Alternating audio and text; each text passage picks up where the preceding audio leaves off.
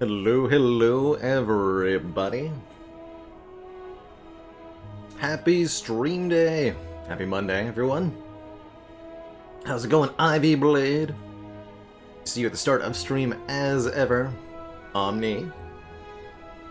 During the pre-roll there, FDD, thank you so much for the Prime sub and that full year of support. And Epona, 1 year upping it with 2 years of support. You're so welcome for the 2 wild years of wacky and cozy streams. Hope you enjoy your stack of waffles and that swanky champ sleeping animation. Let me play that one more time for all y'all. One of my favorite sub alerts that we got on the channel right now. Snoozy boy. Yeah, FPL Panic, Storm, Mahjong, Disphere, J-Mitch. Time-appropriate greetings, everybody. Yab yabs.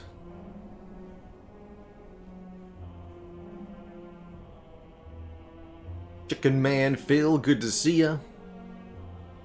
Hey, ya, Fayley. Going Sheriff Chris Mannix. Hello, Malacavian. Yay, Biff Boy. How you doing? How's it going, Orange Mango?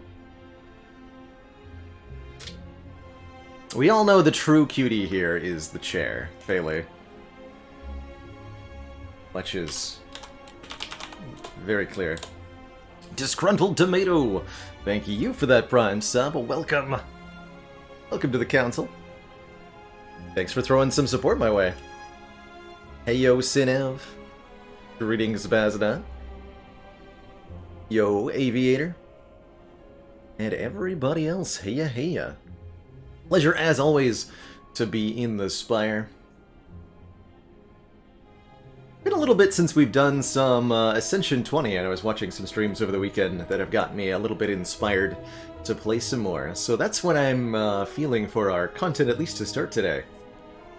We did on yesterday's stream, after the Dicey Dungeons content, my god, the subtrain is real, we did play a few runs of the ladder streak, including this very challenging Ironclad run.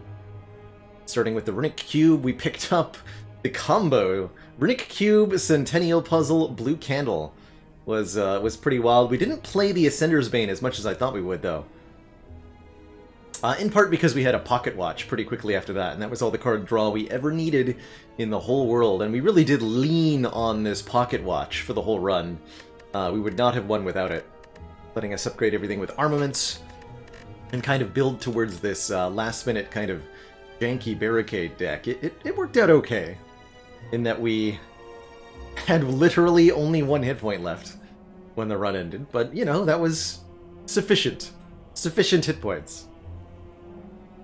Great run. Very, very great run. And so next up will be Ascension 14 with the Silent when we return to the ladder streak, which is not going to be right now. While I was saying all that, good lord, the subs are happening. Tears are on, thank you so much for the Prime sub and the 15 months, 1.5 metric years. Randomosity following it up with also 15 months. Happy Monday.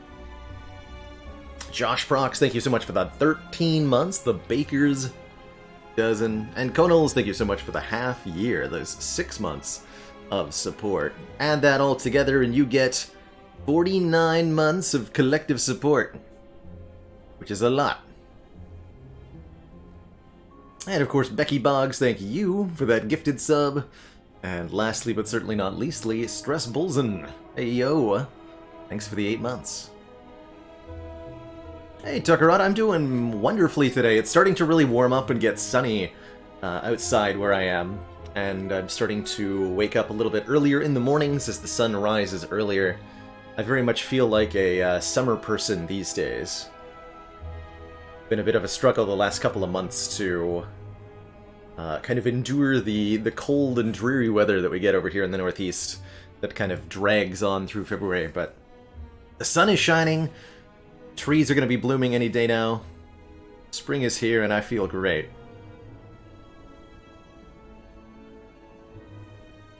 I feel great. Still got snow in Prague, dang. Dang. Amaker woke up to 4 inches of snow this morning, also dang. Almost April. Ridiculous. Though you know, having lived once in Edmonton, Alberta, I know the woes of the late, the late/early snows. Snow in September? Yeah, why not? Sure, it happens. Yes, PK Master.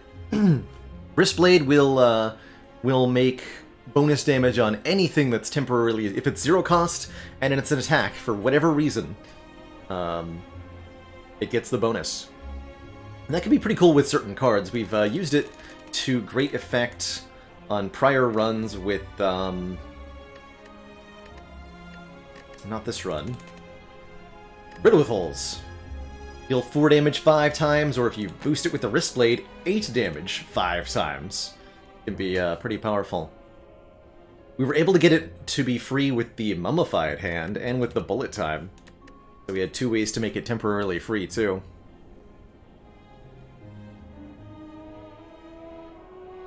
Lost every single run yesterday. Oof, Becky Boggs. That does happen to even the best of us.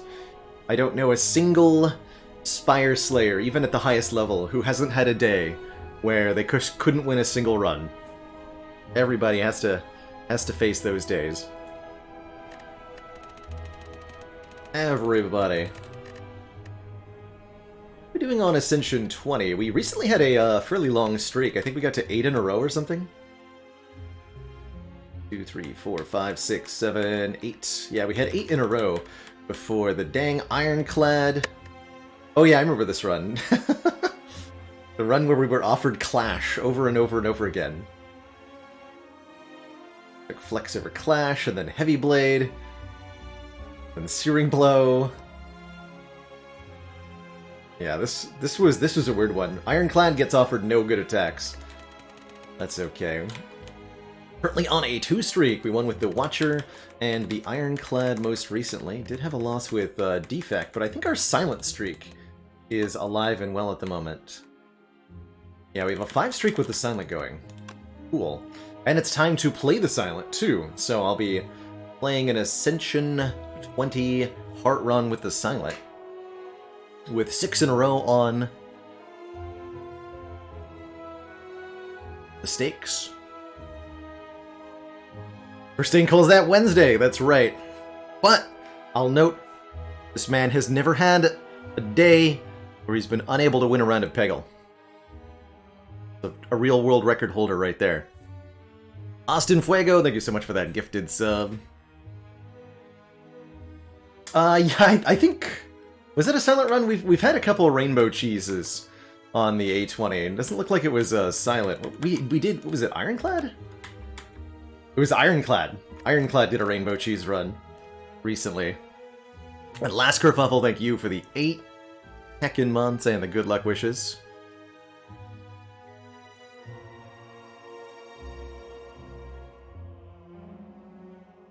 I'm glad you've been enjoying some Star Renegades, Phaley. That game is a real treat and some quality jams.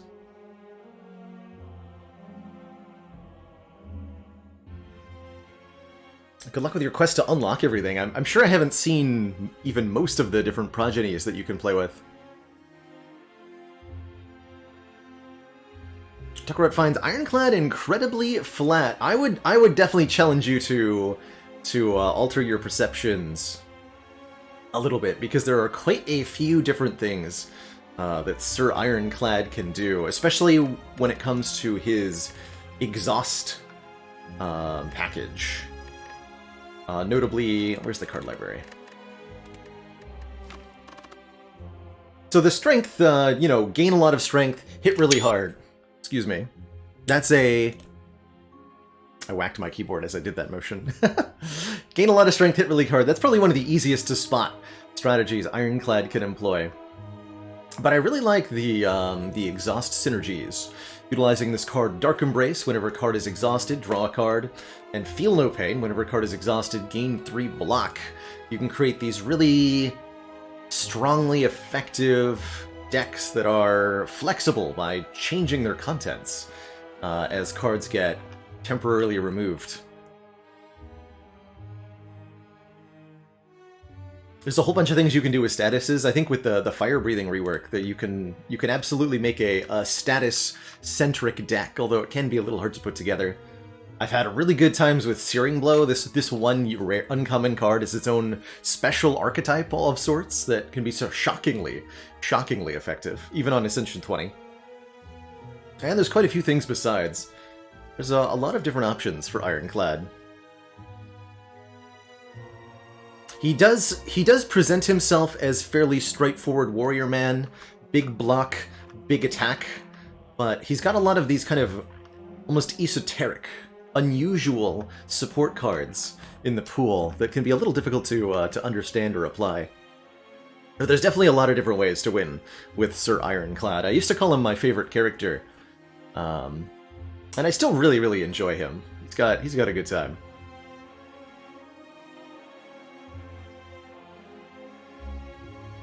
Yeah, Orion D&D.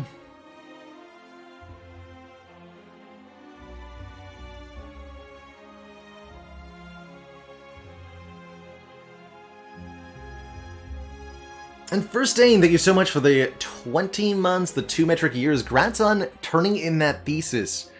I know you put together, you know, what is normally a year-plus long project, and you threw that together in, what, just a couple of weeks?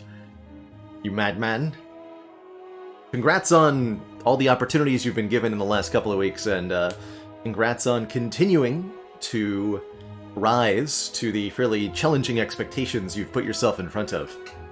Good on you, man. Hope it goes well.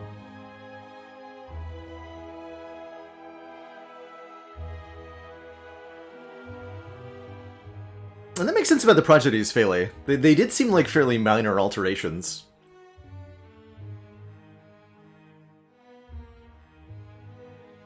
They did seem... And Mr. Baconudo, how does the Ironclad say hello to people? Gives them an iron wave. Of course he does. Alright, let's play some Silent. Don't have my entire day planned out, Card and Van, but I'm not expecting to do any dicey dungeons today. Hey, how's it going, Tom? Hey. Silent on Ascension 20, just make sure we're on the correct, yes, Failery 20 save file. Let's embark. Hey. So I don't have to choose the boss relic, although I might do so anyway. Let us see here. Love when we've got multiple late elites. Don't mind having to get through an early one here. For starting bonuses, Transform a card I think is better than usual now that Silent's been buffed a lot. I haven't looked through my win record lately, Pilger, but if I had to guess that my lowest win rate percentage character is probably the Ironclad right now, as we've had a tough run of him lately. But I've been doing just fine on Silent, who is, again, currently on a 5 streak. Been doing very well on Silent since the 2.2 patch.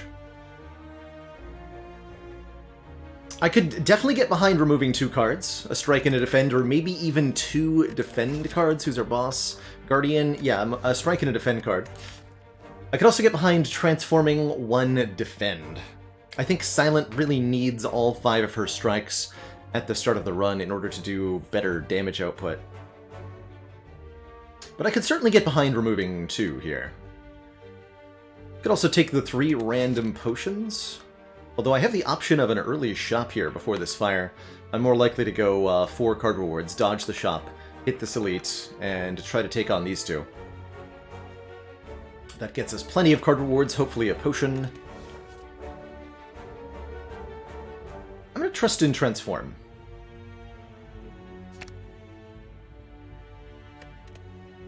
Oh no. We get a Reflex instead of a Defend. Literally unplayable. If this card is discarded from your hand, draw 2 cards. Not what I was looking for, but I have had this exact start actually before in Ascension 20, and it worked out fine last time. We'll look for any opportunities to discard cards that we might be able to get. Given this my starting bonus, how do I feel about my intended pathing? I mean, anything to the left is super sketchy here with these floor 6 elites, so let's just not. Hey, Zero More, we're playing some regular style Ascension 20 gameplay today. So there is no ladder style challenge in play. The name of the game is simply Slay the Spire.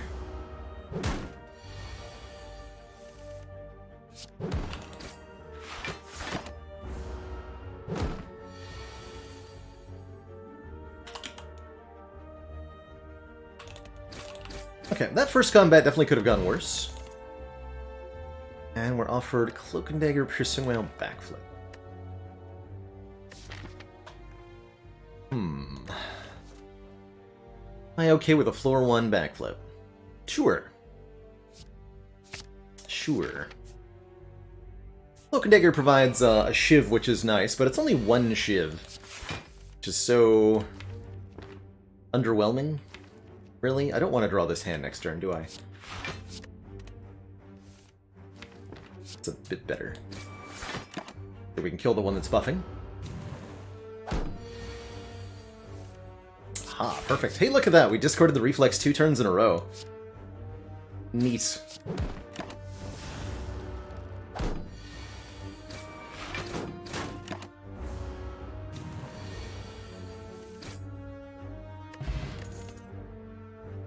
Acrobatics would be kind of tempting, actually, to go with that Reflex, but we need to get our damage established. And a Poison Stab is a perfectly fine first damage card. The damage of a strike plus 3 poison. 3 plus 2 plus 1 damage. Just fine.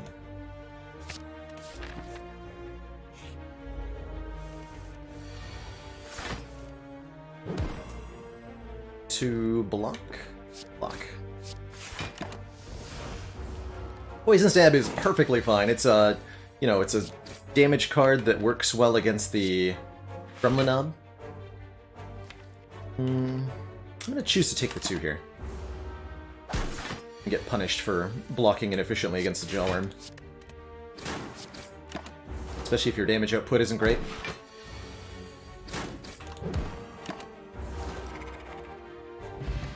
$18 gold, still no potion. Okay, because we did not find a potion in any of our first 3 combats, I'm really tempted to go for the shop here, just to make sure that this elite is a bit more manageable. That said, we might get a potion and a valuable card from the fight. Here. Of the cards presented to us, I still think we may need some more damage. We're presented with 2 options. Riddle with Holes, which is 2 energy, deal 3 damage 5 times, or Dagger Spray, 1 energy, deal 4 damage to all enemies twice. Dagger Spray definitely the better of the 2 cards against the 3 Sentries opponent.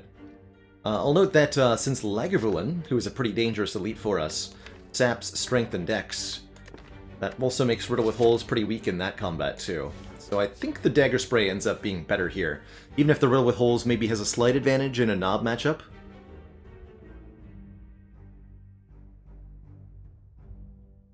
I do remember that one, Plasmorbs. I don't think we're gonna get there on this run, but anything could happen, right?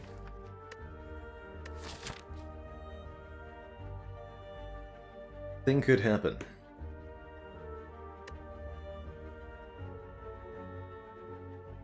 take the dagger spray. And now the really big question becomes, do we decide to take one more combat, which shouldn't be too difficult. Be a hard pool Act 1 combat, so we could take some damage, but we should get through it with maybe not more than 10 damage taken, would be my guess, barring a really, really unlucky outcome. And we're likely to get a potion. Whereas at the shop we can guaranteed buy a potion, guaranteed buy an attack card. Yeah, I think I should go to the store. Hey Hobez, thanks for those 100 bits. Welcome over from the YouTube. Glad you've been binge watching through it and glad it's been helping. So glad to hear that. Obligatory shout out to our YouTube channel, by the way, which will be continuing to upload videos while I'm away on vacation. One of the benefits of having help with that sort of thing is that when I'm not here, it still works. So there will be some new YouTube videos up next week when we're off for vacation. Alright, to the store. I've decided. We need to make sure that this elite fight goes securely, goes safely. And I think going to the shop will help with that. And I agree, going to the shop did help with that, because we can get some really nice stuff here. It's a shame about the toolbox. I would have really appreciated picking that up. But I think I'm totally cool with a backstab here. Throw cost, deal 11 damage, always draws on turn 1. That's the innate keyword. Does take one of the spots in our opening hand, but because we have bonus draws on turn 1, I think 1 or even 2 backstabs on a silent run is no problem. We can pair that with an attack potion, which will give us some additional damage on a turn that we need, and those two things combined should be enough to kill an elite, I'm hoping. So I'm thinking backstab, attack potion here. I know the reflex, Storm of Steel. Had we taken the acrobatics, I would be all about this sneaky strike. And we could start doing sneaky strike things. But backstab, attack potion seems totally good to me. Infinite Blades on sale, also a reasonable option. I think it's pretty good against the sentries and against, it's okay against Gremlinob, but I don't like it at all against the Guardian boss. If we were fighting Slime boss, I would maybe have purchased this. Although I think not over backstab attack potion.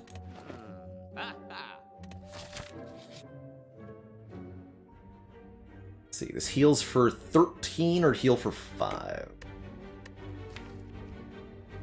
Mega Klein, yes, there is a silent streak currently at 5. Against the Ascension 20 heart. I think I'm going to upgrade the dagger spray going into this elite. I'm going to take the donut. If we had enough health missing to get the full heal from the banana, I would take that, but instead I'll take the 5 max, and we're going to upgrade our dagger spray, which gets plus 4 damage to all enemies. Other good upgrades include backstab for plus 4. Poison stab gets 2 immediate damage and 1 more poison. And the neutralize gets 1 more turn of weaken. All quite good. So we're hoping to see, ideally, sentries or Nob here. Dang it. Lagavulin is absolutely the worst of the 3 potential fights.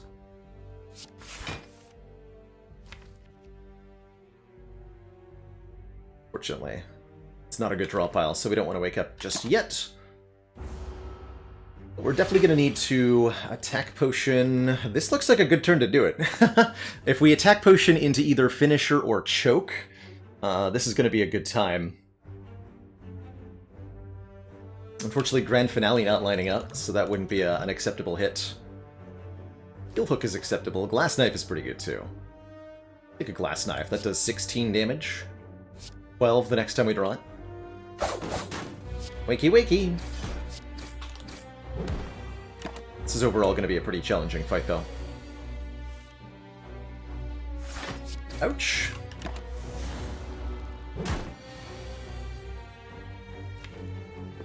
Draw our neutralize here. No dice.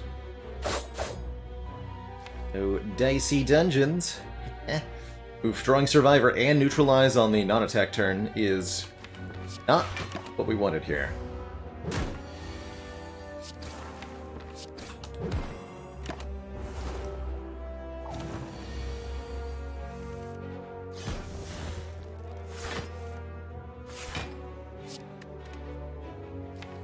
I do -2 strength.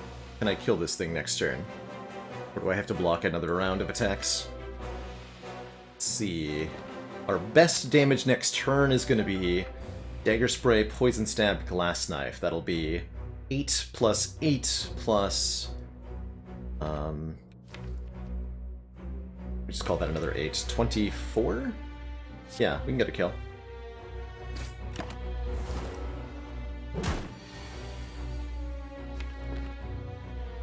Is that enough? Exacxies! So glad I played that strike last turn. Alright, we're good. We lived! We did not die to the Lagavulin, which is awesome news, because that definitely could have killed me. We didn't get a potion still. We're in 4 fights now with no potions dropped. And we get an Adrenaline or a Footwork. Or an Endless Agony, all 3 of which are amazing adds to this deck right now. Cool. Okay. I'm okay with that.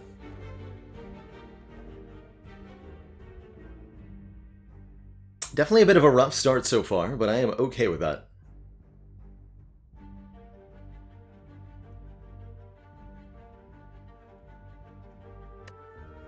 It's like only the worst for the Silent. Lega is definitely the worst for the Silent, that's for sure. The worst elite for the other characters depends a little bit on, you know, what cards you've added to the starting deck, but as a general rule, I find that Watcher struggles the most with the Sentries, Defect probably struggles the most with the Knob, and, Ironclad has a pretty balanced approach to all 3. Ironclad's doing alright. How is Endless Agony good? Asks Chinese Democrat. The way I like to think of this a lot of the times is it's just 0 cost, deal 8 damage, and then exhaust. Which is pretty good. It's front-loaded damage that removes itself from your deck. Kind of similar to Backstab, with a little bit less damage.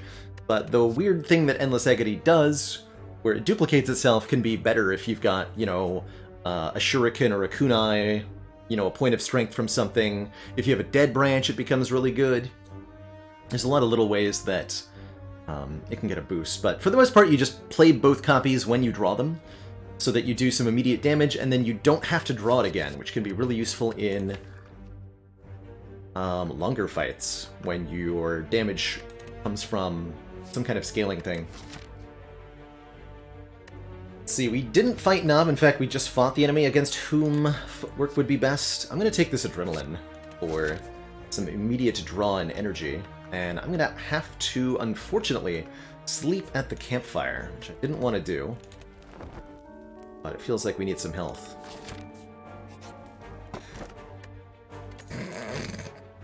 Any Terrades in the chat? Oh no! Why can't I hold all these no potions that I don't have? Lord.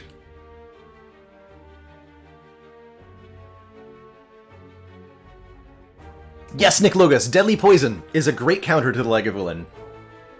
And 1 or 2, if you get 2 copies of it, you're really set for the Lega fight. Meanwhile, that same card will serve you poorly against the Gremlin Knob and against the Sentries, so it's a bit of a take and give, so to speak.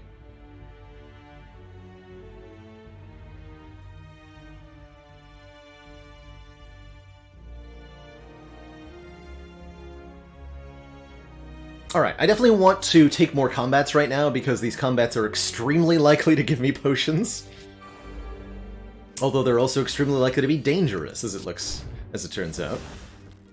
So there is that. Alright, Mr. Slime Man, I don't want to deal with you. My money. Give me your gold. No, give me your health. You flurp and flurp cat. Flurpening.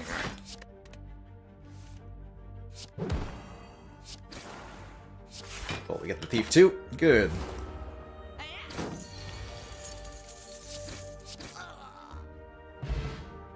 Potion, please. No.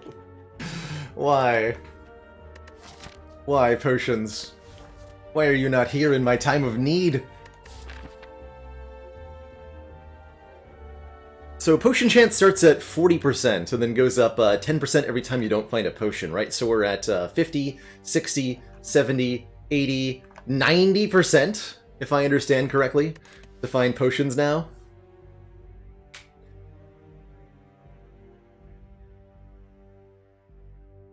I don't know that we need Calculated Gamble for Reflex. I'm going to take Leg Sweep here for the additional, for the big block and for the weaken. It won't serve us that well against Gremlin, but we need some help.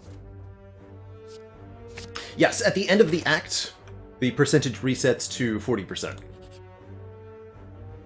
Stinky serpent. There's no merchant ahead. I'm not taking your stupid, stinky curse. Okay, we didn't get Gremlinob. I'll feel good with that. I am happy with this outcome. Good. Good. Okay, life is fine. Everything is fine. Let's draw a dagger spray. Thank you. Thank you. Yes, good. All is well. Kill one of the sentries on turn 2. I think I'm going to take 2 damage to play a strike here. Not a great turn, unfortunately. We're never killing you next turn, so let's put damage into the front one to try to kill it 2 turns from now. I'm gonna do neutralize first. Then do I strike backflip? Yeah. Maximize the number of useful cards in the draw pile as we shuffle here. Oof.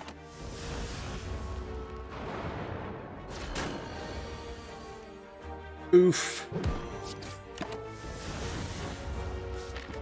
Might not get to fight that second elite.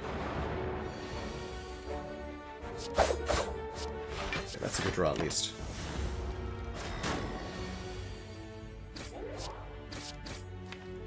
Okay. Guaranteed kill. Okay, that could have gone worse. That could have been a Gremlinob, and we could have had a lot less than 28 health. And, oh, we do get to fight the third elite, because we got some excellent drops. Finally.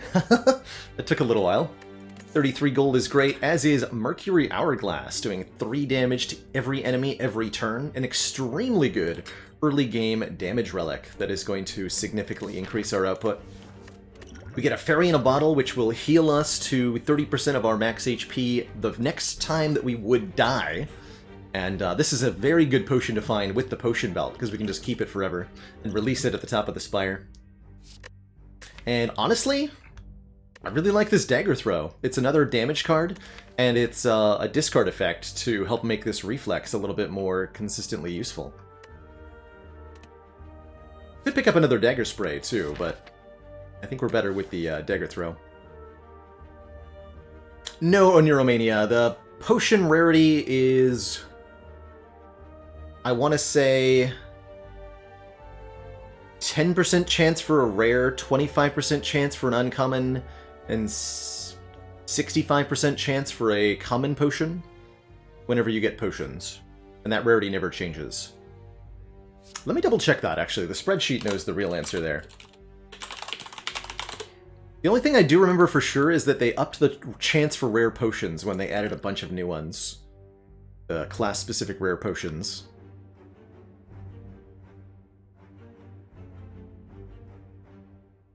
Oh, it is 70-25-5. 5% chance for a rare potion. I thought they changed that.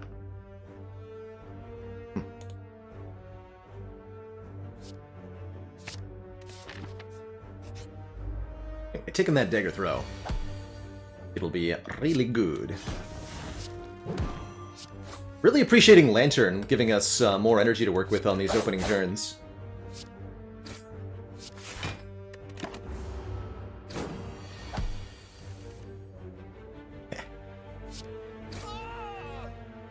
A potion! Who could have guessed? Alright, they're starting to show up now. Sneaky Strike is actually not bad, right? We do have the second discard effect.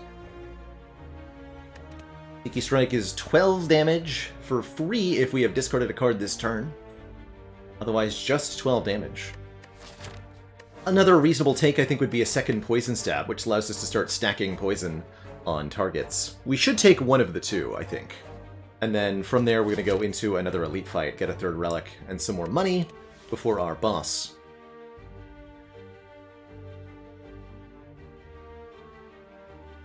I think picking up a second poison stab is pretty reasonable. Let's do that. That poison stacking. Alright, and the knob is here. Glad we drew Adrenaline on turn 1 for 5 energy, which means I can play every damage card that we drew. Get him. Should be an easy 3-turn kill here.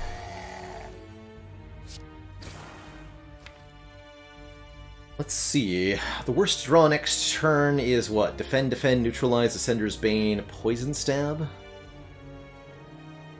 Fails to kill. Debating whether we leg sweep or strike this turn. Let's see. If we leg sweep, we do 3 damage from poison, plus 3 damage from Mercury Hourglass at the start of the next turn, plus guaranteed 2 damage from the current poison. So 8 damage. We need to do 19 damage to get a kill.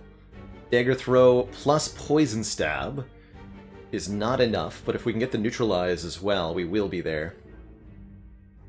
We're so likely to see all of these cards, right? If we draw Dagger Throw or Backflip, we're guaranteed to get all of that damage, which I think allows us to play the Leg Sweep to save 8 health on this turn. There's only one draw. Again, Defend, Defend, Neutralize, Ascender's Bane, Poison Stab, that fails to get the kill. And that's one option out of... How many different options are there? How to do that kind of math. One of many. 7? 7 exclamation point? 7 choose 5? Yeah, it's a lot, right? It's more than 10, surely. So we can say that we have at least a 90% chance to get a kill, right? Something like that. Hey look, we got a kill. We did it!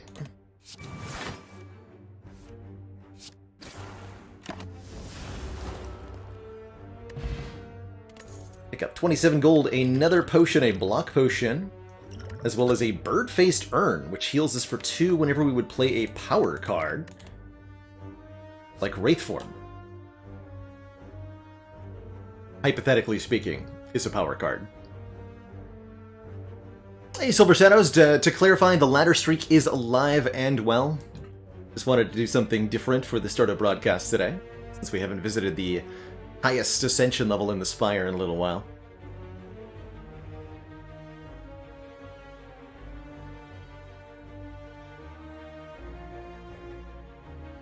That said, there's also Corpse Explosion, which is another source of poison, and a very good one at that, to go with our 2 poison stabs.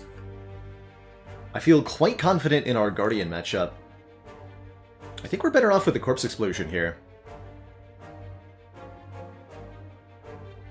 Yeah, jumpstarts our poison and helps us solve Act 2. I like that a lot. Sure, we heal 2 with the Bird-Faced Urn Wraithform, but that's, 1, this Wraithform will not be helpful against Guardian, whereas the Corpse Explosion will. I might even upgrade the Corpse Explosion for plus 3 poison. Goes to 9, which is huge poison. Huge single target damage. Other good upgrades would be maybe the Leg Sweep upgrade for 14 block and 3 weak. Nah, I'm going to upgrade Corpse Explosion. Wraithform is best when you already have a really well-established damage source, which we are currently lacking a little bit.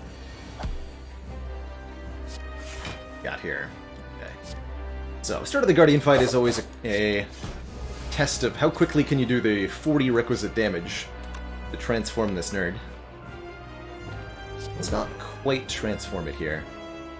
So playing a strike would immediately cause a transform. Let's instead do that next turn, so that we can take advantage of this turn to play Corpse Explosion if we saw it.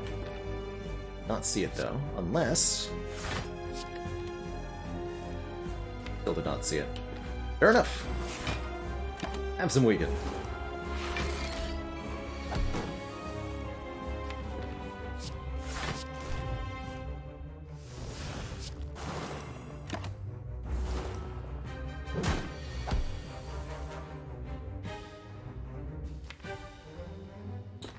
block cards, hello. So we take 4 damage for playing an attack against the Guardian during the Angry Onion mode here. I think we're gonna Block Potion and Dagger Throw. Let's see what we get. Yeah. Whole lot of nothing. What we get.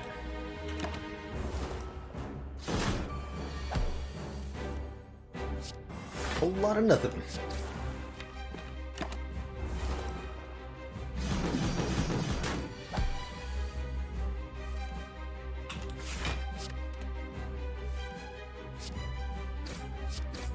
Transform next turn, hopefully drawing Corpse Explosion here. That's good.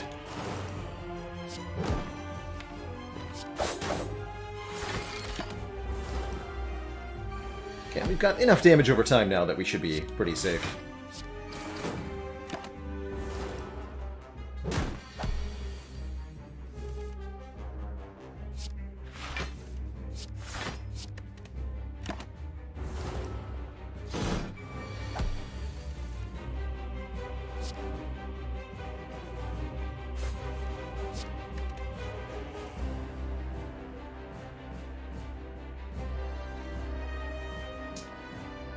I don't have the damage required to either kill or transform here, so we have to block. Which means we're taking 10 on the way out of this fight. Ouch!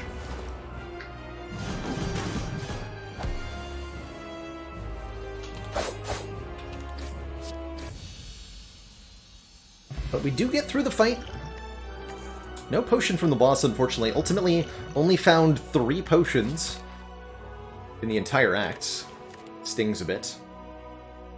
And we're offered Phantasmal Killer, After Image, and Burst here. Burst lets us play the next skill 2 times. Good with Corpse Explosion, good with Adrenaline, not bad with Leg Sweep. Phantasmal Killer lets us double our damage on the next turn, and After Image is just some solid block, kind of augmenting what's already there. I think I like the After Image the most here, and that's partially because it also heals for 2 with the Bird Face turn, so it gets a nice little bonus on it, which is always a good push in the right direction. We could also upgrade it to appear in our opening hand. Be pretty nice. Striker Ninja, thank you so much for the Baker's Dozen, those 13 months. Glad you're able to catch me live today.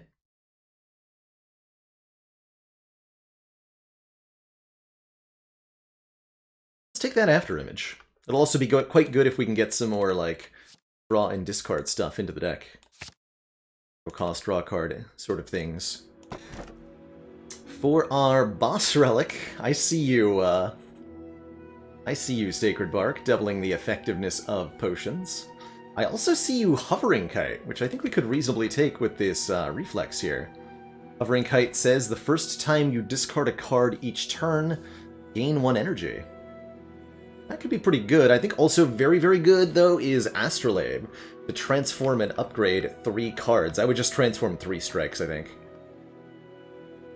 To get 3 upgraded new cards, and those could be a lot better. Potentially. High chance for rares when you transform stuff.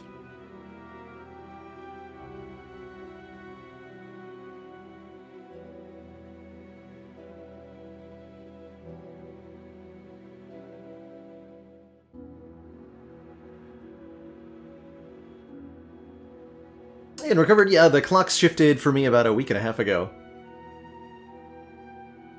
So I might be an hour early relative to Sumia. Yeah, double the effective potions that Spire has made it clear it has no interest in giving to us. You can always buy them at the shop, though. Had I taken that Acrobatics that I really wanted to take, I would be 100% on board with Hovering Kite here.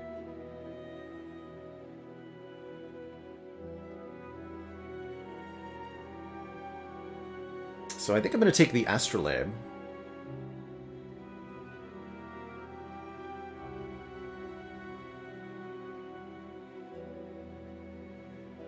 Let's take the Astrolabe. And we've already lost 1 defense, so yeah, I'm definitely transforming 3 strikes. Hey, I like it. We got a Crippling Cloud Plus for another source of poison, a Backflip Plus for some upgraded block and draw, and a Dagger Spray Plus for even more AoE, another one. I really, really like all 3 of these cards. Very happy with that. Not the best that we could have gotten. The best possible outcome have been. Like, fumes plus, adrenaline plus, maybe another power well-laid plans plus or something. 3 upgraded catalysts. Yeah, that would be good. 3 upgraded catalysts. Or 3 upgraded wraith form would be pretty good. Yeah. Yeah, I would have been happy with those.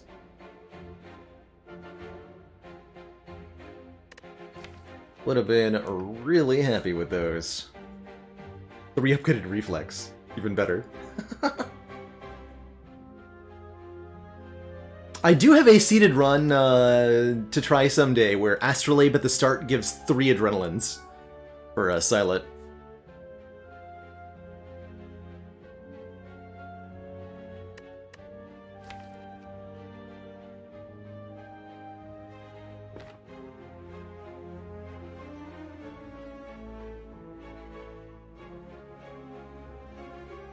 And here's a particularly awful dad joke for you, Unique T. Why is the Silent terrible at poker? Because she keeps going Adren all in with her bets. Told you it was bad. Alright, pathing-wise, what are we doing here? We do have some safety in that we have a fairy in a bottle enabling us to come back to life one time.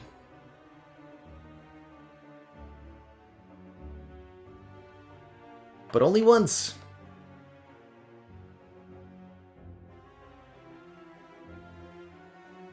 Am I strong enough to beat the Book of Stabbing? No.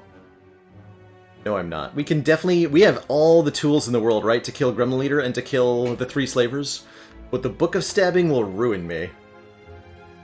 Because we don't have a malaise or any piercing wails or quite enough single target poison.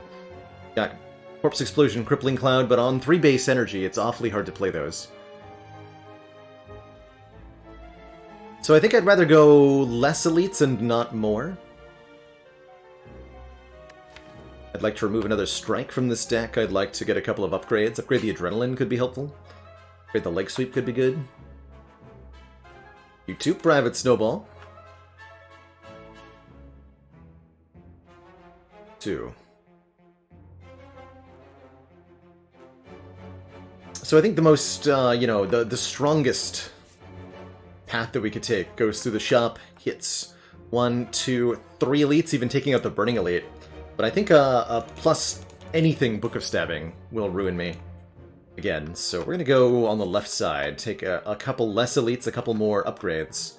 Maybe even opting to go to this second shop rather than the second elite.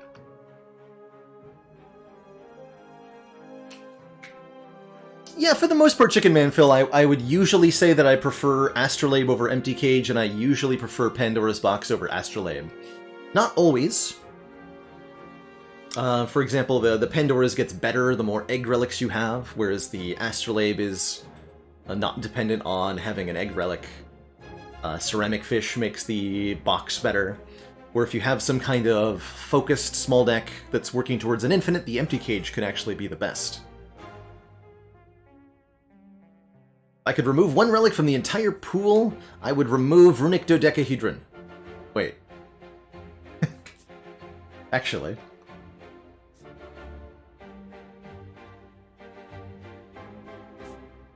So, the only remaining question is, how many events do I want on the way to this store? The answer is 1? 1 event. Give us 2...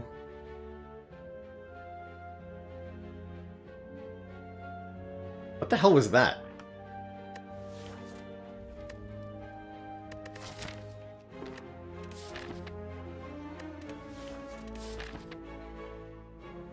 Spire?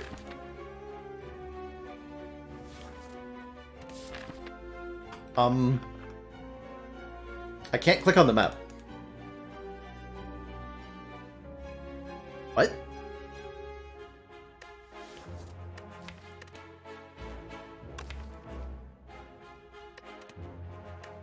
Huh?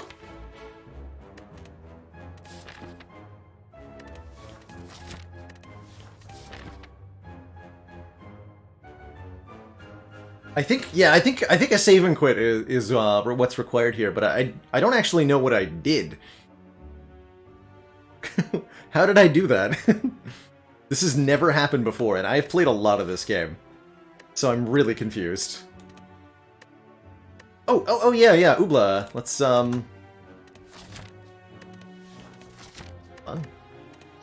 abandon, escape twice, proceed. No, I still can't leave. Oh no.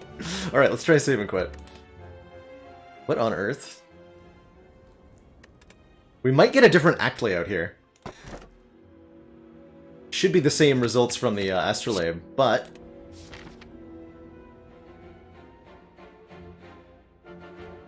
Okay, no, we did get the same layout. Okay, good. Hooray! Everything was fine after all. Huzzah.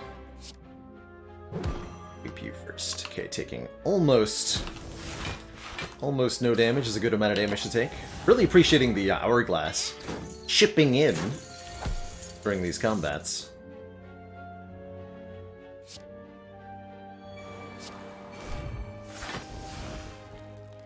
Let's see, Corpse Explosion, Dagger Spray is an outright win, right? Yeah. Ah! Cool, we get a potion? My god, they do exist. Letting us discard any number of cards and draw that many. And here's a catalyst. I think we have absolutely enough poison in this deck to certainly want one, so that we may double the enemy's poison. You know how I said earlier that we didn't beat the Book of Stabbing? I lied, we totally do. And I'm looking forward to it.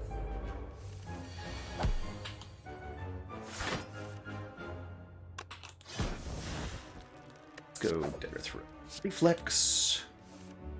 This is almost a draw that makes me want to Gambler's Brew, but I think I'll just dish some upfront damage to Chosen here.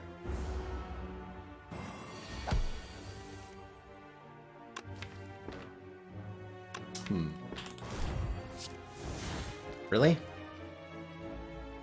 Here. It's not good.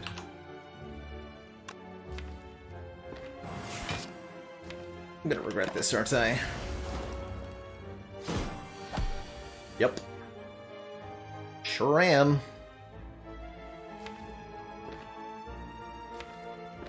Ouch. We have no draw that gets a kill, right? Which is what we would ultimately need. I could try Gambler's Brewing to do other stuff. But that was a rough draw order for this fight. Dang.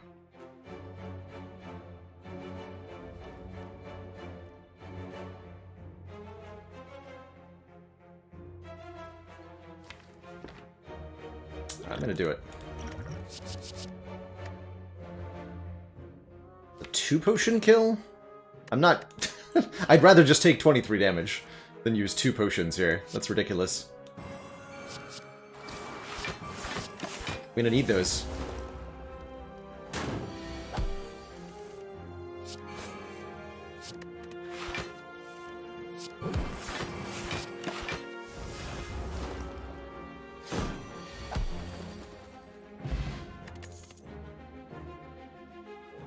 Piercing Wail. Although, it is tempting to take a Nightmare, for a lot of reasons. Tempting to take an Infinite Blades too, because the Birdface turn. I really like the block of the Piercing Wail. I definitely like reading a book at the library. Choose one of 20 cards to add to our deck. We could get a Fumes here, potentially. Another Catalyst? Or another Piercing Wail. You know what? Yes. We've had first Catalyst, sure, but what about second Catalyst? What about second Catalyst?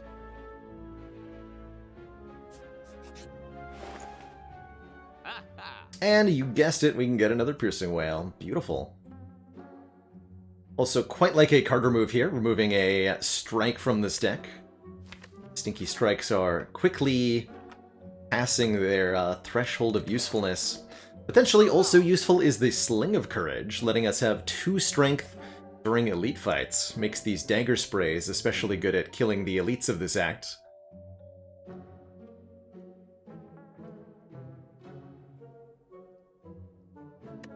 There's that acrobatics again. I'm less tempted by it now.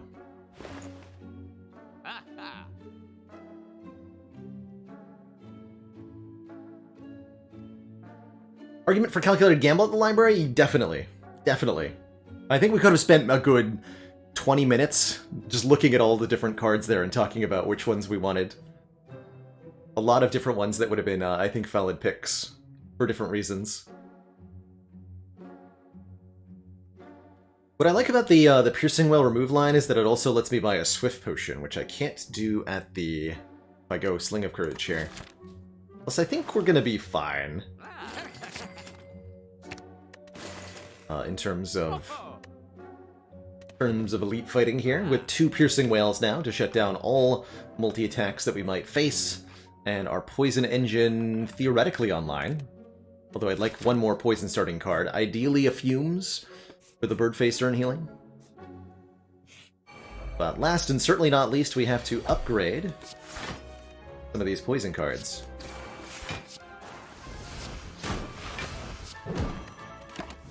Monsieur Snake Plant. Hello.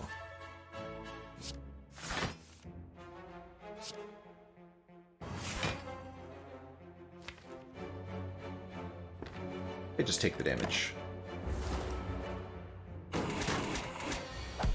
Not Piercing Well on this turn.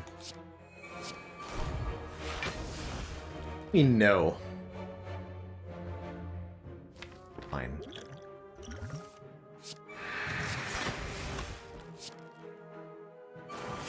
Could be relevant. But I bought that Swift Pot, not happy with how I had to use it though. Any tips for Act 2? Front load, front load, front load is the name of the game with Act 2. Going into this act, you really want to have several upgraded attack cards. Upgraded block cards help a lot too, but essentially the idea is that your cards gotta do something big on the turn you draw them, because you don't have turns of setup in Act 2. You have to do stuff immediately. And that's a big deal. Do I want a Caltrops or a Dash? I think the answer is no to both. Got Catalyst. Doing it well. Area of Effect stuff, also extremely helpful in the same vein, kind of counting as front load.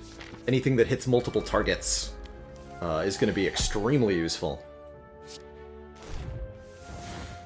Okay, we got 27 poison on turn 1. Love to see it. In fact, I can go Corpse, Catalyst, Piercing Whale, Dagger Spray, full block. Inflict 27 poison, and then some. Sure. Absolutely.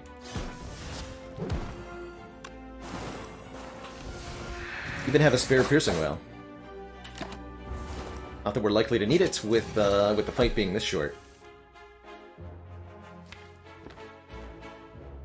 Okay, it costs me a little bit of health too.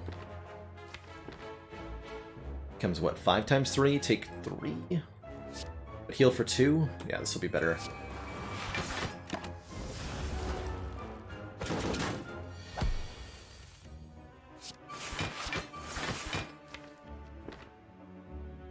Are you gonna die next turn? Let's see.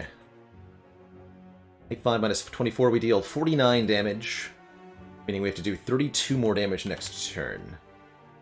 Can't do 32 damage in one turn. So we're gonna get hit big, hard damage next turn if I don't play this Catalyst. We just win if I do. Take 5. Be done with the fight. Call it a day.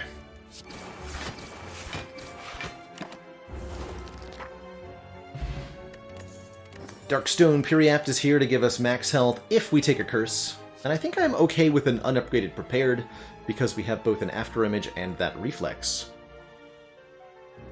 Good stuff.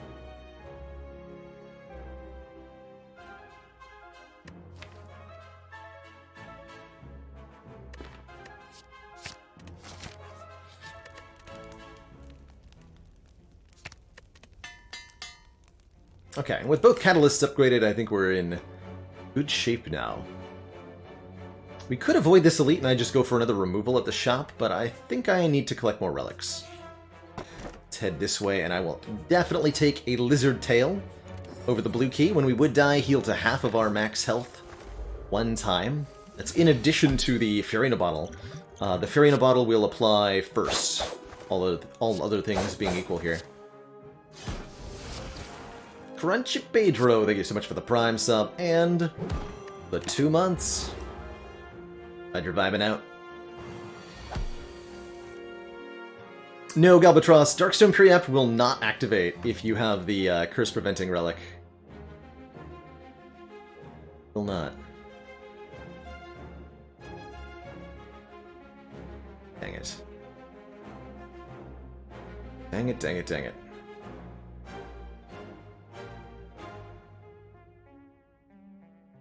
I think we saved 3 by going Corpse Explosion Catalyst on the bird. We should be able to get a kill next turn.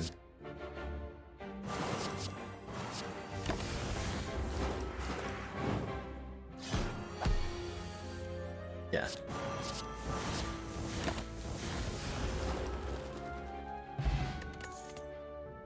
Ooh. Deflect Plus. Guess I could have gone Corpse Explosion Defend. That would have saved 2 more health. Potentially. Yeah, that probably was better. I also like this Deadly Poison just to get another Poison starter, but I think the free upgrade makes me want the Deflects. Yeah. What am I upgrading here? I actually don't mind the Prepared upgrade to be draw 2, discard 2. And that'll make the Reflex better.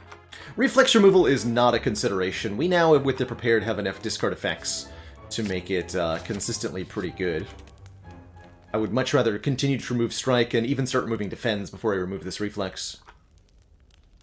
Adrenaline upgrade, pretty good too. Absolutely no thought of resting, not with both Farina Bottle and Lizard Tail. As long as I have the Farina Bottle, I don't think I will ever rest. Period. I'd like to keep the Lizard Tail around, but the Fairy I'm willing to use. And in fact would prefer to use in order to get an upgrade permanently. How do I feel about Adrenaline? Pretty good. We do want more card draw, and upgrading Adrenaline does not give us more card draw. If the Farina Bottle will be used first over the Lizard Tail. Hey, look at that. Reflex is doing things. Incredible. Unheard of. Impossible. Dang it. One of those draws, huh? That's fine. That is the downside to having 2 catalysts, is that sometimes they don't do anything.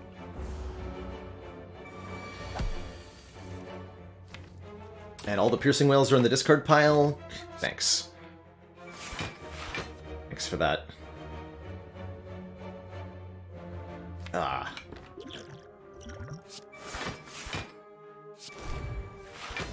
Okay, we're good. A little bit of potion use required. No prob. Okay, so we can full block if we can kill the minions here, which I can do pretty easily. Go like this.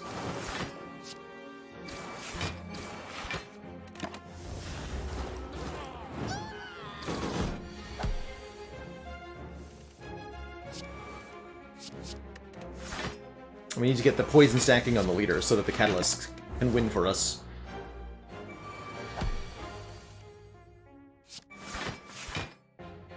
There. So win next turn guaranteed.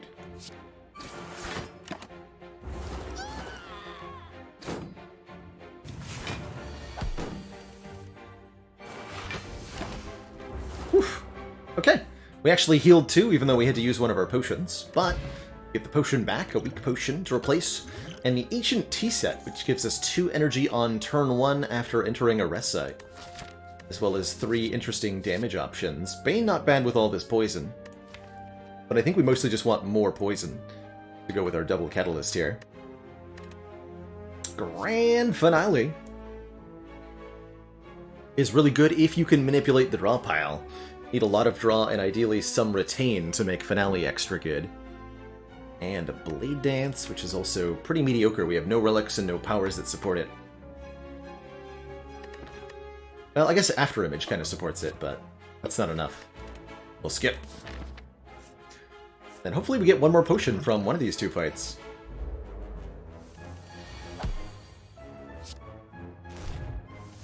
Our favorite pair of nerds, the Centurion and Mystic. Usually correct to go for the Centurion first.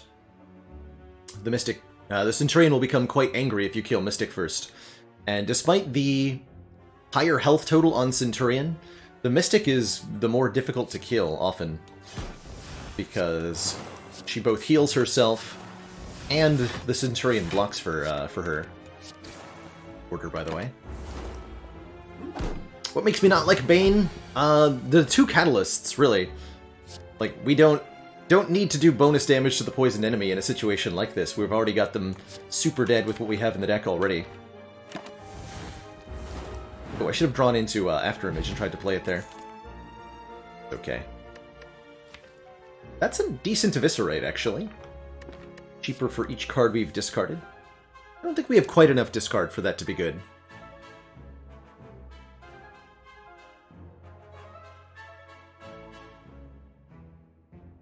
Skip. Next up, the Snecko.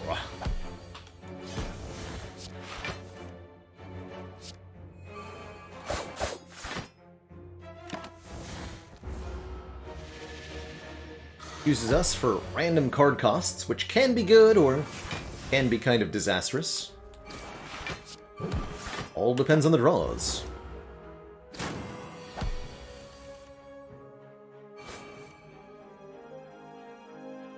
For example,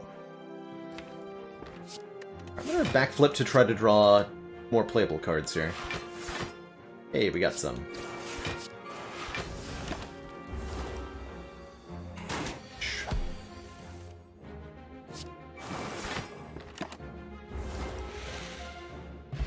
Not get a potion. We do get offered a calculated gamble, though. Discard your hand and draw that many cards. I like that a lot, I think. Help us... Anything that helps us avoid situations where we have Catalyst before Poison is good. And Calculated Gamble definitely does that.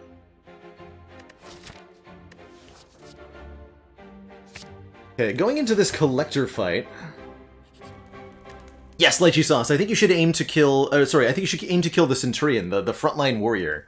Kill them first. Most of the time in that warrior plus Mystic fight. The Mystic is easy to handle once the warrior is dispatched.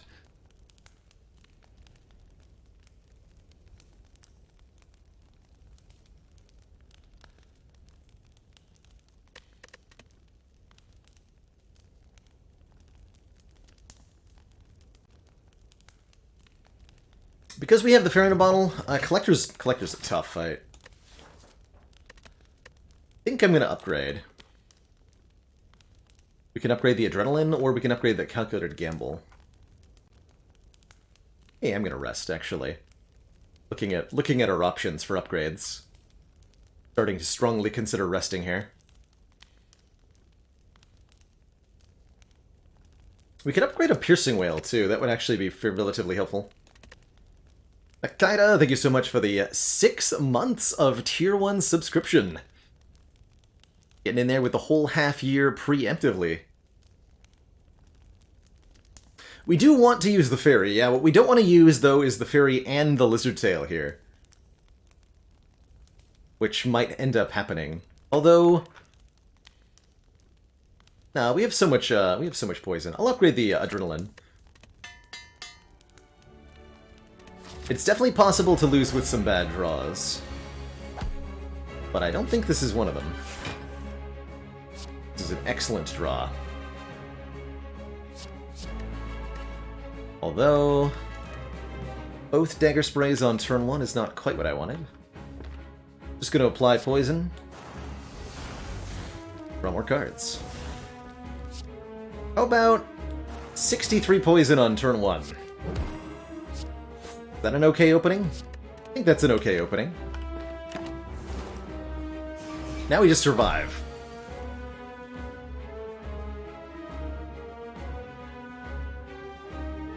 Just survive, smiley face. Oh. Well, that's why we have the fairy in a bottle. 15 plus 14, 29. We can block for 13 or 4 short. We do not get there with the weak potion.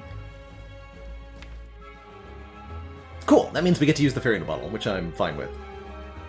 Let's try to kill the minions then. We do have to block for a little bit, so probably Corpse Explosion on one of them, and then Survivor. Corpse Explosion, you, too. This is the way.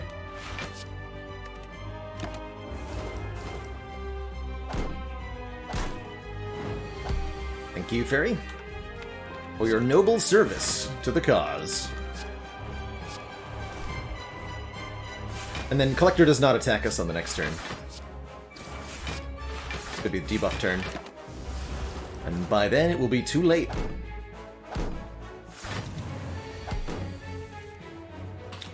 Double Corpse Explosion. Herblam.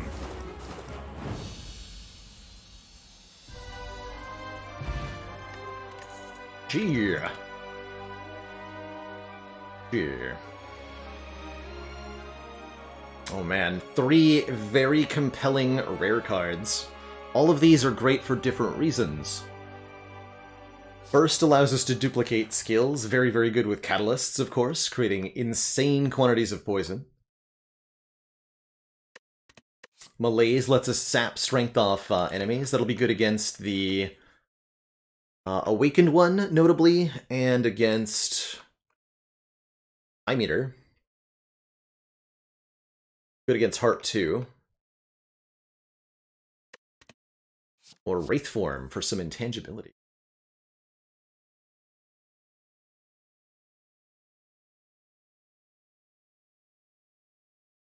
Looking at the situation here, I'm definitely starting to think of Awakened one as a big problem for the deck. We don't have a really solid block core without playing a power. And we don't have a way to kill both phases easily. A lot of our important stuff exhausts. So that really makes me want to Malaise to remove strength from that boss. And again, super useful in quite a few other combats as well. I'm going to take this Malaise. Not even one Runic Pyramid? Dang. Well, I like what we see, though. We can take an empty cage, letting us remove 2 cards from the deck. Strike and a defend out. Slaver's Collar gives us bonus energy during bosses and elites, or Coffee Dripper gives us bonus energy all the time, but prevents us from resting at rest sites. We only heal 2 per fight with the Birdface turn. We have a little bit of sustain with the Dripper, and we do have a Lizard Tail in the event that we would run out of health, so I really like this, Coffee Dripper. No, I don't think 2 Whales is enough for Awakened one in this deck.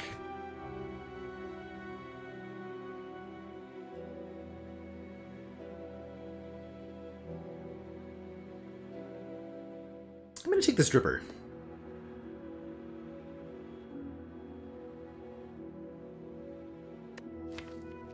I don't think it's ever Cage. 3 energy silent is really tough going into Act 4. But happy with a Coffee Dripper here. Okay, we do have to go for the Burning Elite, which is fortunately... Oh, wow. 5 elites, anybody? Bang. How good am I at killing Reptomancer? I guess we're gonna find out? Probably gonna go to this shop. Remove a strike as well. Do agree with Burst being overkill. That previous fight. A good description for it. Overkill. Okay, we win this with Corpse Explosion. Let's just draw a bunch of cards.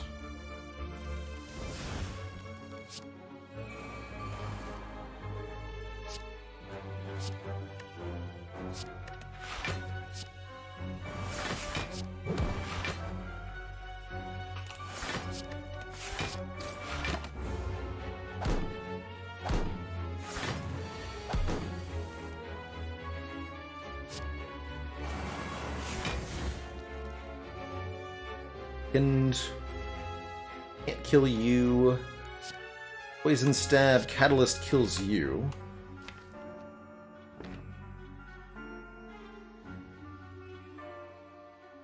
Is that better than Defend Malaise? Blocks for 9? Only blocks for 8.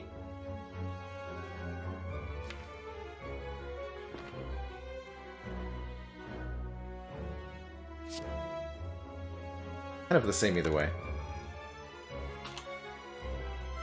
Get out of the fight quicker if I do it this way, though.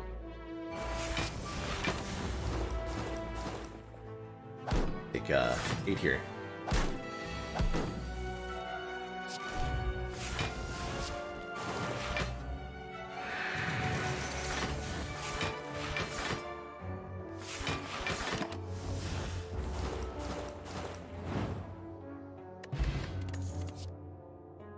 Another upgraded Prepared.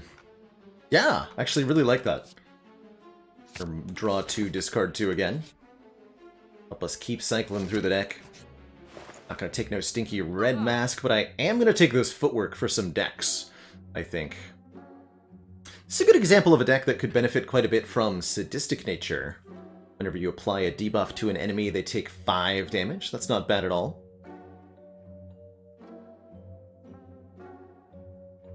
Not great, though. Yeah, exactly. Easy Footwork. Need the decks, need the heals. Super duper yes. So, Footwork and remove the last strike feels exceptional here. Removal cost is at 100 gold. $100 dues, please. Which leaves us with 91 bucks. Enough for a backflip. Unupgraded. Or enough for this regeneration potion. Could be quite useful. Frozen Eye was actually quite good there, letting us see the draw pile in order, letting us line up the catalysts, knowing whether we should play the prepareds or not. Actually pretty valuable. Maybe that was better than removing a strike, was taking Frozen Eye here. If I want to go 5 elites, I think this regen potion would be a really good idea. Do it.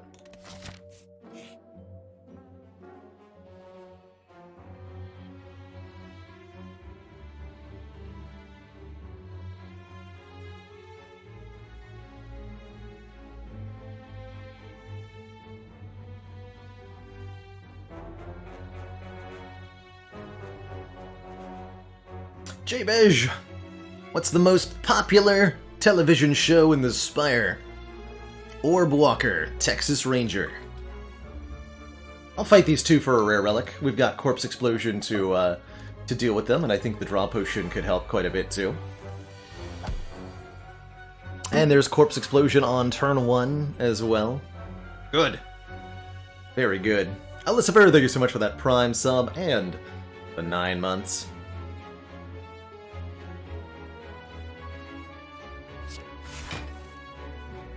Good. Go After Image, Corpse, Poison Stab. Hold on.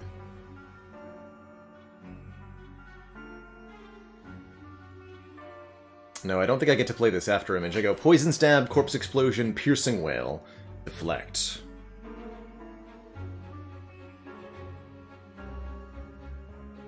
Piercing Wail blocks for quite a bit more than the After Image does.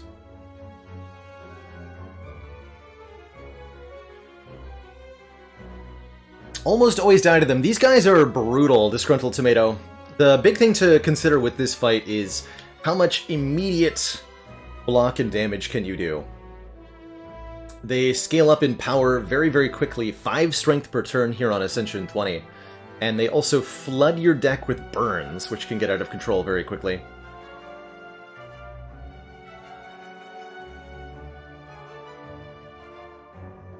Definitely requires a lot of front load, and the quicker we can get out of this fight, the better, which is why I'm not even going to consider lines that don't play Poison Stab. We have to do the damage quickly, or it's going to get ugly.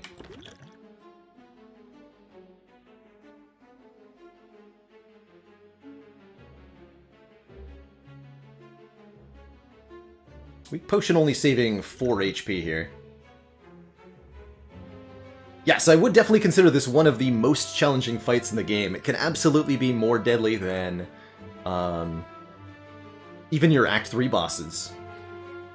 Big time to avoid this fight is if you've got a lot of slow setup. You know, if you're dependent on Barricade or Demon Form, if you have to get an Echo Form in play, if you can't do damage until you draw your Corpse Explosion and then the Catalyst, just hypothetically speaking, and don't have a lot of draw manipulation, of course. You know, if it takes you a couple of, 2 to 3 turns to think about being able to kill one of these two creatures, that's already too long. And J-Guy, thank you so much for the 10 months. That full metric year of support. Yeah, and it's also just really possible to lose to a terrible draw order, which is where the potions come in. I think you need at least 1 or 2 emergency buttons to be able to press during this fight. Sometimes it'll go fine, and your draw order is good, and you just kill them. But if it goes badly, you must have an out, or they will kill you.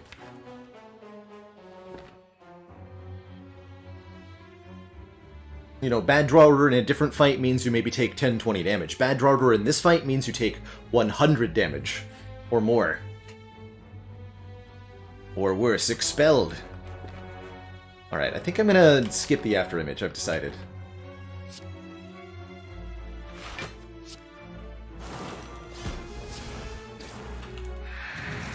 So we still take 5, actually. By regen potion. I might win next turn, but it'll still be at least 9 health if I do, so do it. I want to make room for a potion drop here.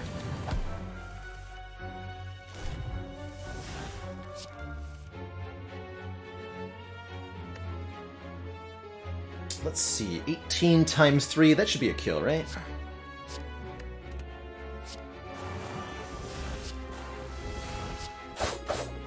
Cool, so we get the additional 4 health from our regen potion. They explode. And we do get a potion, so I'm glad that I used it aggressively. We also get an old coin for plus 300 bucks. We just spent all our money and we're rich again already. Hooray. As well as a liquid memories, and if we want one, a 3rd piercing whale. Although that might be overkill. 2 and a malaise is pretty good.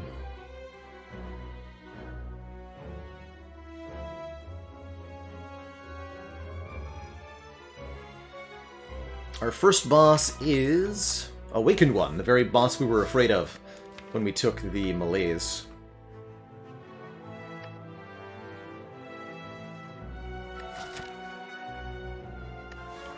I'm gonna skip these.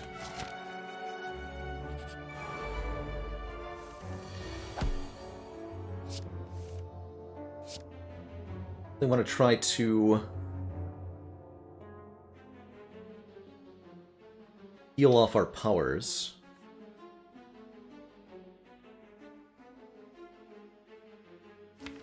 Just want to just calculate a gamble here. Get worse though. Let's take a couple hit points of damage.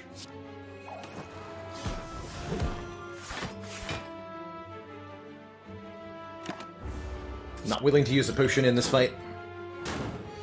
Unless we end up in a really weird situation.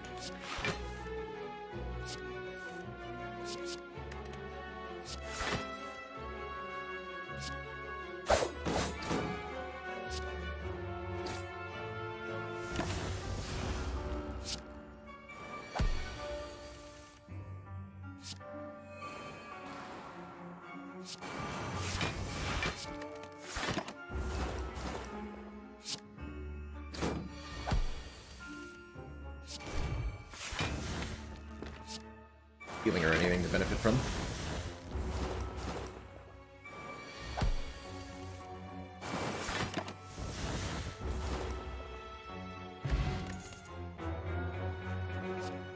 Predator Plus for deal 20, draw 2 next turn? I don't think so. Don't feel like that's helpful enough. Alright, we got Max Health Reptomancer as the Burning Elite. Spooky. That is spooky.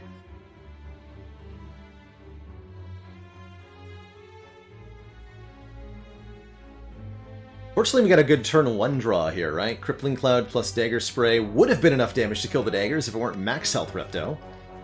Oh, but we got Crippling Cloud, Catalyst turn 1. All good then. Get stinkified, lady.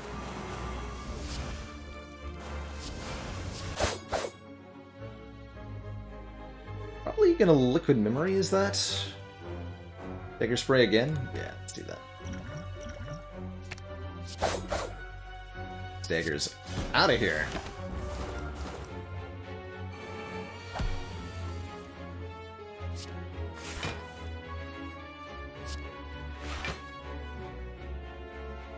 We need you to die next turn.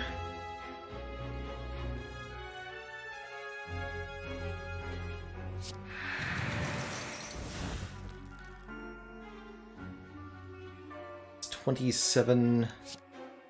7? 140 minus 123. How much?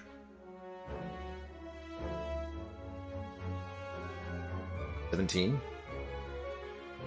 So this won't quite guarantee a kill. Probably get it there anyway? Okay. Full block. Ish. Almost full block. Actually could have leg swept one of the daggers for a guaranteed full block. And then hopefully just killing here. Yes, not only killing, but killing in a way that heals me 4 health. Good. And there it is, after a long, long delay. The White Beast statue is here. To guarantee we get a potion reward after every combat. We're also offered a second copy of Corpse Explosion if we feel like we need another one, / another poison starter, which I actually think that we do want another poison starter. I will take a second Corpse Explosion. Also really good at removing Artifact, since it applies 2 debuffs.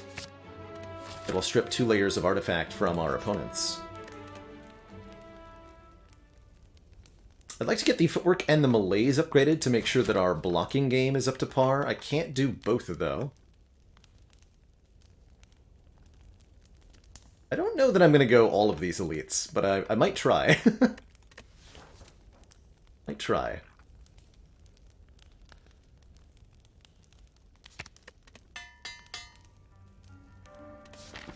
Corpse Explosion is also very good targeted poison in some of the later fights, notably Spire Spear, Spire Shield.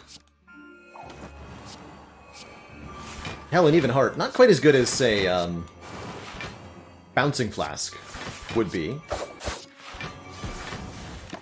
Definitely not bad.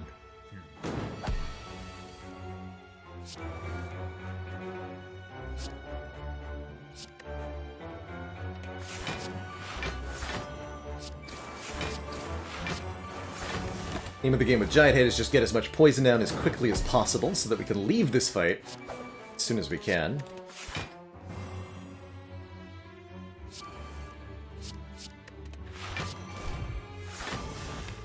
Good.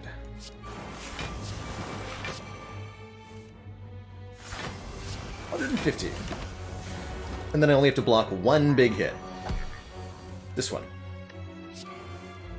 And it looks like that's not too hard to do.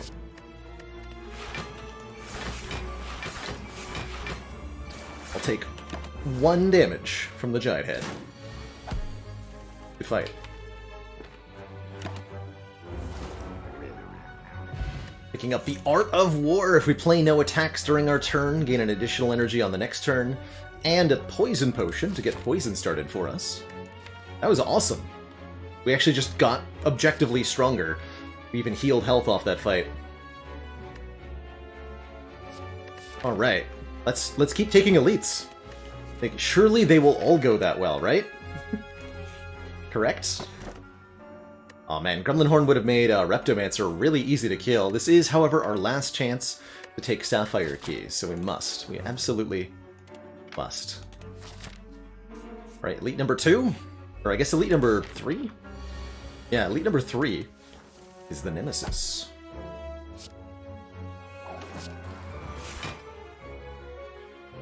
Take 1 here to get the poison started. I think that's worthwhile.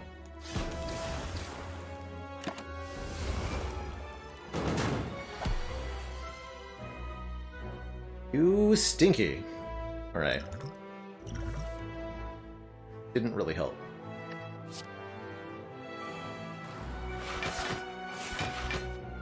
Now I've missed all of my poison cards. Think that draw potion helped at all.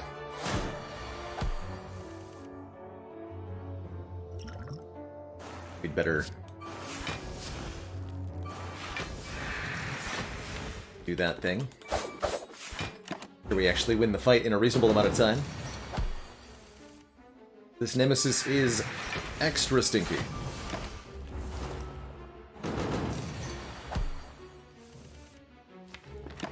Alright. Prayer Wheel gives us extra card rewards from regular enemies. I will fight at least one more, so this is at least one additional card reward. Hooray. Get a bonus chest. I could have taken the Gremlin Horn. Dang it.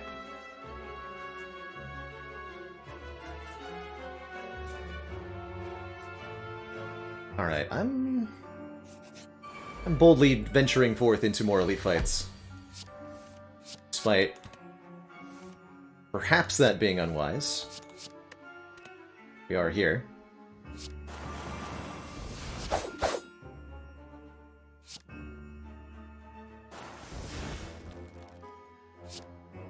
Take one.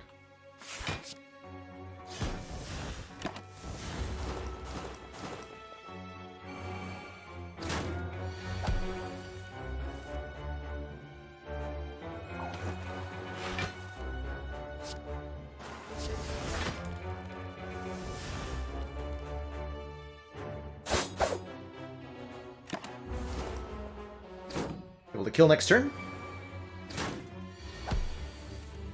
And we even get the after image. Brilliant. Boop. Double boop. Ornamental Fan gives us block if we play 3 attacks in 1 turn. How are we doing on the weakened front? Could maybe consider a Sucker Punch here. Don't have a command for that at the moment, Klein Dome. The ladder currently stands at Ascension 14. Gonna be where we tackle next.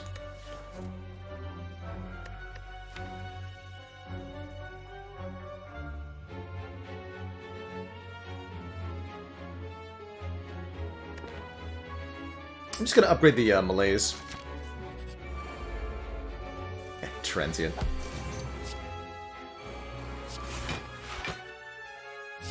Transient with a rough draw order.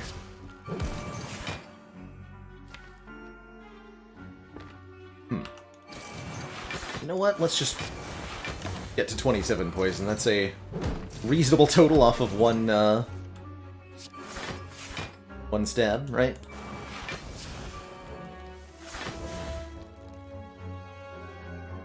So you have a base damage of 50 this turn. Gonna be minus 36, which is a base of 14, and then you're weakened, so we can play Footwork. We don't take any damage here. Yes, Glass Cave of Motion, we have beaten the ladder challenge 4 times in the history of the channel. Exclamation point Ladders Command has a spreadsheet with the full deets on it. But we have indeed made it all the way on a couple of occasions. By the way, moments like that, whenever you just kind of see me throw out a Piercing Wail without needing to block for it, what I'm trying to do is just exhaust them. Since they're not useful in every combat, this and Giant Head are good examples of fights where Piercing Wail is not so good. So I'm trying to ensure that I don't draw them a second time.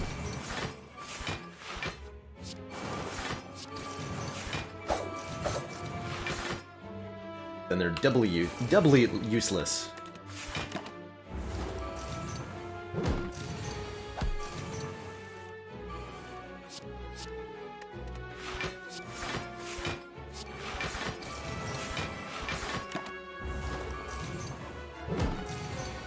Oh, we're still in this fight. I thought that was the last turn. Been playing too much low Ascension, man.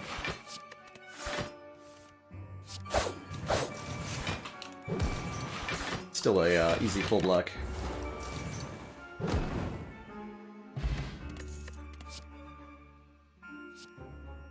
Bouncing Flask is good poison. Upgraded Piercing Whale.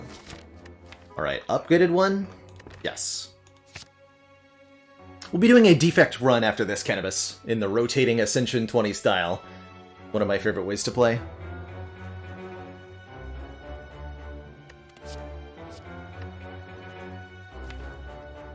Do I want a Bouncing Flask? Yes. The answer I arrive at. Yes.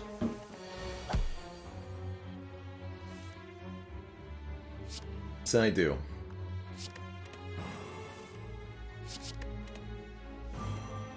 Oh, that turn one, though.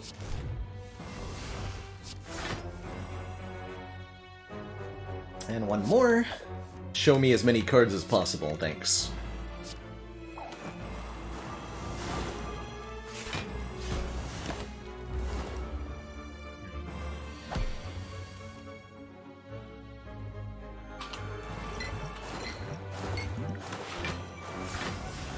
I could play Neutralize and it'll weaken it next turn, but let's benefit from Artivore instead.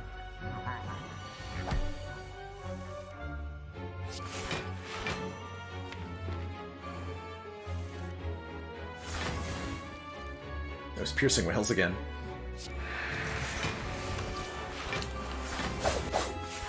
GG. Even easier than the last Giant Head was.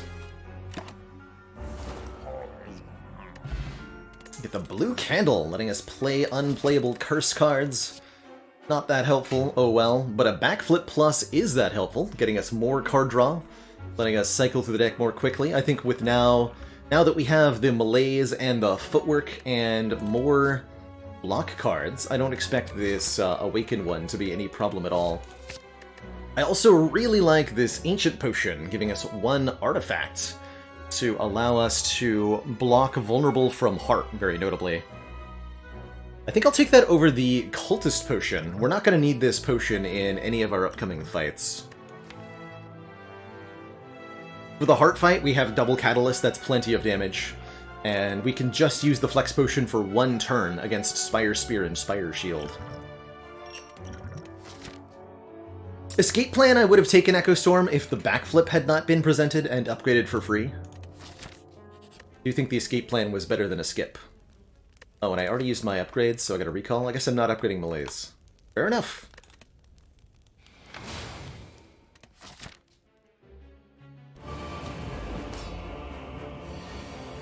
Fair enough. Don't have Puzzle, I just have Candle. Dang it. Stinky. Okay, Footwork, Deflect, Defend is full block here.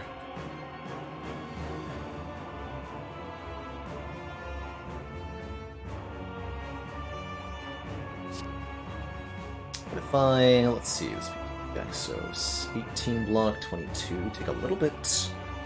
We do want to kill the birds quickly. Let's do... Actually, let's do this. Yeah, that's the way to do it. Get to see an extra card or two. And full block.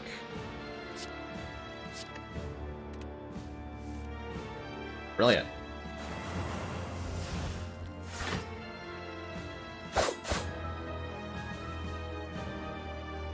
Early Catalyst early in this fight.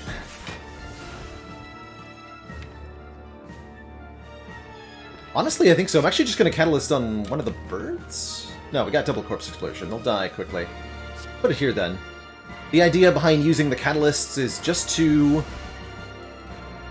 get them out of the deck, so they don't draw them again. Because we have the endurance to stick around in this fight for a long time, the old-fashioned way. Likewise, I'm going to play this After Image. Hopefully drawing one of our many Piercing Whales next turn.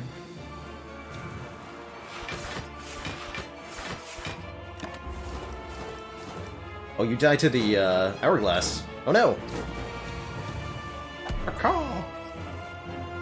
And we do get a Piercing Whale.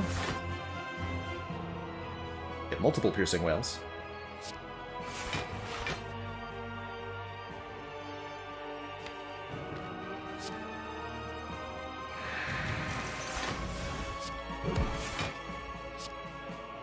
Now, I ultimately don't think we're going to need the Catalyst in the second phase of this fight, since we get to remove all of the Awakened One's strength. I think we will be just fine.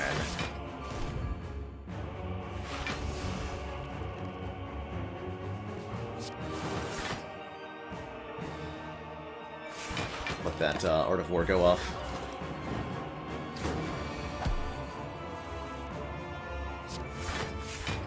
There it is. Okay, minus 4 strength. It's not perfect, but it's pretty good.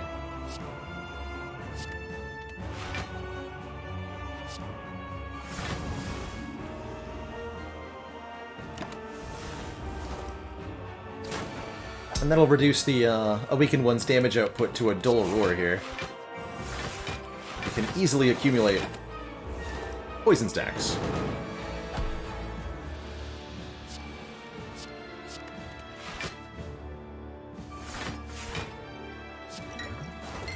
But once we get rid of all this exhausting stuff, all we have left is poison and blocks. It's exactly what you want on the Awakened One fight.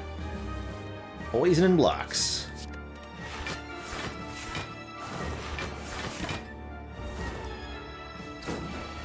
Slow and steady wins the race here. Actually, let's go fast and steady. Kill now and remove the last couple points of strength.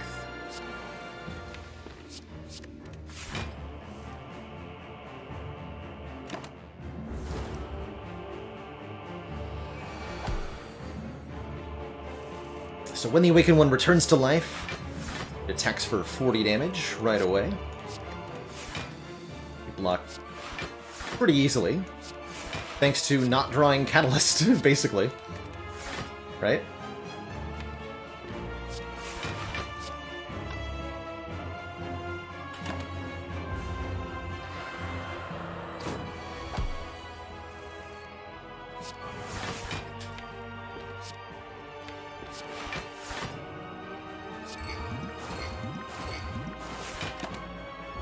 And although it might take a while, with no strength on the Phase 2, the damage output isn't enough to really threaten us here.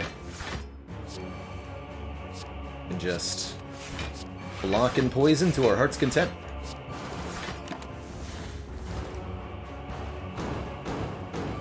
Yes, this boss heals for 15 health each turn.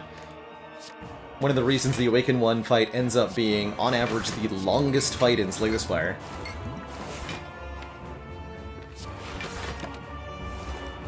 So you'll need consistent damage output to bust through it. Poison will easily do that, fortunately.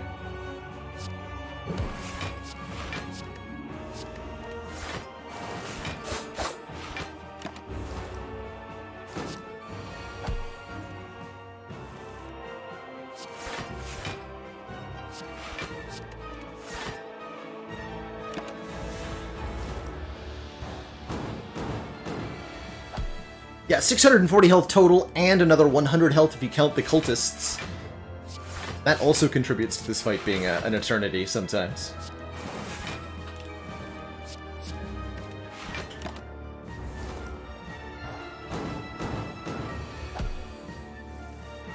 But the upside is that the Awakened One doesn't get stronger over the course of the fight, so you can just take your time.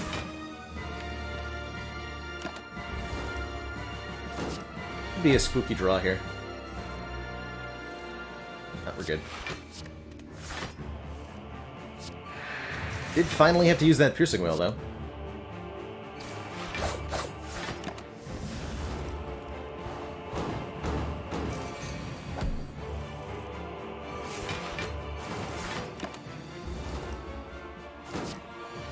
Slow and steady wins the race.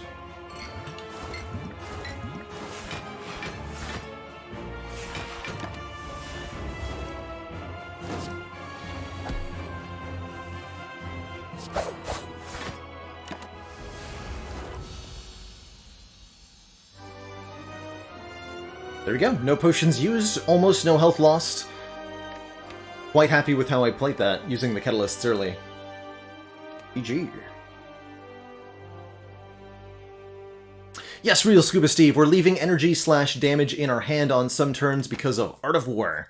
I want the additional energy on the following turn, and that requires me to not play attack cards. So I was frequently skipping stuff like Dagger Spray and Poison Stab in that fight to ensure that the Art of War was always going off. We'll probably do that a couple times in these upcoming fights as well.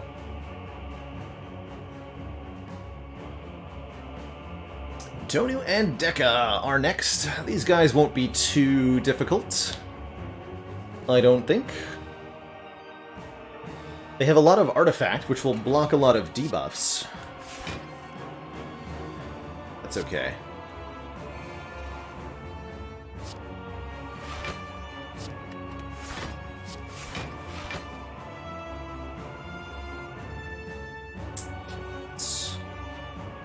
Backstab and remove an artifact from Donu here. Bouncing Flask and Corpse Explosion, both great for getting rid of artifact charges here.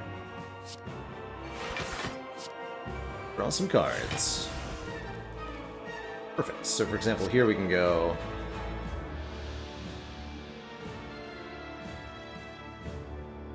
Work.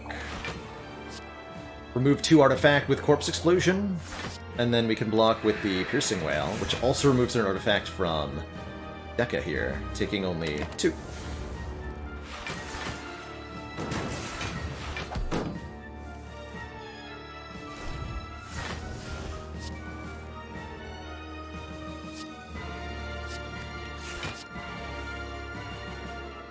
Crippling Cloud is here. We lose the Whale, go Crippling Cloud, Neutralize, Defend. Feels right.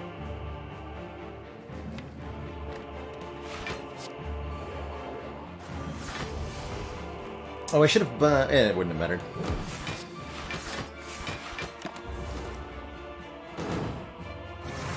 Zayugo, by the way, thank you so much for the 6 months, if I didn't say it.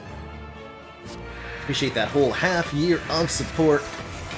And those good luck wishes. So, leaving that Dagger Spray on the ground for Art of War. And now it's time to Corpse Explosion and Catalyst our way to victory.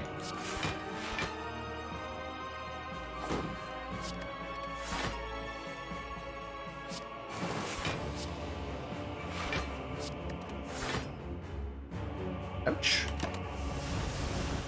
Cannabis 420. Thank you so much for that tier 1 sub.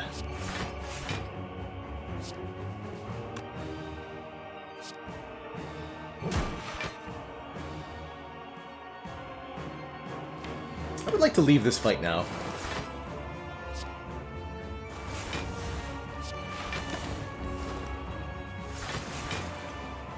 Losing a bit more health than I would like.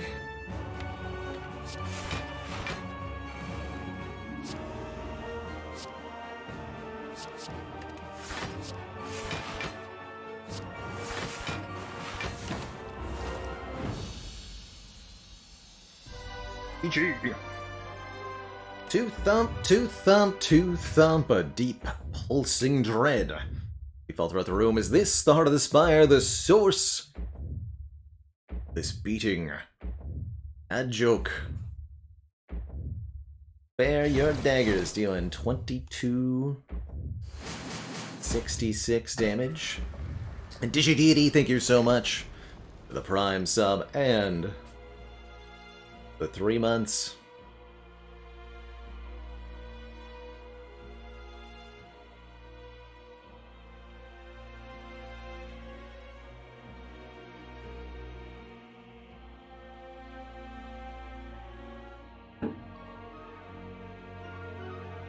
Zatanna Okami, where does the Silent buy all of her fighting supplies? At the Mart of War. Which is where we're headed now with 545 gold. Let's see here. Upgrade-wise, could see upgrading Reflex for the additional card drawn. I like the Bouncing Flask upgrade. It's more poison and removes another artifact layer. We could go for the Malaise upgrade, although I don't think we're going to need it. Yes, Darden, there will definitely be another run after this one, with the defects. Let's upgrade Bouncing Flask. Normally here I would rest for 7 hit points, but because of Coffee Dripper we're not allowed to.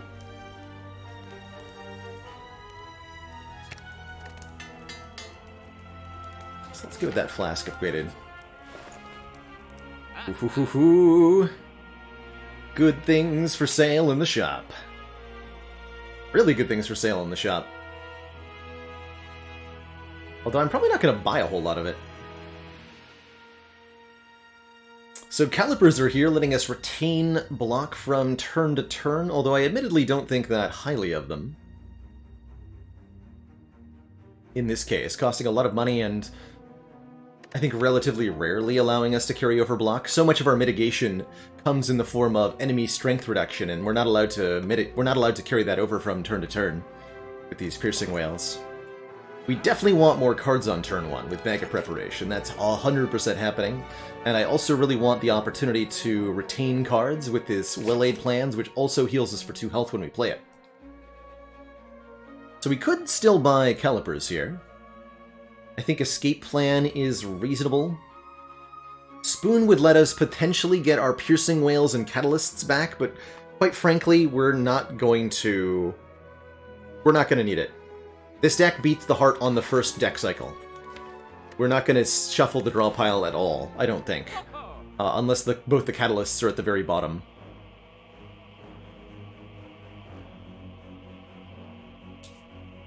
I do want this Block Potion to block for 12. Do I still want this Weak Potion? I do want to remove a card, too. Possibly Neutralize.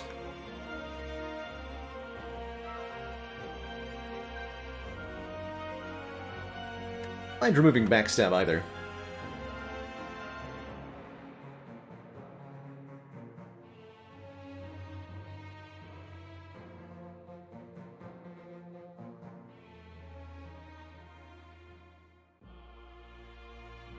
Yeah, fan proc / artifact, artifact removal is the Neutralize, and I definitely want to have that available to me. Both Spire Spear and Spire Shield have 2 artifact charges each in this coming fight. Also makes me want to consider the Flex Pot over the Weak Pot, but I think I'm discarding Weak Pot, picking up Block Pot. And I will take the Escape Plan. What am I losing here? Dagger Throw lets me discard the... Now we have 2 prepared. Let's lose Dagger Throw. Okay, and I'll get rid of this. Take this. And there's nothing else in this shop that actually helps, so we're done. Onwards. Onwards.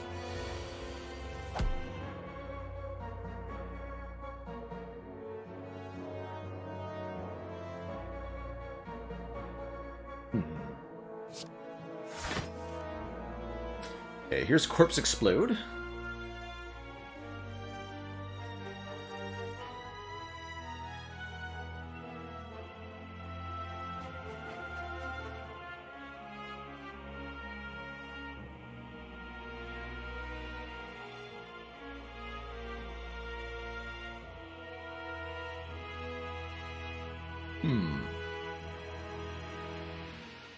Choices.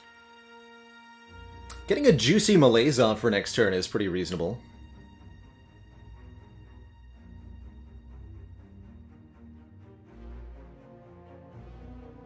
But that would require the Block Potion, probably.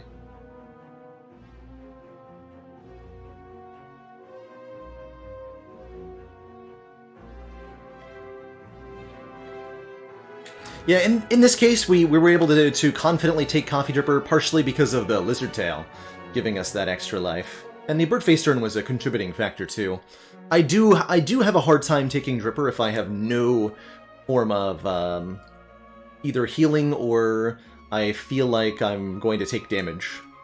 A big part of Dripper is simply knowing how to mitigate incoming damage and avoid taking it in the first place, such that you don't need to rest, and knowing when you can confidently win a fight on, 20 hit points. If you're relatively new at the Spire, it can be really difficult to evaluate, can I go into this elite fight with 30 health and come out with all of them intact? But after, 4,500 hours of Spire, it's a lot easier to answer that question for myself, thankfully.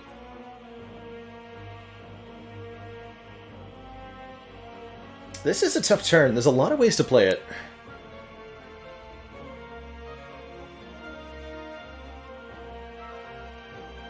I could apply 18 poison to Spire somebody, to Spire Spear.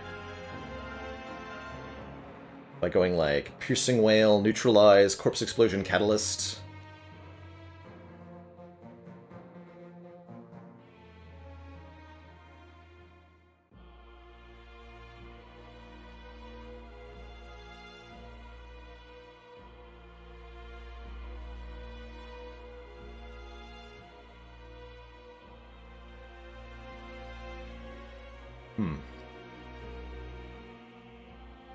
And then I would probably Block Potion.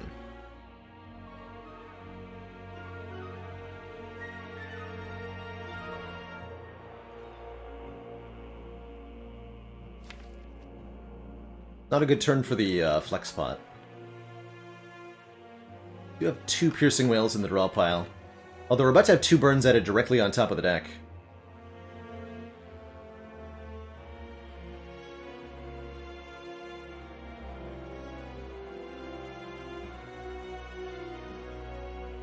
Could also do like Corpse Explosion here, Neutralize here, Piercing Whale, and then Malaise. Move artifact from both parties.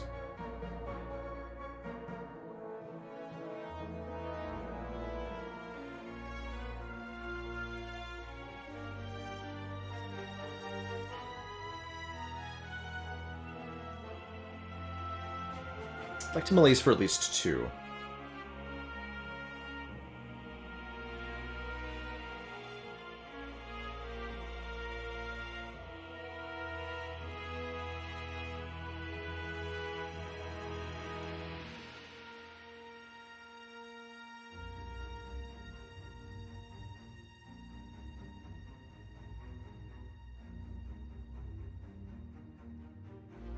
Let's do it this way then. Let's do the weird one.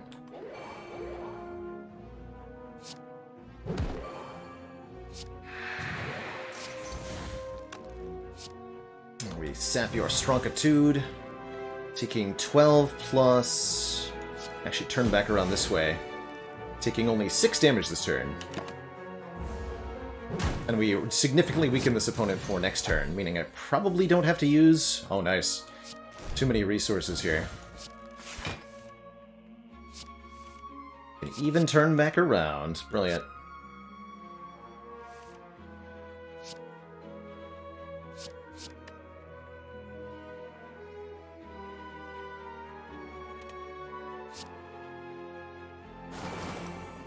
Back this way. Perfect block with Block Potion. Makes me want to go just Crippling Cloud Catalyst. We do get guaranteed a potion from this fight. Do that.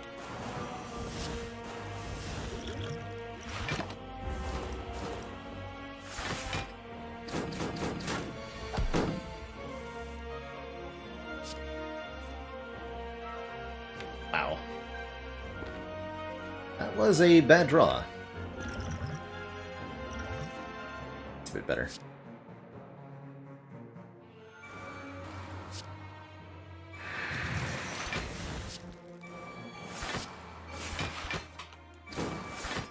Still pretty bad, though.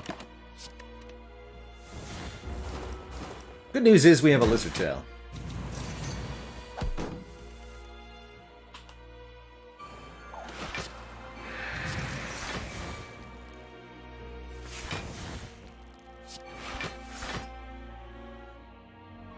Very good news.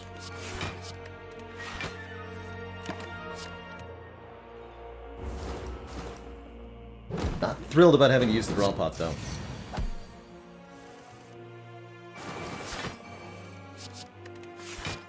Triple Corpse Explosion. 500 damage. Got him. We get a Power Pot. That'll definitely be helpful.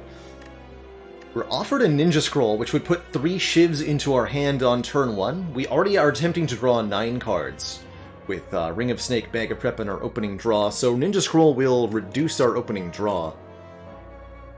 Can take an escape plan or a dodge and roll.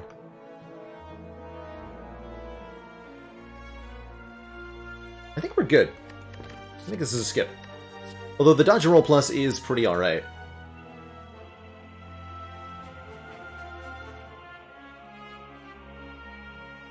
We mostly just want to get, you know, to the catalysts, to the poison.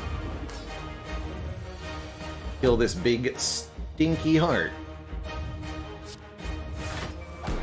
On turn 1. Oh, love this turn 1 draw. Just apply a lot of poison. Good. Perfect. And then all of our good stuff is in the draw pile. Where it belongs. Why, power potion now or next turn? Let's do it next turn, just in case we get, like, Wraith Form or something.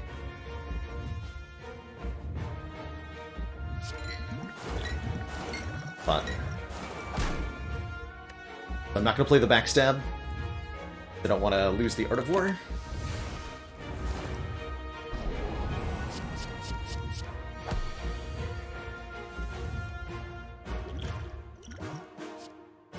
Easy every time.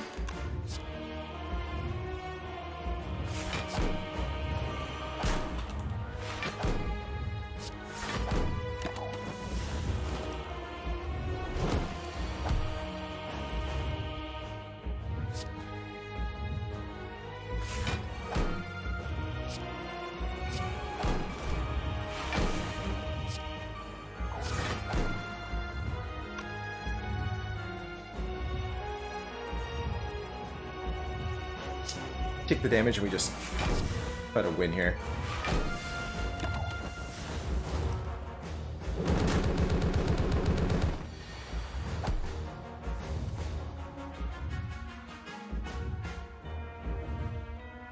Your death back to 2.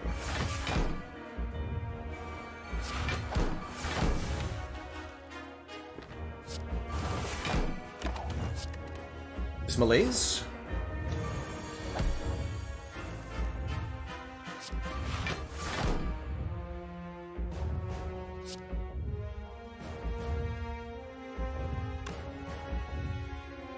If I go Poison Stab, Piercing Wail, Malaise, I still take 1 times 15. That's fine. I could do Poison Stab, Catalyst, and then Piercing Wail, but then we're not applying enough poison. Seems fine. I do wish in this moment that I'd upgraded this Malaise.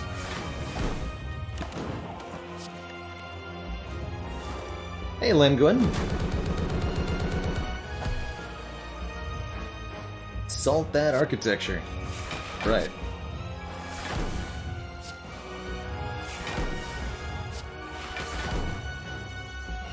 Okay, we're still technically alive, and we do have a Lizard Tail, don't forget. And the heart is taking 200 damage per turn. We're good. We're more than good. We're great.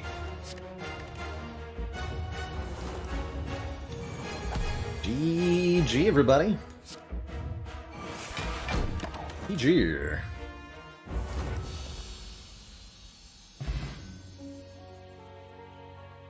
Not too bad. Be free, my lizard tail friend. Be free.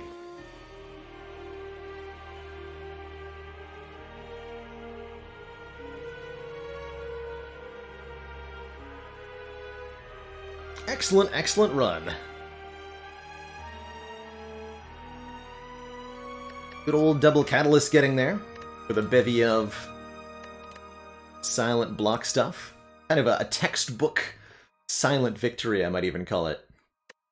Definitely the most memorable part of this one was that sketchy Act 1 90% potion chance.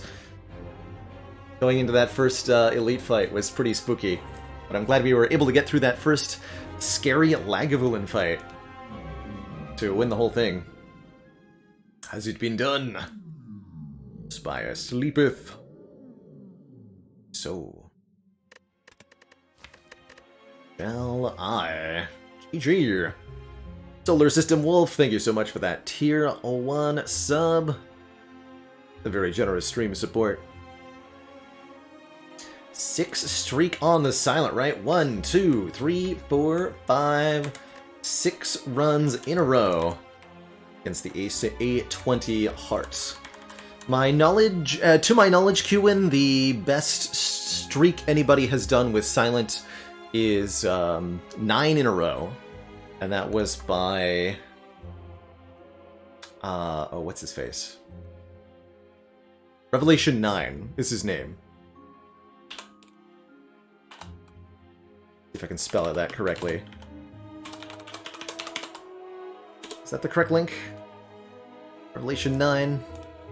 Yeah, that's him. Perfect. Streams like way early in the mornings, US time, but plays primarily silent runs. And some months ago got a 9 streak with the Silent against the A20 Heart. Should have named himself Revelation 10, that's right. That's right. Well, self-fulfilling prophecy, that's what we call that name.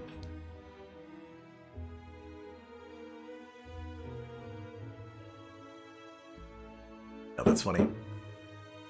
Well, next up in the A20 rotation is, of course, the Defect. That Orby boy. That 9 streak is after the Silent buff. My best for Silent streak, I think, is either 6 or 7. Actually, don't know. Not 9, that's for sure. Definitely not 9.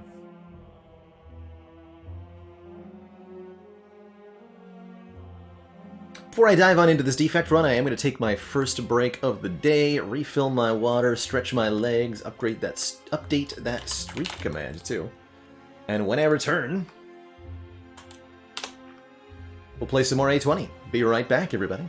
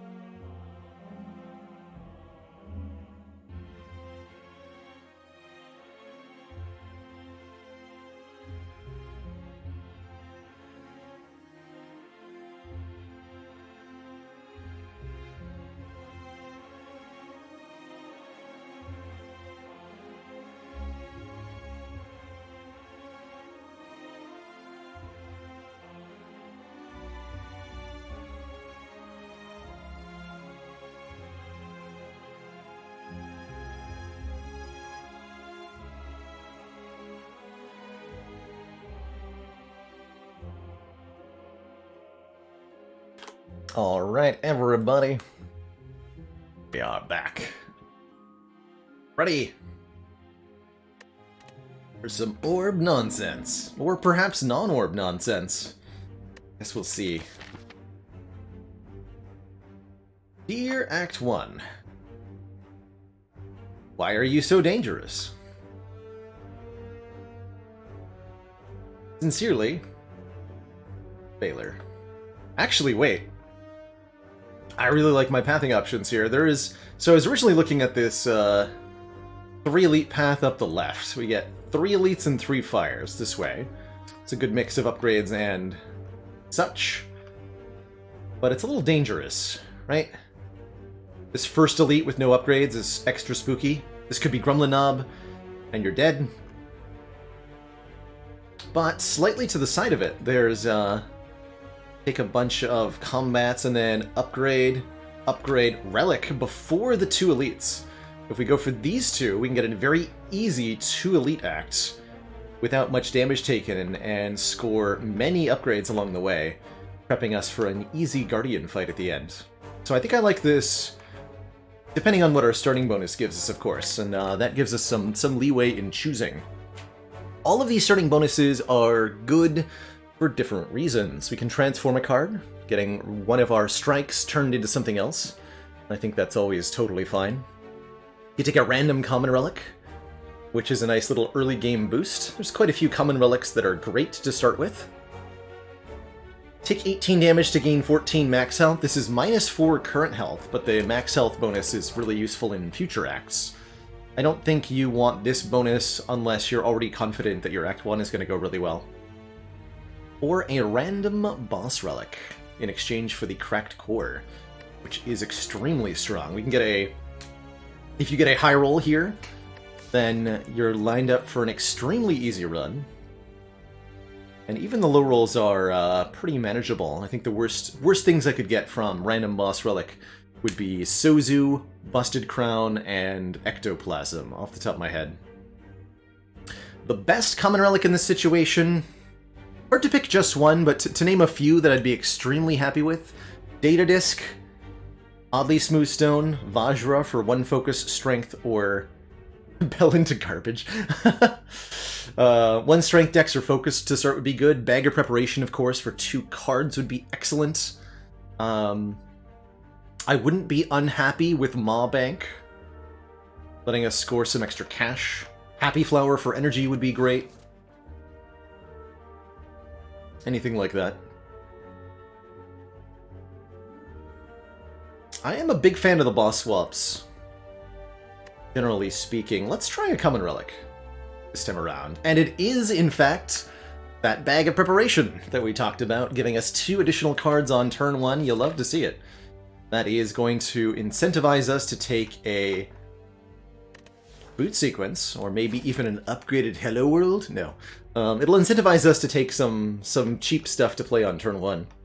And I do think I still want to go the slightly safer route here. Avoid that really deadly early elite. Just go for 2 easier ones with some better upgrades beforehand. And no need to go to a shop. We can go to the shop if we feel it necessary, but I doubt that I will. Start here, face the Jawworm. Dreaded Jawworm. Please, on this day, do not slay me.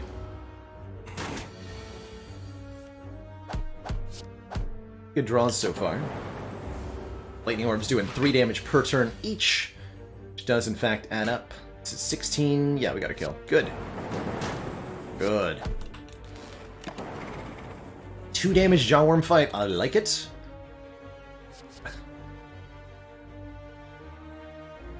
Generally speaking, when would I not boss swap? Great question, Cheesy Wibs. Situation where I'm very, very averse to a boss swap is one where you have no control over your pathing in the early game. When boss swap goes bad, it's usually because you either got saddled with some kind of immediate penalty because of what you took, be it, maybe you saw a Busted Crown, you can't get card rewards, you saw a Sozu, and you can't get any potions, or... you got a Calling Bell that give you no good relics, and you have an extra curse in the deck. If that is paired with being forced to fight an elite on floor 6 or floor 7, you can result in a very dead run very quickly. So because of the capacity of Boss Relic Swap to give you things that are better in the late game but not useful in the early game, having an at least survivable early game is a requirement for me to like the Boss Swap, at least consistently. I'm happy with a compiled river here. There's even an argument for turbo with Bagger Preparation, but I definitely want a damage-dealing card, and one that also draws a card is fine by me. Get a removal. Happy to remove a strike, having just added a compiled river. Yeah, I'll do that. We like both the zap and the dual cast for now. Cultist should be pretty easy here.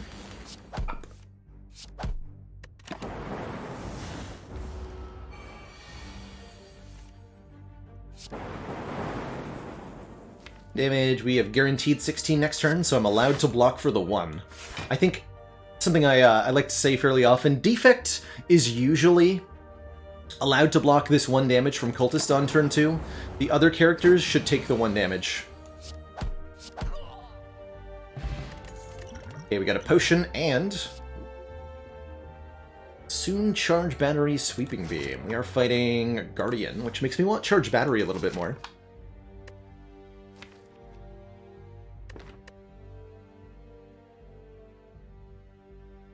Normally remove Strike or Defends with just the starting deck, asks Reich. I'd say remove Strike on Defect, remove Defend on Ironclad and Watcher. Silent is kind of close. Generally, I think Silent can afford to lose 1 Defend as well. So it does depend on your character class. Definitely remove Defends on Watcher. Definitely remove Strikes on Defect. I think I'm taking this Charge Battery. I really like it as an early game block. Normally not a huge fan of block pickups in the first few card rewards, but that's usually because I'm preparing for an early elite. But here we get 2 upgrades and a relic before that elite, and we already have a bag of prep. So I'm going to take this Charge Battery. Gear us up for Guardian at the end of the act. And it'll be quite useful along the way.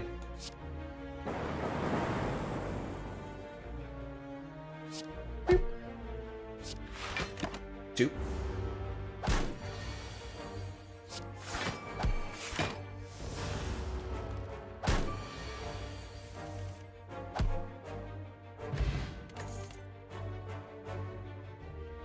Blizzard Fusion Rebound. Blizzard does damage based on how many Frost Orbs we've channeled. Currently no Frost Orbs, so a dead card. Fusion channels Plasma Orbs. Kind of cool with the Compile Driver, and there's a little bit of an argument for taking it here. But I think we just need the immediate damage and block, and that's where Rebound is just fine. It does 9 damage, that's good. And letting us put a card back on top can help me recur my upgraded cards, too. Lets me upgrade maybe Zap and or Charge Battery. Although if we can find one more attack card to upgrade, that'd be even better. And for bonus points, we get a relatively easy combat here. It's the Red Slaver Man. I'm actually going to take a little bit of damage, just to guarantee we can draw a Charge Battery next turn with Rebound. Go Rebound the Charge Battery and block.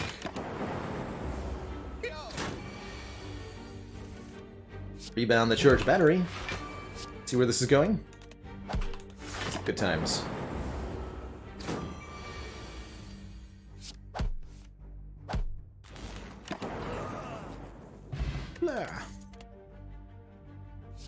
Rainbow?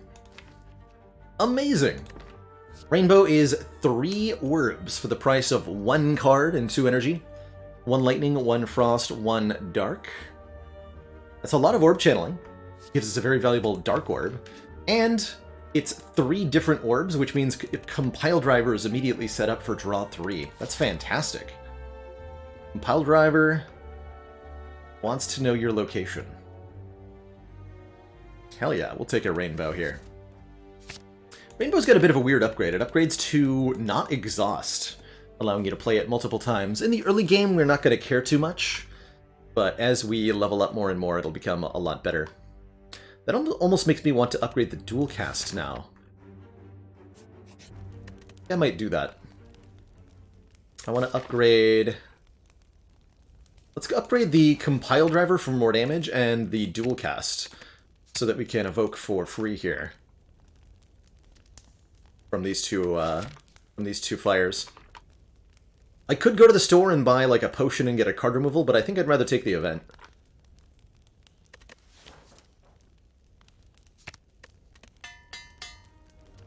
And that'll be really good if we can find a runic pyramid, which we're already highly desirous of, thanks to a bag of preparation here. Oh, hello.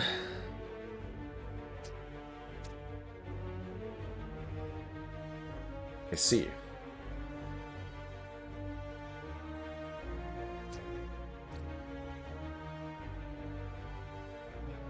Hey, in Karuga, we did indeed succeed at that silent run that we just had.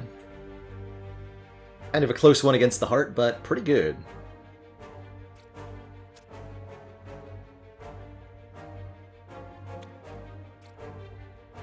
Alright, should be easy to kill one of them in full block here. Dual cast should hit somebody, right?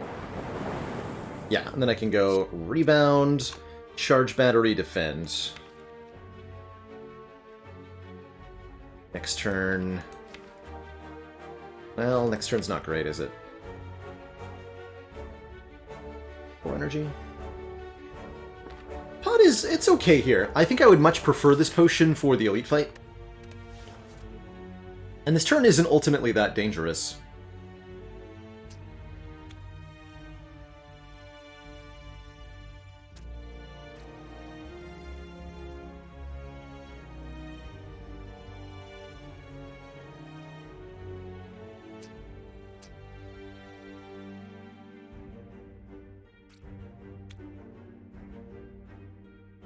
Next turn we're looking at 20 incoming damage. No, that's going to be easy to block.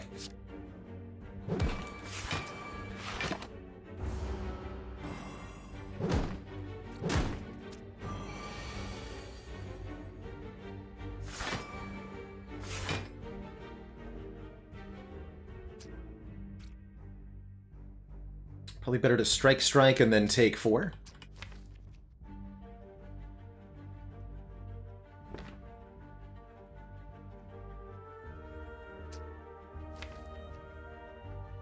Rock could be awkward.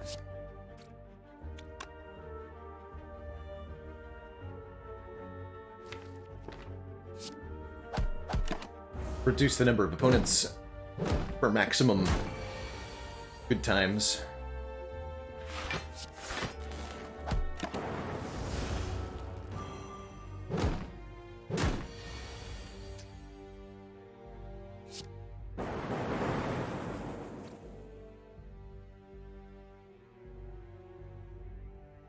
And Rainbow takes a lot less than Strike Defend does. Okay, took like 7 damage this fight. That's not too bad. Definitely could have been a lot worse. We get a Cultist Potion, 1 Strength per turn, as well as another orb generating card of our choice. I think this is going to be a Ball Lightning for me, 7 damage, and channel a Lightning Orb. It's an attack card, which we can play against Gremlinob without increasing Gremlinob's strength. Same cannot be said of the Darkness. Don't think I want this Barrage. Although we can fill the orb slots pretty easily with Rainbow, we're not guaranteed to draw it quickly enough. Take the Ball Lightning, and we're going to upgrade. I think now that we have Ball Lightning, it's a better upgrade than the Compile Driver was, so let's upgrade that. And we get a relic. That relic is the Shuriken.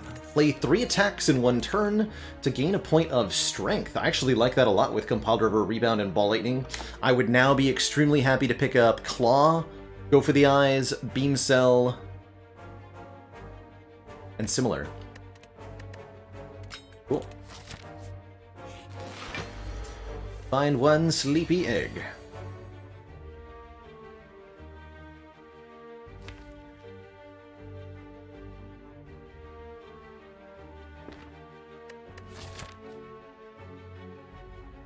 Wondering about the cultist potion here.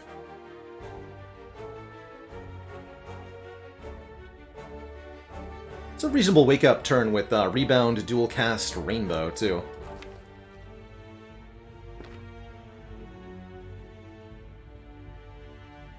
Let's do that. It's a good enough opening.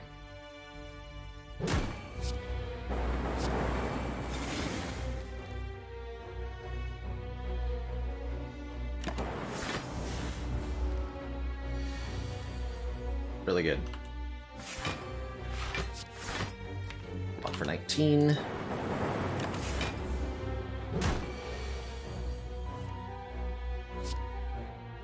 Could rebound the ball lightning, but I want to draw into block here. Good. Next turn we get to dual cast the Dark Orb for victory. Overall, a very good leg of fight.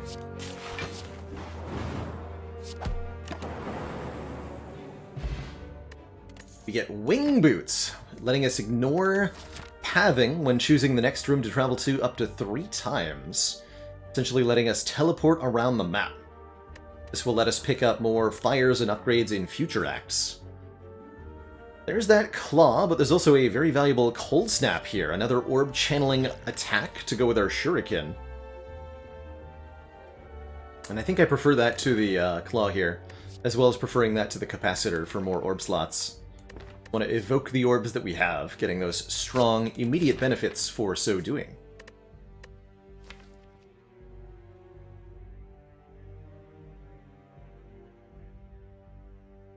Do I upgrade this Cold Snap? Probably upgrade the Charge Battery before Guardian. Let's upgrade Cold Snap for more front-loaded damage. This is the kind of upgrade that is going to make your Act 2 a lot easier. I know it's a lot, tempting to take and upgrade powers or get energy upgrades, but sometimes just increasing the numeric value of your cards goes a really, really long way towards letting you kill enemies quickly in the second act. Tahiniko, thank you so much for the Prime sub. Welcome to the Council.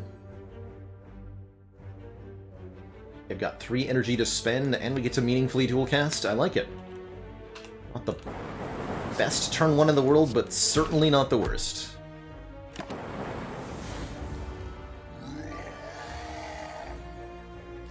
Let's go. Cold Snap, compile. Strike. Hold on, damage. Klodzer, thank you so much for that Prime sub and the 6 heckin' months. So currently we're taking 6 and then probably killing, right? What if Rebound Rainbow next turn? We'll do a minimum, we do what? 6 right now. Plus 16, 8 times 2 when we evoke these by playing Rainbow.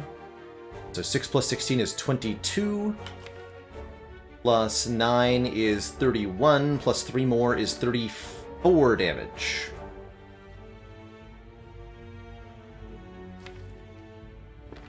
But I will have an extra energy if I play the Charge Battery. Whereas we get a guaranteed kill if I strike and just take 6 and win. Potion, yes, would kill right now.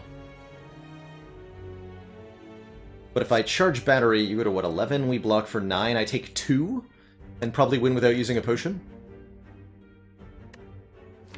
And then I still have the Distilled Chaos to out if I don't draw any damage in 3 cards. Which is pretty unlikely. We have a lot of damage draws.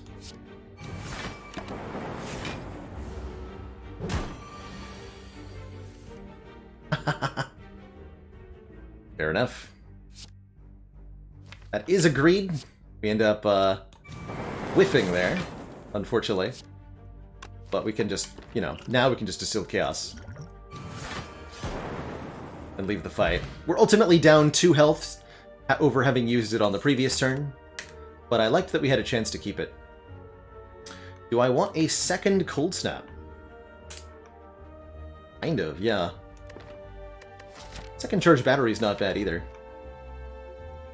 Take a second Cold Snap with the Shuriken. And with Bag of Marbles, giving us vulnerable on turn 1 to go with our additional card draw, too. Oh man, Warped Tongs. Upgrade a random card in your hand every turn during combat. Or we could just get a flat upgrade now. Warped Tongs are really good. Those random upgrades are super duper helpful.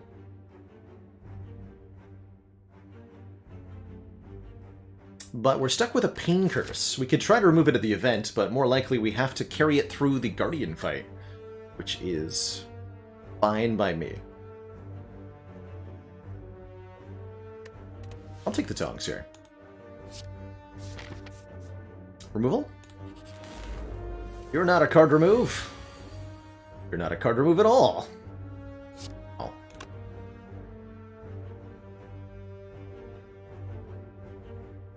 We do get a kill on turn 1 here, though.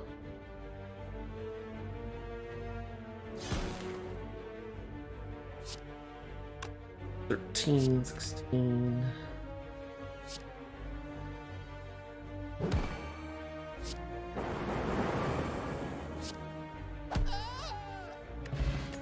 And our Distilled Chaos returns to us, as well as Leap, White Noise, or Streamline. I could get behind one more decent block card here.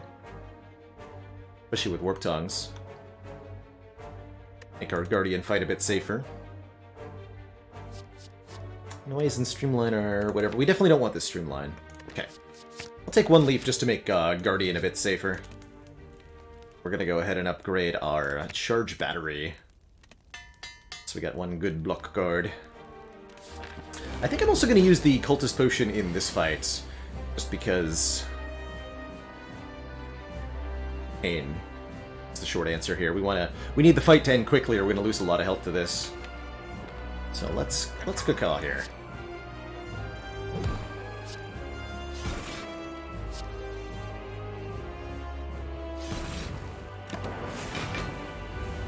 Strunkening.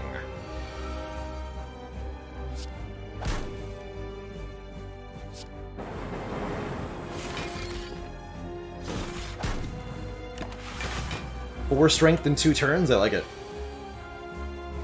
I like it a lot. Coda PDX, thank you so much for the tier 1 sub and the 6 months, that whole half year of support.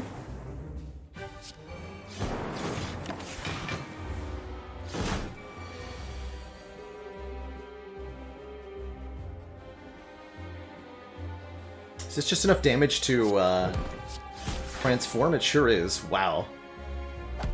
7 points of strength. 8 points of strength.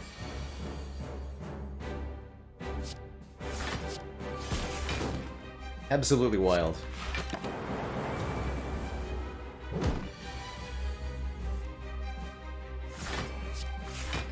Wait. So you're telling me that strength is good?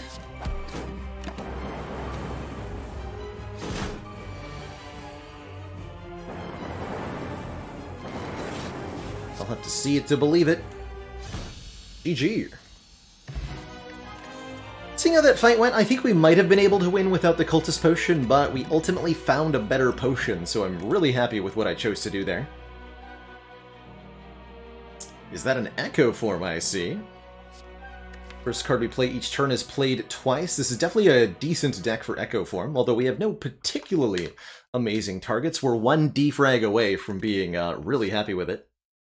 Would have preferred a Biased Cognition as our rare card, or maybe a Seek, but this is just fine too. Multicast could be acceptable, letting us evoke the next orb multiple times. The only bad take would be Amplify, because we have no powers to duplicate. Take an Echo form. These don't say Runic Pyramid on them. I'm extremely disappointed.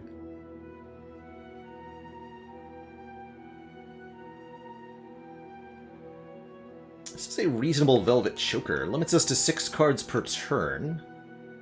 Only limits what we can do with Echo form. Picking likes the stone here for the additional energy. I'm a little nervous taking Philosopher's Stone, especially on Defect. Making the heart more powerful is a really scary prospect. Here's what I'm thinking. With Wing Boots letting us travel to the next, choose our pathing up to 3 times, Black Star is going to be very, very powerful. Letting us fight an enormous amount of elites to get an enormous amount of relics. And I think the Bag of Prep, Shuriken, Warped Tongs makes those elites relatively easy as well. All we need is to go to a shop early, which we can definitely do. I think I want this Black Star. I really don't like the downsides attached to either of these energy relics.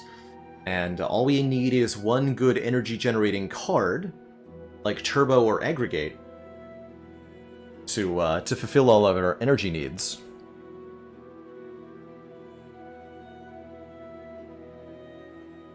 I'll take this Black Star.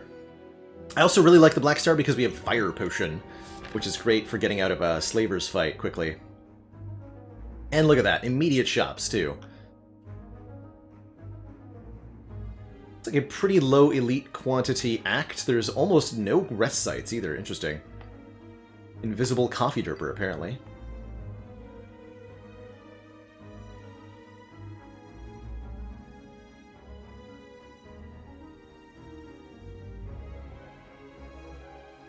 Okay.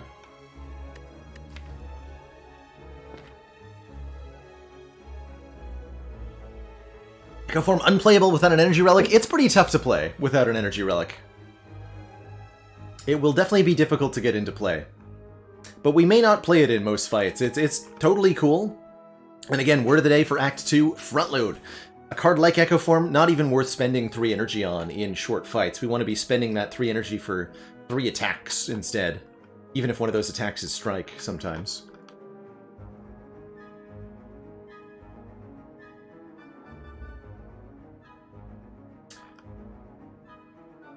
Go only 1 fight for the shop. We'll take additional combat here. I'd like to get some card rewards. This is a pretty good first combat.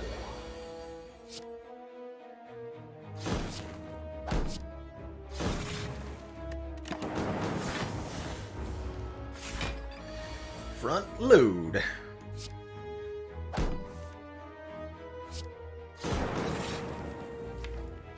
May end up needing to a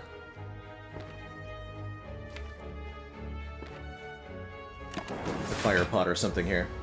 I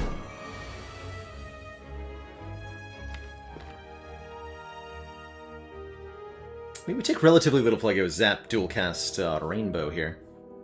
Can't kill it though.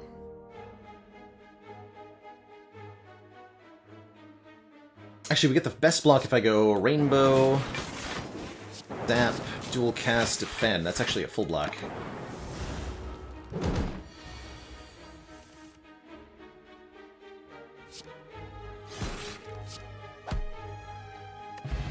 Bad. Claw plus or Glacier. Probably Glacier with an Echo Form, although we should be strongly considering cards that let us operate better on low amounts of energy.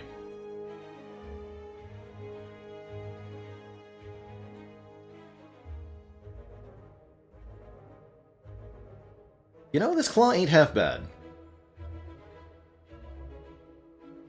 It does say plus on it, which is a very big selling point here.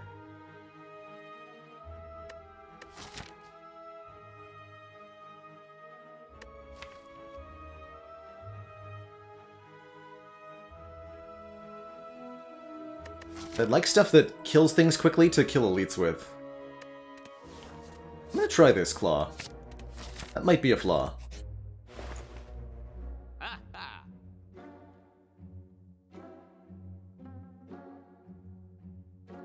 Okay, we're here to remove our Pain Curse for sure. Both Double Energy and Recycle are interesting energy-generating options. Cycle targets a card, gaining us energy equal to its cost.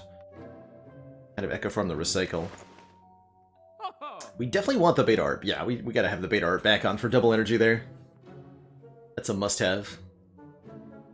×2? Is almost a reasonable secret weapon.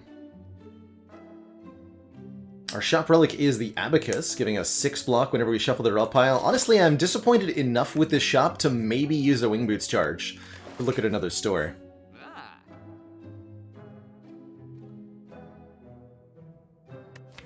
We could start thinking about Capacitor. We really need the focus first. This Capacitor is only going to slow us down.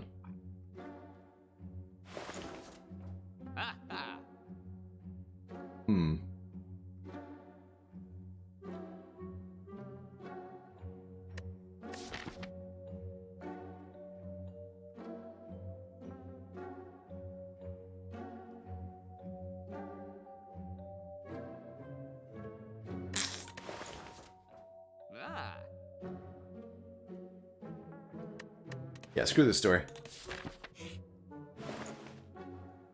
Much better. Much, much better. This is what I wanted to see. We can get a Clockwork Souvenir, giving us an artifact at the start of each combat. I think Pen Nib is pretty good, doubling the damage of every 10th attack. Rip and Tear is acceptable. Good Instincts is actually acceptable with our low base energy. Another card removal is reasonable. I think just 2 relics is great, though.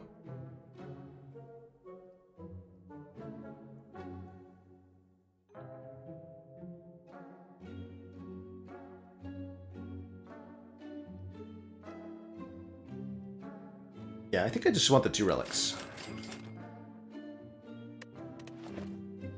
Yeah, that'll work. Will do things for us. Oh man, and we can upgrade all strikes and defends. That's huge here. We get 7 free permanent upgrades. All the strikes and all the defends, and that means that the Warped Tongs now must target different cards each turn. Here we go. That was awesome. Let's take another event. I have no need for potions here. Oh, perfect. The Red Mask Gang. It's like a fight plus. These guys drop more gold than a regular combat, and they'll drop the Red Mask, causing our opponents to be weak on turn 1. Sure, we don't have a lot of gold to lose, right? We can pay them 2 gold and just be on our merry way, but we'll benefit far more strongly if we pick a fight with them and win. Far more strongly. Gonna rebound the strike. No, right?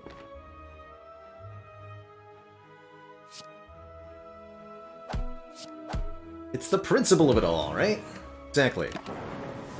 We block the debuff. Ha! That'll teach you to grab me. 11 plus 10 plus 6 does not kill. Okay, we'll Fire Potion one of them then. You. A claw.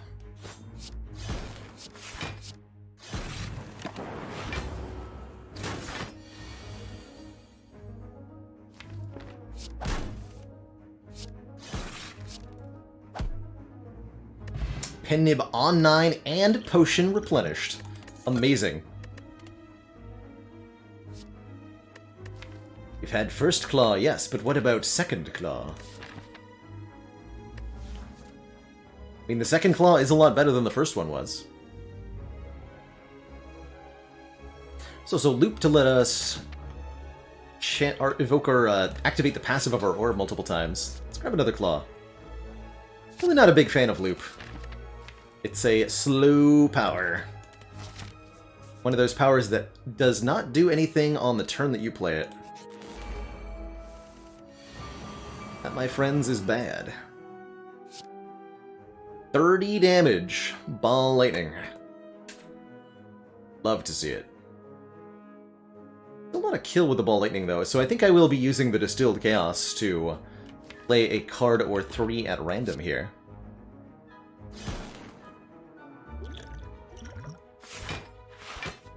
Okay, 2 block cards. Fair enough.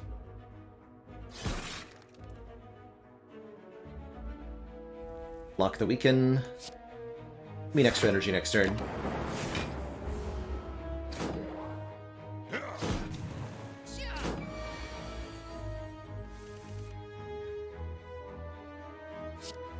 Oh!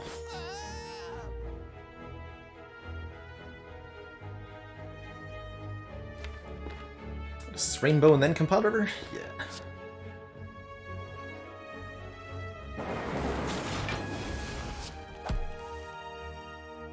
And then I can Cold Snap, dual cast this Frost Orb for big blunkage.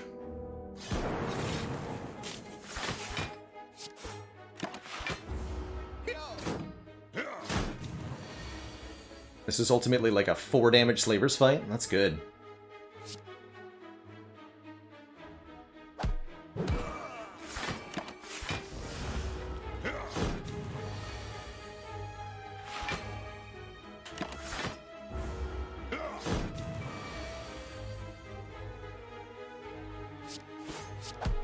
Pendant back up. Perfect. That was an awesome fight. Pick up a Stone Calendar, doing 52 damage at the end of turn 7, and the Emotion Chip, activating our orbs an additional time if we took damage on the previous turn. Okay, now I do wish we'd taken the Capacitor, since we're offered a Consume here.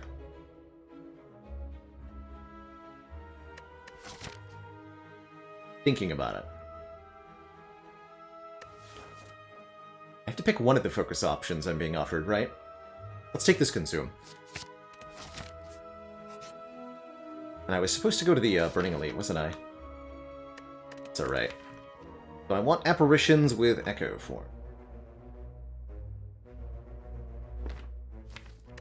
Not really.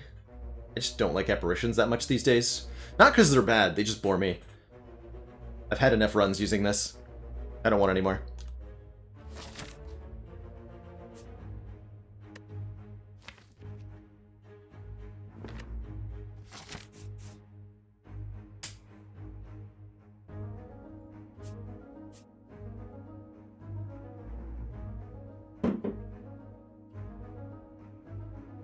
I really hate losing the max health, too. I like looking at that number and seeing it large. Am I taking a fight or an event? I've already seen the, like, really good events. Let's take a fight to get a potion chance, maybe. Still in the easy pool combats of the act. I see.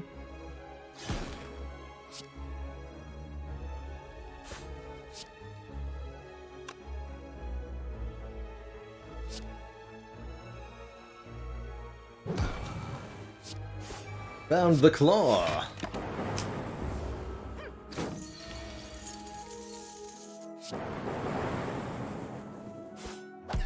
Awesome fight. And there's the energy generating card I wanted, an aggregate, giving us energy for every 4 cards in the draw pile. We'll probably get that upgraded ASAP. SAP. Strike Dummy makes the strike cards deal 3 more. I'll probably remove a couple of them, though. Take the Sapphire Key instead, but I have freedom to do whatever I wish next act.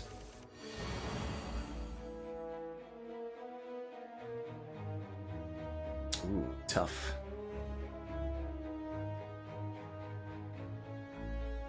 It's tough. I almost want to say that it's best to just hardcast the Echo Form here on turn 1. Although I could see, like, Rebound, Cold Snap, Leap being correct as well.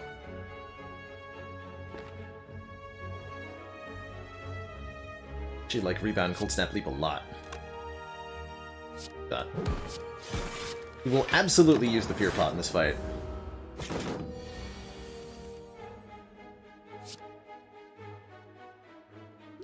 Now, for bonus damage.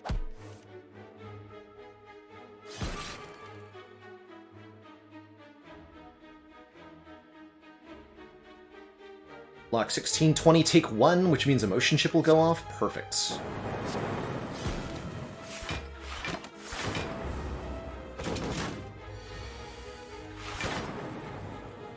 Claw.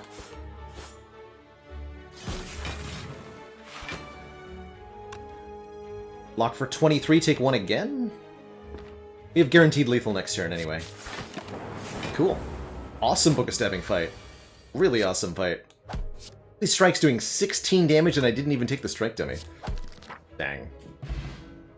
Oh, The spiciness increases. Preserved insect makes future elites easier to kill, and meat on the bone heals us if we're below half after a combat.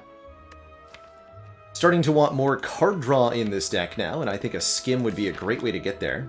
Draw 3 or upgraded 4 cards. Sure. Black Star is good, it sure can be. You just have to... All you have to do is win that first elite fight, which is way easier said than done, right? Just don't die to the 3 slavers on turn 1. Forehead. I can't really afford this consume, that's the thing. Like, capacitor and consume would have been great, but I don't have the energy for that. What I do have the energy for is cold snap, dual cast, defend. Wait, just to dual cast the frost orb. But there was a lightning orb? Dang you, cracked core. Whatever. It's all good.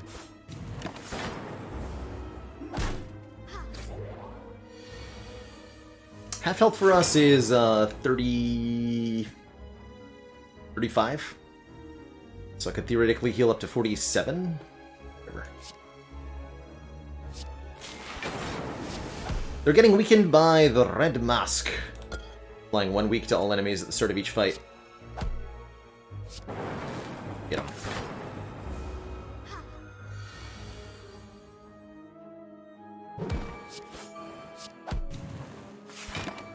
I'm gonna bother trying to set up this meat. Right? But I can set up the pen. Actually, wait. We have Stone Calendar? Yeah, hold on.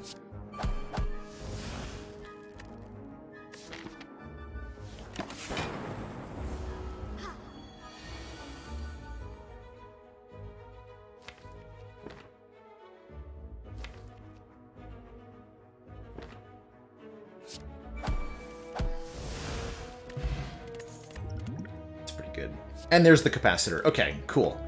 Sweet. Yes. That'll give us our late game scaling. Kind of need to upgrade both the capacitor and the consume. That's unfortunate, because Wing Boots say, or Black Star says, keep fighting elites here.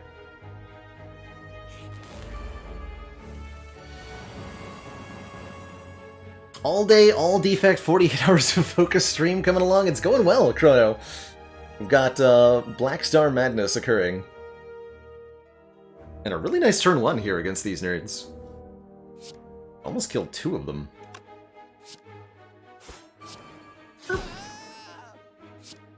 Almost. Now, if I had Strike Dummy... We'll just meat on the bone this. Need to take 5 more.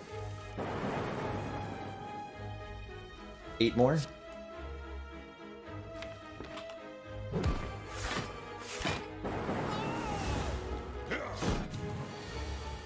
Not really, though. If I could take 5, that'd be perfect.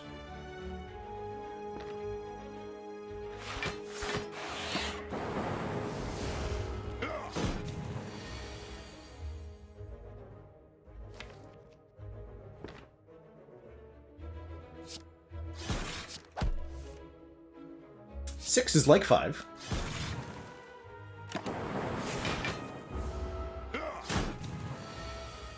Definitely results in us having higher health.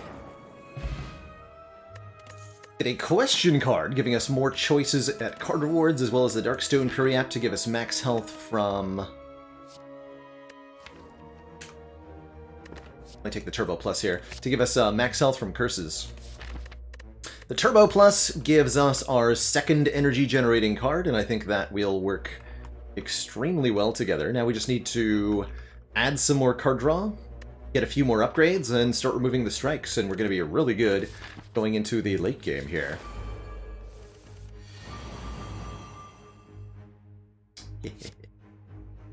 Six energy, you say? Perfect. Poor bird never stood a chance.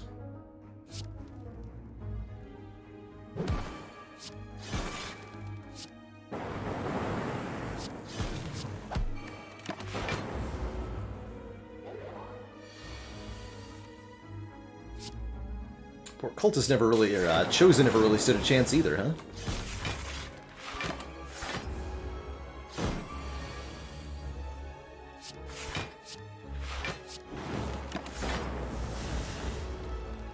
Again, note how many times we've played Echo Form and how useful it's been so far. None. But that's gonna change. Oh, man. Options, options. These options. Vision can be a powerful source of card draw and energy. Algorithm scales up pretty well. Both the algorithm and the self-repair great to double with Echo Form, notably. Or White Noise, which is free and already upgraded. Or a random power, which can be quite good.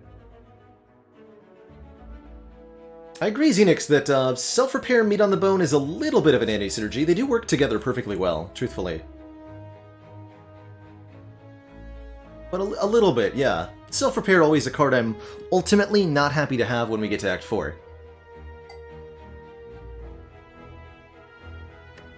I do like this White Noise. Give it a shot. Although I'm sorely tempted by Fission.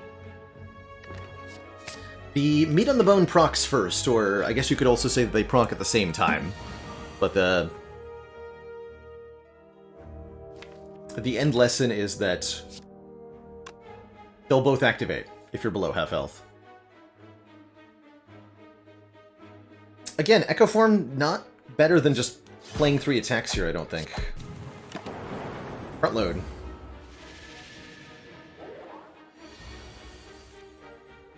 Name of the game is front load.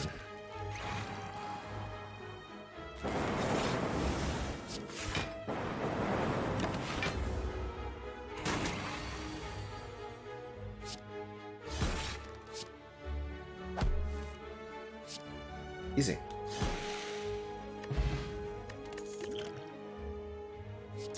Rippentear says plus, but I don't think that I want it.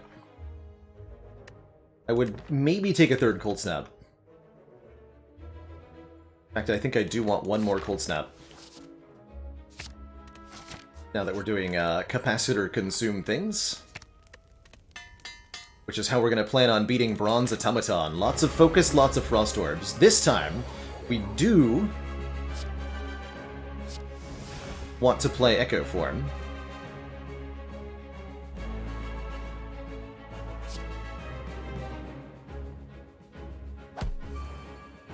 Okay, that saves me the turbo play at least. Let's rebound the consume. Go up to 4 points of focus here.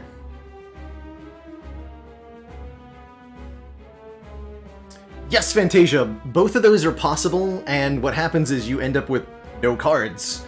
You're allowed to click end turn, and you're allowed to use potions. And that's about it. If you're interested, Forgotten Arbiter has a YouTube video where he defeats the heart on Ascension 20 with a 0-card deck that I think is super cool.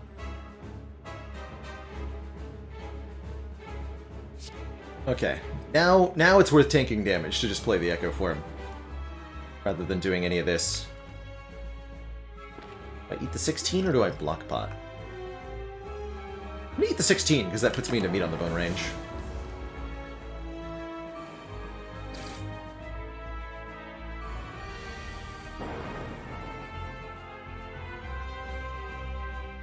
Would like my capacitor back, please.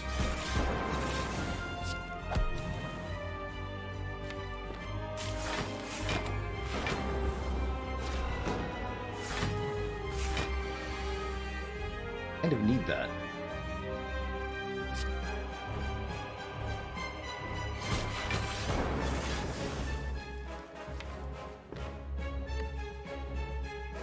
I was hoping to double it, but I think I gotta go now.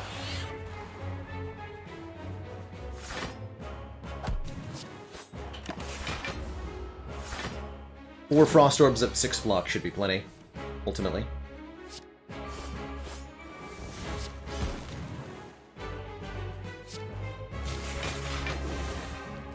One.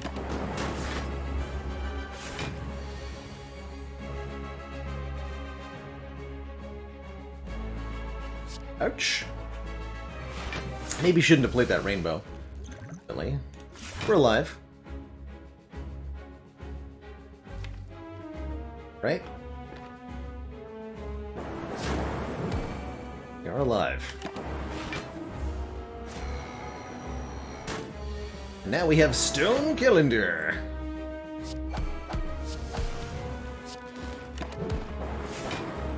Please don't kill me. Thanks.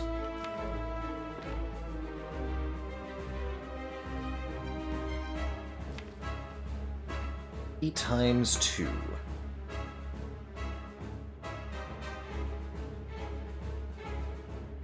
I just kill you? Let's see. 13 times 3 plus 46.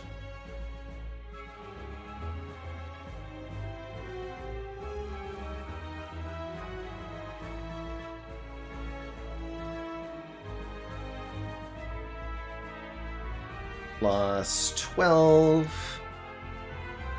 The lightning orb plus 7 from that going off at the end of turn. Plus 16 from this claw. Is 120 damage. Fire potion gets the kill. Actually, wait, I still have an energy. Been better?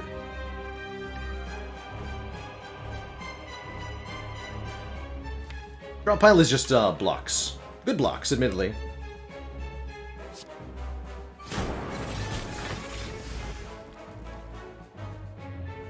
We don't survive if I go Compile River Leap Plus, right? That would be 12, 24, 33 block. We almost exactly die? Yeah.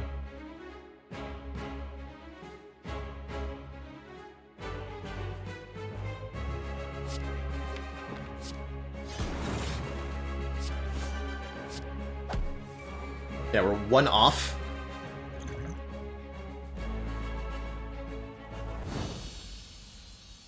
I'll take it. GG.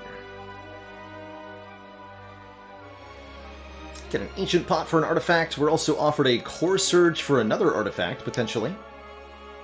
Or Machine Learning for more card draw, and I think I do want some more card draw in this deck. So I do like this Machine Learning a lot. If we find a Bias Cog, we already have Clockwork Souvenir and Ancient Potion, so I don't feel the need for this Core Surge. Saved by Stone Calendar, that's right, we were. We would not have won that fight without it. Although I think we had a better line through that fight. It feels like I made some weird choices in there somewhere. Pyramid? Inserter. Every 2 turns, gain an orb slot. I could definitely get behind that. I could definitely get behind an inserter here. We could take Sacred Bark, making our potions twice as strong, or we can take Sozu, giving us an energy at the start of our turn, but we can no longer obtain potions. I think Inserter is glorious. We've got lots of Frost Orb generation. It'll, you know, we've got lots of focus generation now that we have Consume. Energy is a bit of a problem, but the Turbo and the Aggregate will help a lot, as does the Charge Battery, as does removing cards, as does getting a crapload of relics from the Black Star. Okay.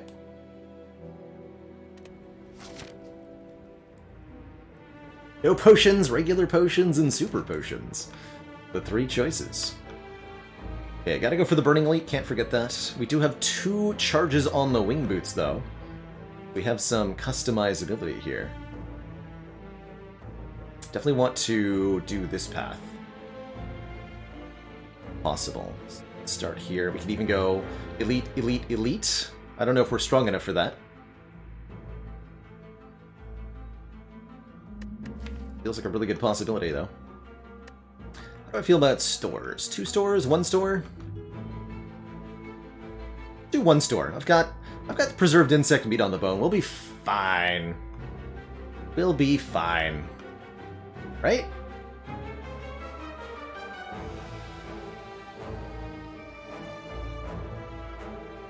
Right?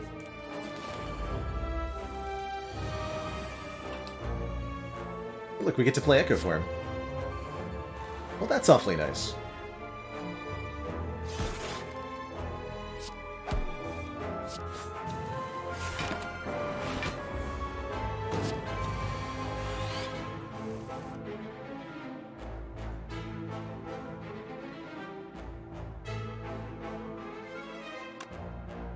Double ring.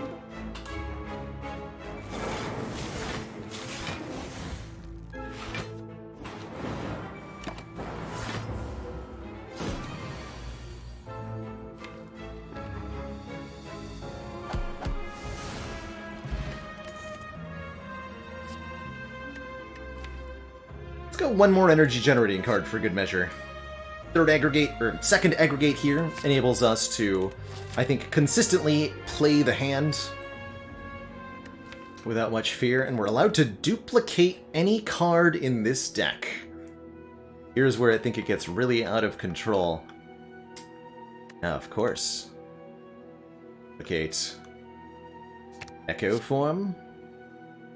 Feel respectfully, a ghastly mirror image appears from the shrine and collides into you. Being able to Echo Form our Echo Form allows us to then duplicate the first 3 cards that we play on each turn. That's going to get extremely out of control. In the good ways. Not Claw. Sad but true.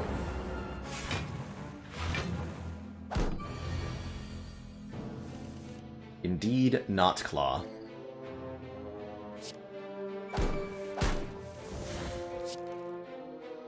Tell me we can kill you. Yes, good.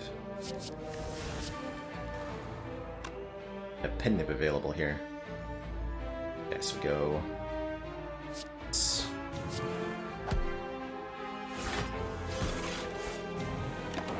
Take an optimal amount of damage to activate the emotion chip.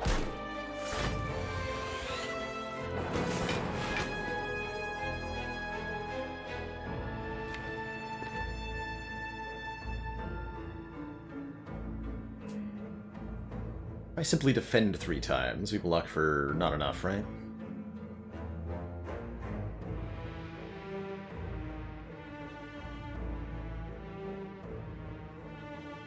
Double strike, beam cell, rebound? 5 plus 7 plus lots, yeah. That was not the order I listed, but that'll work fine. We'll double beam cell, yeah, whatever. I think it would have worked in a bunch of different orders. So, on the turn you play the second Echo Form, you dupe the Echo Form, and then your next 2 cards are also duplicated. Double Turbo, double Ball Lightning.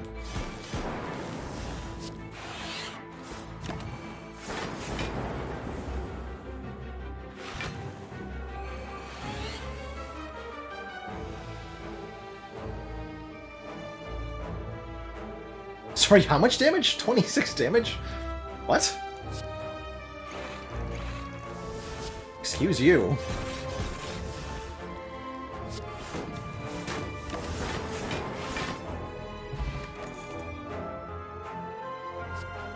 Third Claw. Now, let's take more Frost Orbs. Thank you very much. Take that cool-headed quite happily. You get a bonus shop. More orbs, please! Runic Capacitor starts us out with 3 additional orb slots. Do I actually even want that? Or is that too many orb slots now? That might be too many orb slots. There's a War Paint here, letting us upgrade 2 random skills. That could hit Rainbow, Zap, Leap, Aggregate, Skim, and Cool-Headed. Oh, those are good hits. That's a pretty good War Paint. War Paint and Card Remove feels pretty good. Dark Shackles is also quite nice for a 0-cost effective block. I don't think that I want this Runic Capacitor. Actually, maybe I do. I mean, I have Echo Form Consume, right? Oh, heck. No idea.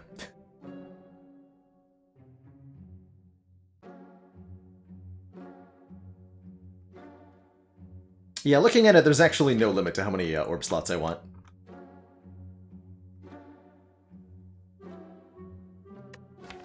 But mostly for longer boss fights. I mean, we need to shore up ourselves for shorter fights coming up, because we have, you know, 1, 2, 3, 4, 5 elites to fight.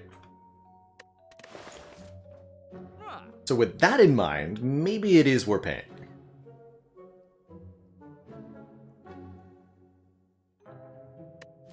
We can always echo form the capacitor, and then everything's fine anyway, right?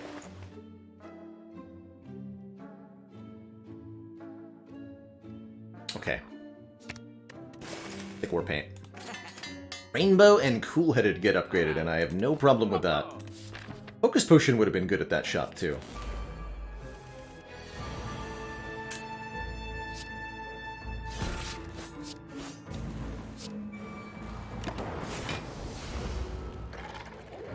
The card draw, hee. Okay, we lucked out. Didn't attack for the big number. Thank you for not doing the big thing. Sort of for this run. Shame about those energy cards, but oh well. Echo form, hello.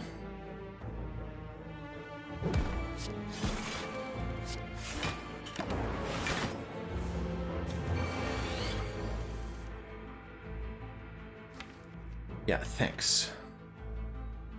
Thanks for that draw. Okay, half health is 35, we said. It's now immediately what my mind goes to. How do we optimally take meat on the bone value here?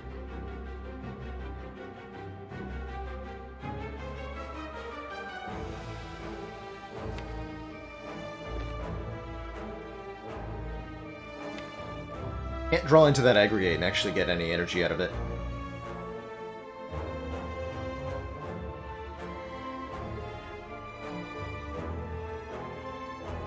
But I mean, case in point, do we really need 3 more orb slots in this situation? I didn't take the capacitor, and this is what we end up with. Okay, so to get to 35, we have to lose 22, which means blocking for 13. Blocks for 15.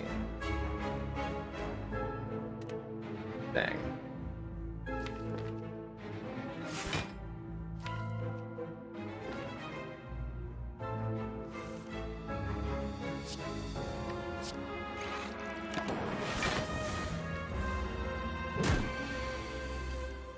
Take a bit more. On a future turn.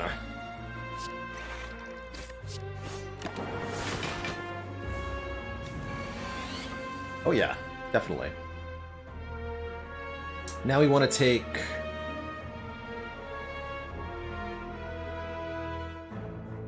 Eight. Incoming 45. Blocking for 32. 38 takes 7? Dang it.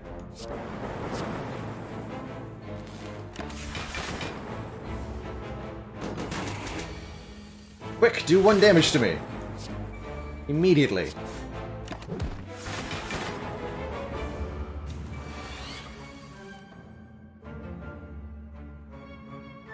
To 42.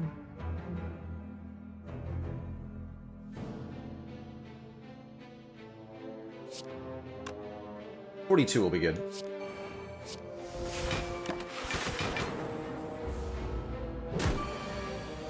Okay.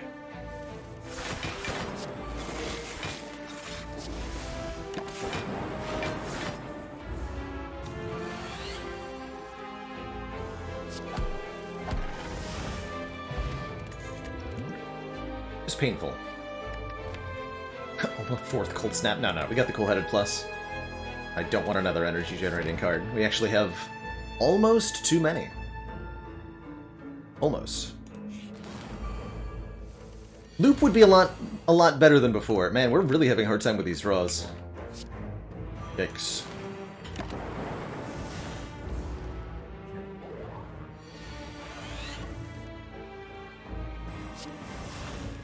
Ouch.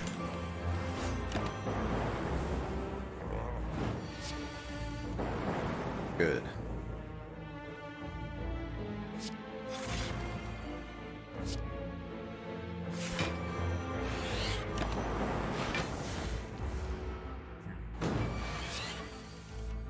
It is time? Well, That's unfortunate. I thought we were faster at fights than this. Looks like we're dead instead. Fortunate. Dang. Valkabian, thank you so much for the Prime sub and the 15 months.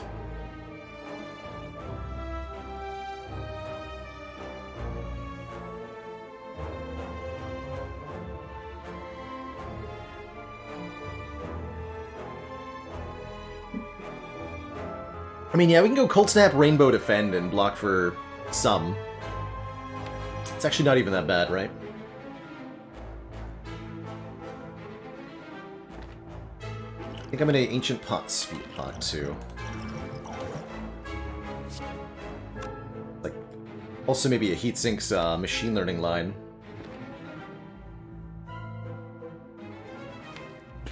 Shame about that buffer that I wasn't able to play last turn. Gotta drop back into it. Definitely play this. I think we go Heatsink's Machine Learning here. Skip the Rainbow.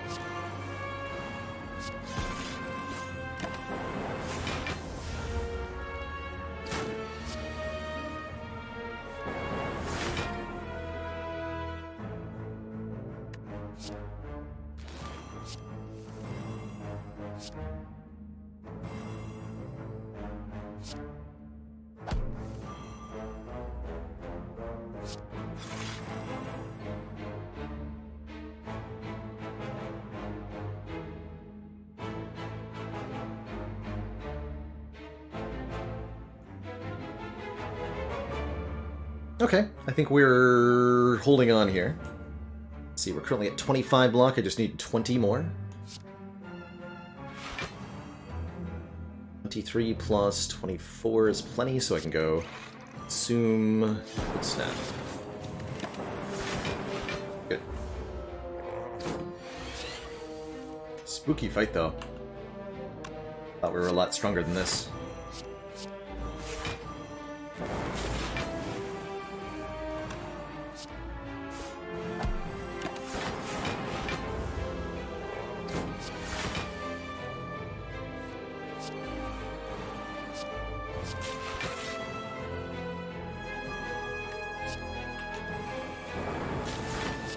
Once we get going, we're great.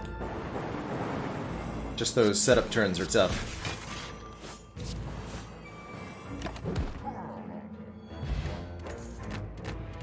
Run up in Art of War. Happy with a hologram here. Also pretty happy with a second rainbow, potentially.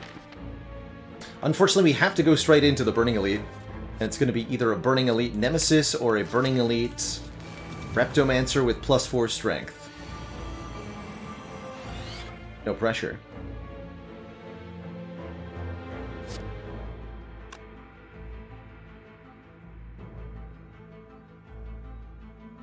An energy generating card, please. Right.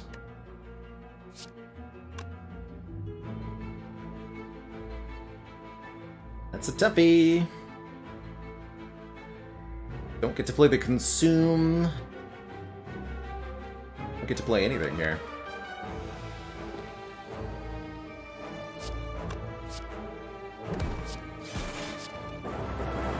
Good.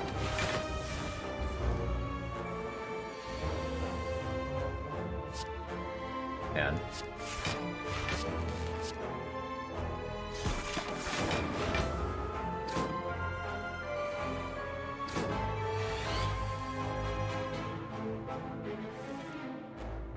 okay. We have outs. Small though they might be.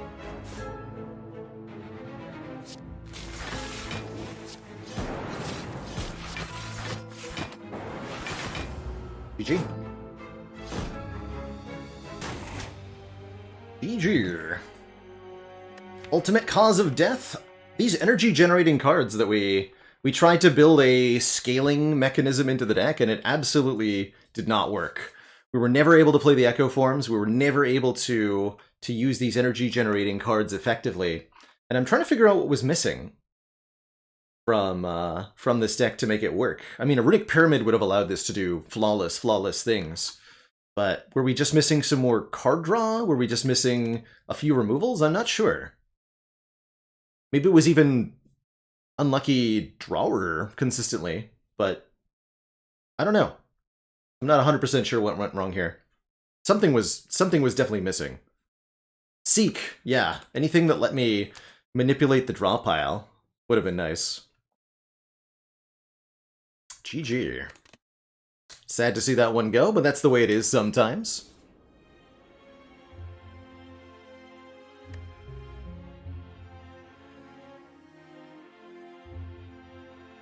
That's definitely the way it is.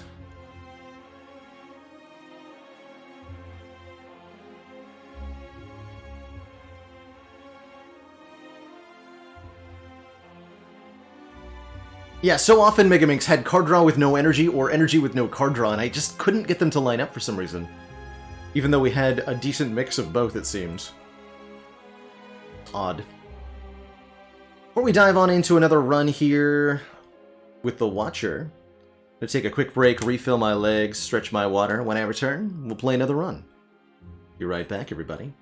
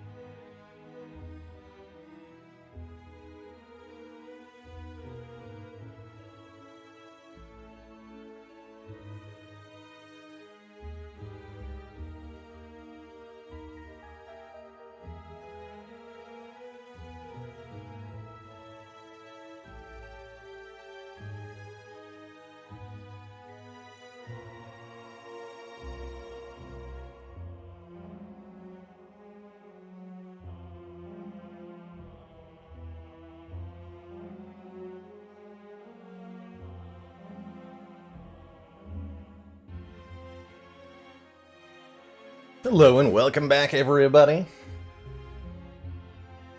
Hello and welcome, KCK all day. Here's hoping you learn stuff.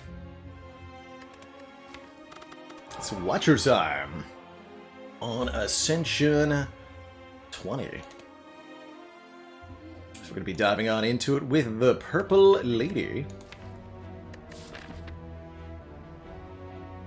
who excels at doing damage with her Wrath stance.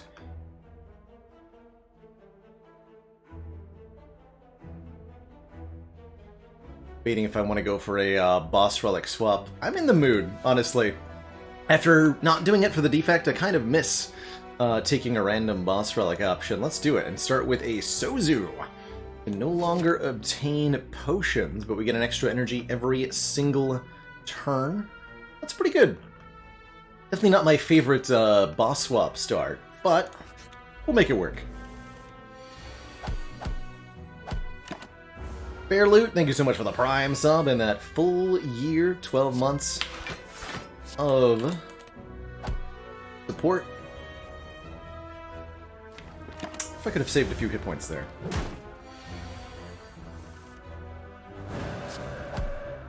Watcher has that very valuable Eruption. Dealing 9 damage and entering the Wrath stance. I think normally I would take a follow-up over a Sash Whip, but on 4 energy, the Creatude of the follow-up is not so meaningful. Let's take a Sash Whip. It's a decently damaging attack, and it applies 1 weaken if you, applies 2 weaken if you played an attack previously.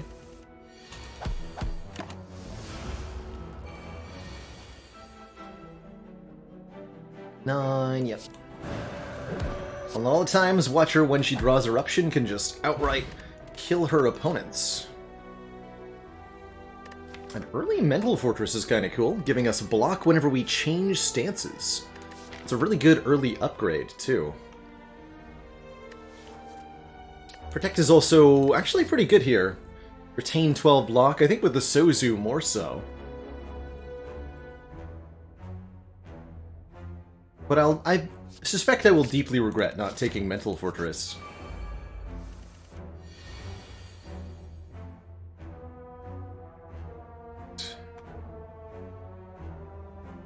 Incoming damage 14. Some incoming damage to do at the very minimum this. Take 7 instead of 9. Still not great though.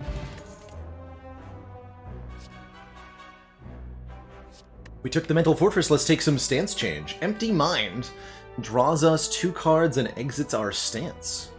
Card I don't think I take often enough, but Sozu here is really going to make it work, I think. It's an exit from Wrath, it's an exit from Calm, it activates the Fortress, draws cards, it's good. Could take a Tranquility with similar reasoning, it retains and lets us enter Calm on demand. I think I prefer the Empty Mind of the 2 options there. I'm gonna go this way. Fight this elite, get a couple of upgrades. Upgrade the Mental Fortress, upgrade... Find a damage card, that'd be good. You, drop a damage card. Immediately.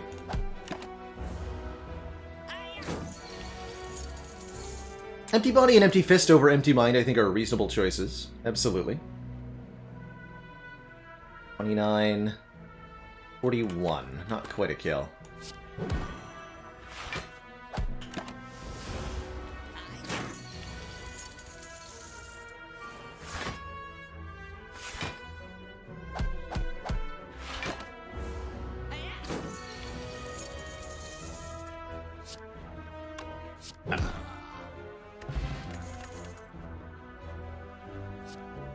You're an attack. Bowling Bash. And I really need another attack.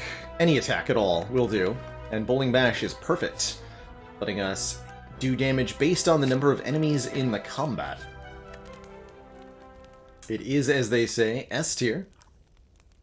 For upgrade here, I like upgrading Fortress for more block. I like upgrading Empty Mind for another card draw. We could upgrade the Bowling Bash. Or we could upgrade Vigilance for +4 to the block. The Fortress upgraded, I think. Might have been right to go for the Bowling Bash upgrade there. But against Lega, I'm pretty happy with the Fortress upgrade. This enemy will sleep for up to 3 turns. Like a pretty good open next turn.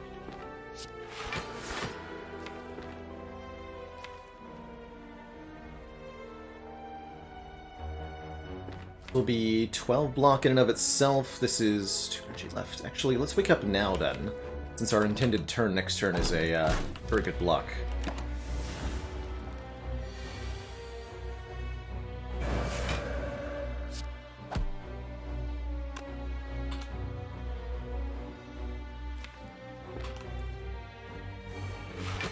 We drew the eruption again. Cute. Not actually helpful, but definitely cute.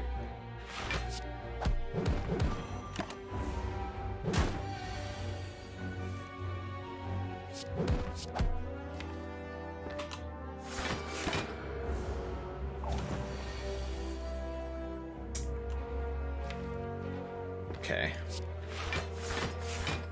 That's not good.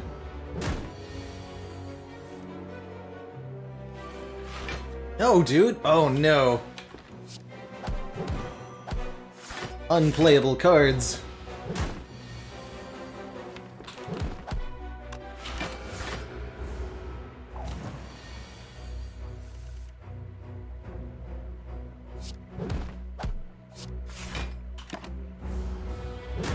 Don't want to go to the Spire today.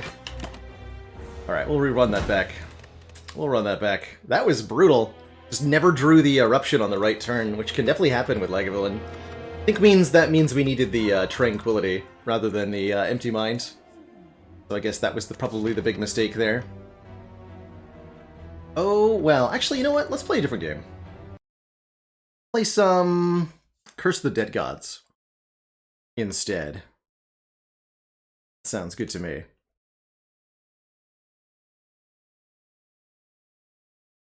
I am no longer in the mood.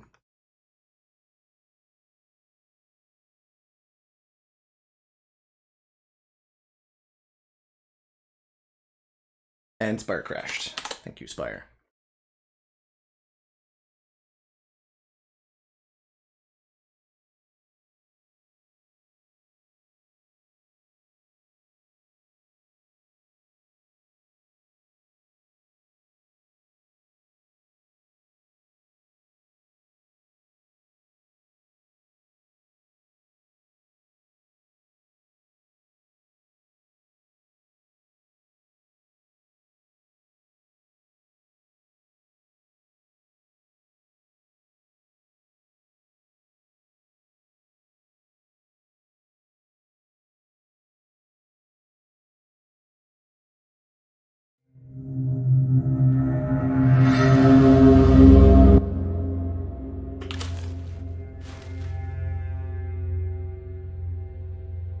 Sorry if that was loud.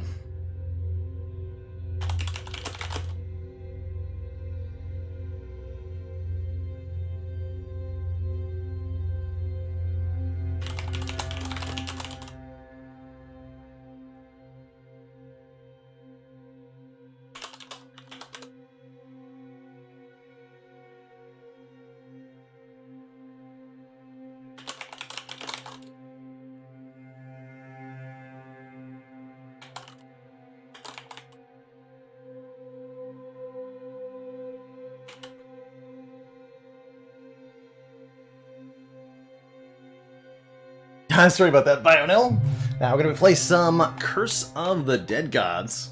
This is an action roguelite that I've been enjoying a fair bit, kind of in the same vein to Hades.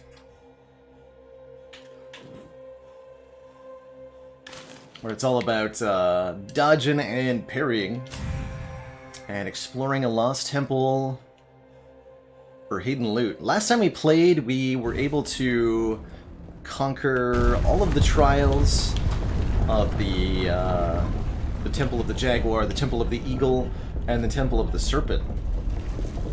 What awaits us now is this final trial, the Awakening of the Dead Gods, where we have to fight essentially all 3 of the bosses that we fought in the previous temples. So a very, very super challenging run compared to what we've done before. Pick a set of starting equipment first. Talon's whip and bow sounds pretty good. Or start with Warmonger Claws. Damage per point of Constitution. Well, we want a better upgraded Warmonger Claws. Let's take this.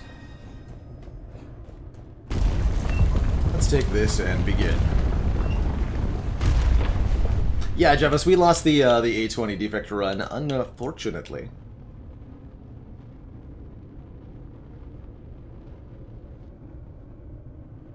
So in Curse of the Dead Gods, we get an area map, kind of similar to Slay the Spire, where we have to choose a path moving forward. We're shown the rewards each room gives. Gold we need to make sacrifices, attributes will boost our stats, weapons will give us better weapons, so on and so forth. As we move through the temple, we'll build up the curse meter, shown here in the bottom right. I think my camera is currently in the way of, probably.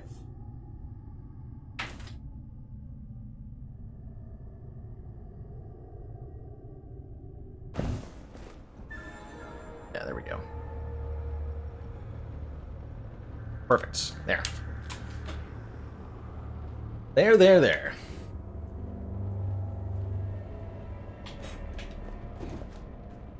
Alright, so you have 3 weapons in Curse of the Dead Gods.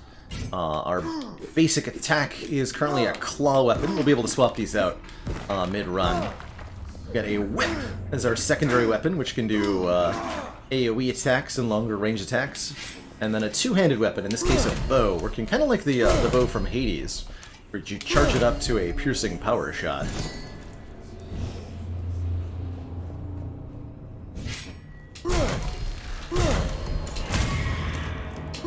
As we kill enemies, we'll build up a greed kill meter, it's called, which increases our monetary rewards.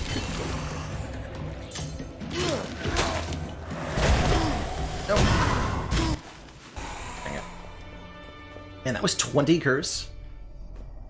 Really unfortunate. Ooh, Ring of Purity. Each greed kill removes 1 corruption. That could save us a lot of corruption over the course of this run.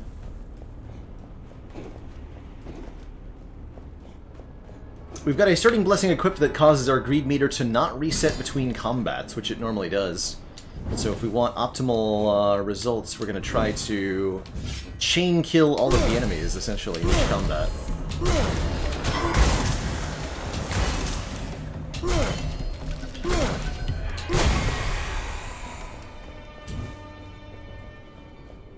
Take a bit of a stab there, though. Yeah, I'd qualify this as the same genre as Hades Unrecovered. Most certainly.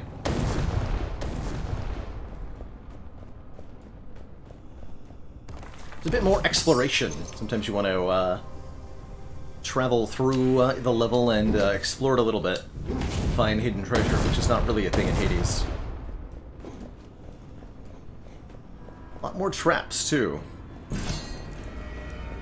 Just saying something, because there's a lot of traps in Hades. Those nerds.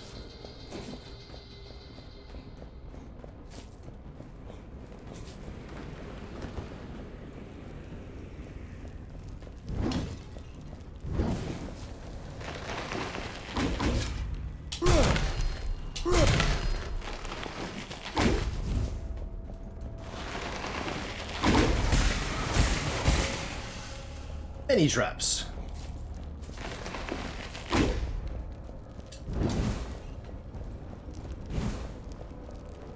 All the loot.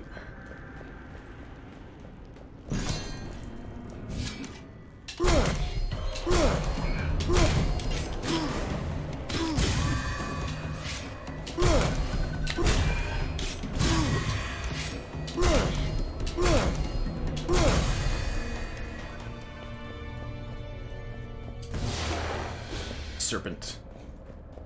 It sprayer things. One more chest. Chimeric Pendant. You only hold up to 6 relics at a time, so you find yourself swapping them out pretty frequently in your Curse of the Dead Gods runs.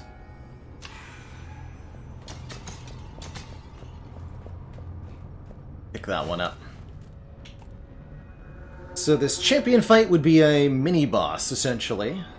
Will reward us by removing a curse. We have none currently, so I will not bother.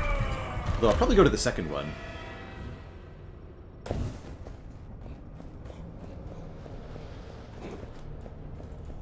This is heckin' hard, so I imagine we're gonna die. A couple of times.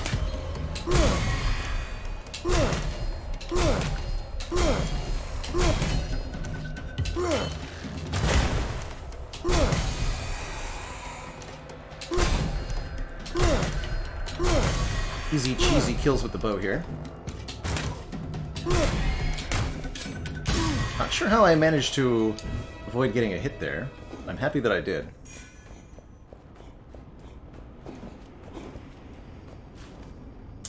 For weapon, weighted blades. Throwing daggers over the claws, no thanks. You don't want an item, you can offer it to the gods for a one-time bonus. Money in this case. I will happily take. Cash money. Bonus damage for maces. I don't have a mace. So we'll offer that to the gods as well. Take that, you stinky gods.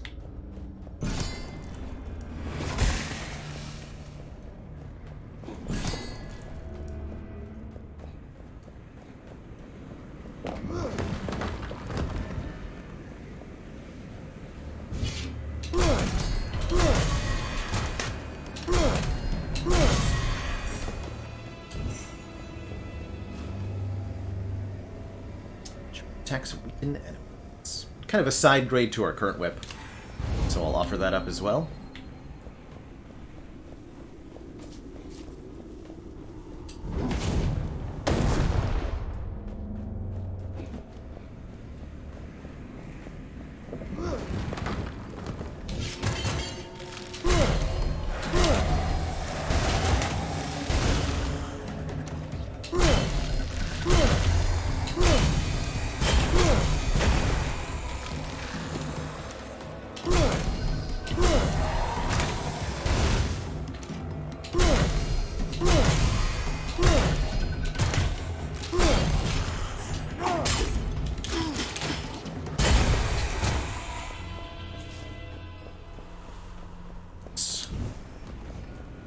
Kind of spellcaster-like enemies sometimes go into a defensive stance and you have to use a charge attack to break them out of it.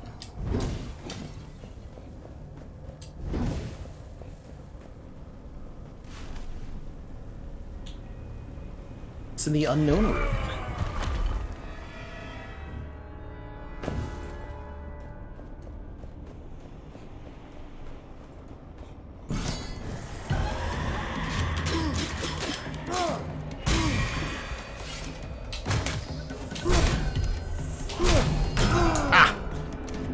So that resets our greed kill counter back on all the way down to 1, unfortunately, every time we take a hit.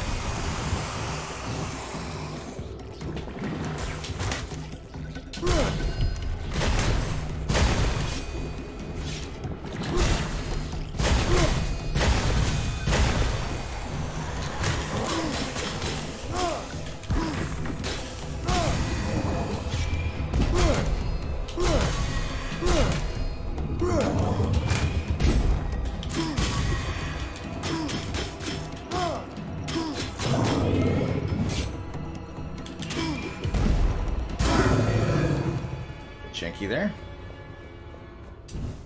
I will take it. Feathered Spear. Bonus stamina restoration when we kill enemies. I'm pretty happy with the keen bow at the moment. Serving us really well.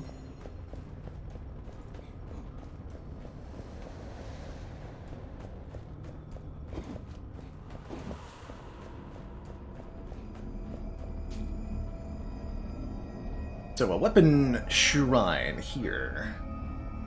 Or is this an upgrade? This looks like an upgrade shrine. Chance to inflict lightning damage.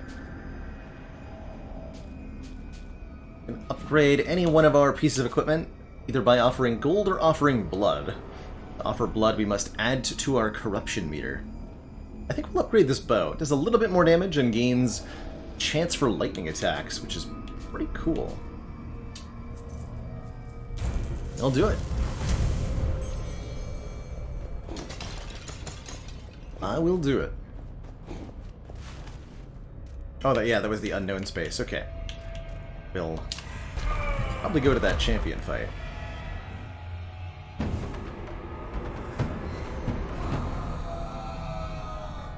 So every time the curse meter fills up, we'll get a new curse.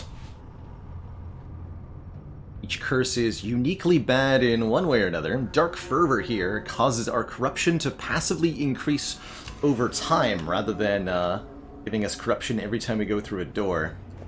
That is not something I'm happy about. Oh, what?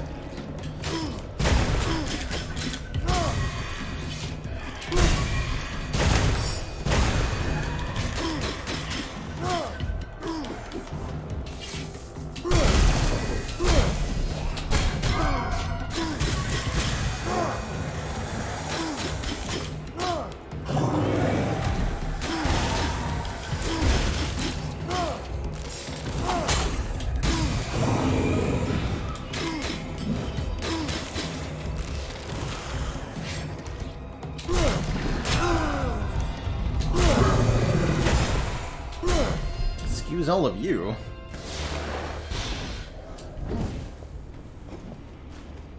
Three more decks. Not gonna have space for that.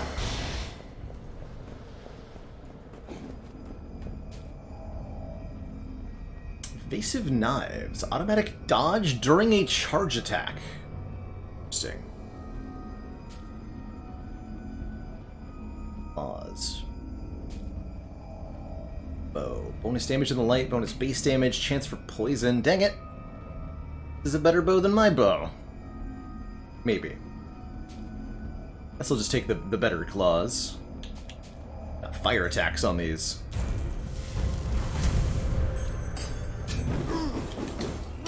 Our attacks should now ignite enemies, which will also make them emit light. As well as doing fire damage. And we'll fight our first champion. Kind of a mini-boss of sorts here.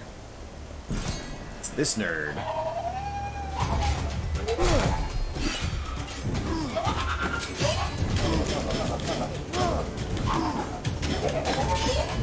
Proper parry timing is absolutely vital.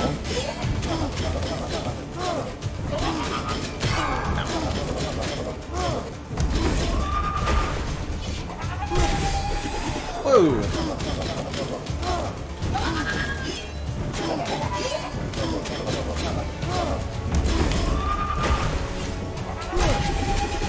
Don't try to block that. Noted.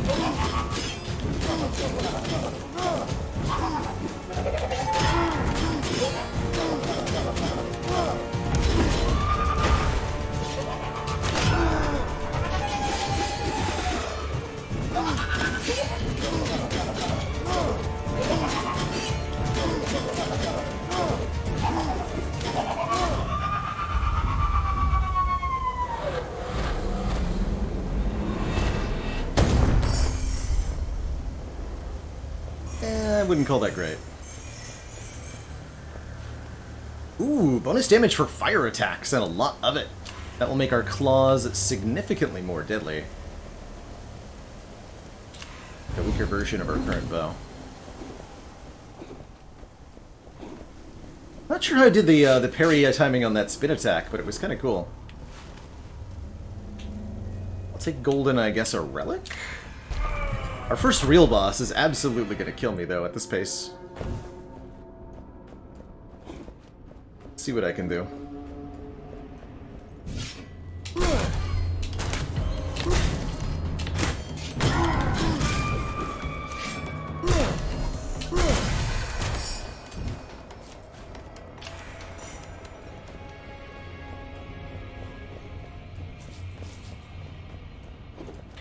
There's a whole bunch of different effects that can give you healing, from weapons to relics to healing chambers. Even some of the curses can heal you. Ow. Accidentally fired a flaming arrow into the spike trap there. Happened to shoot directly at me. Maybe it's coded to shoot always directly at me. Yeah, looks like that's probably the case. Right. Yeah, that's definitely coded to shoot directly at you. Not random.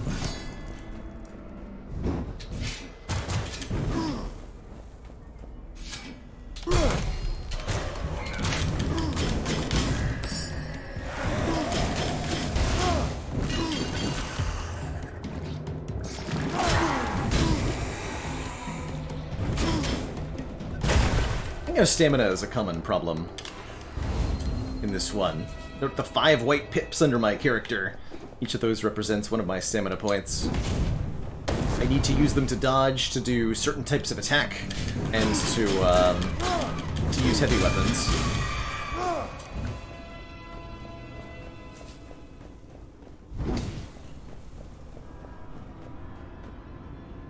The Evo logo. Ah! Makes sense.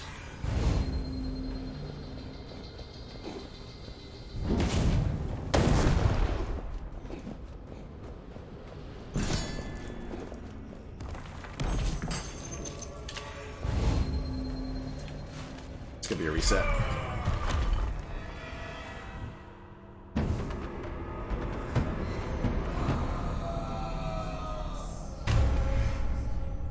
Bloodlust. All regular healing effects are disabled. Defeating enemies now releases blood instead of gold, restoring a portion of health. And it is increased by the kill counter. Cool. So we will heal instead of getting monetarily rewarded for winning.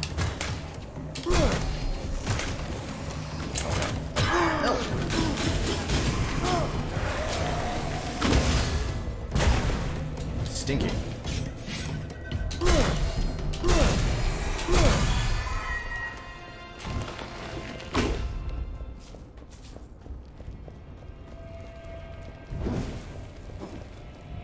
Wouldn't exactly call this proper healing. It is something.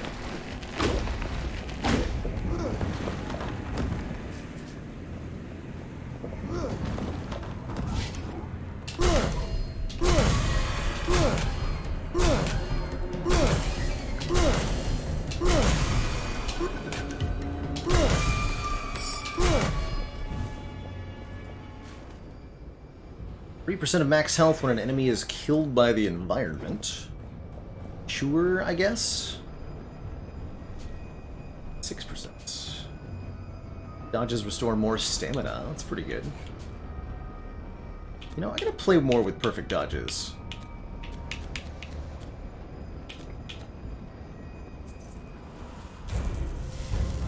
And the 4 con will be a fair bit of health, too.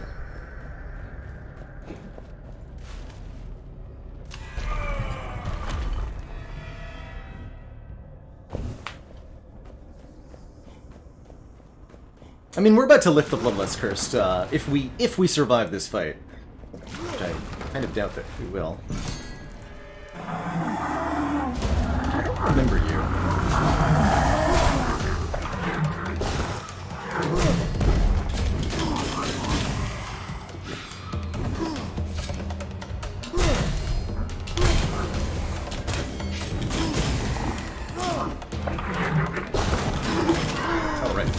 I do remember that you hit us when you lift your arm back off the ground.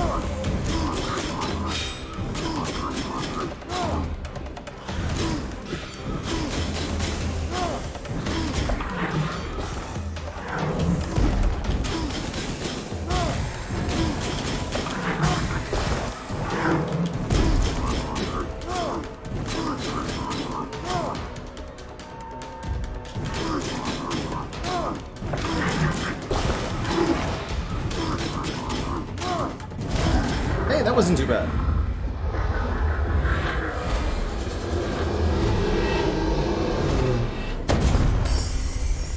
And it was a pretty generous heal instead of money there. I'll take it.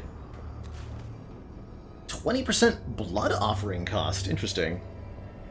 Don't like to do blood offerings very much, and we can offer it up for 2 perception, which I'll take instead. Or Makana. Does bonus damage if the secondary weapon is a whip, which is true. Chance for poison. But we have the bonus damage on fire attacks, right? We'll offer this to the gods for Constitution instead. Indeed, Fluffy Mittens, this curse and many others in this game are totally usable as part of a build, if you're fortunate or unfortunate enough to be saddled with them.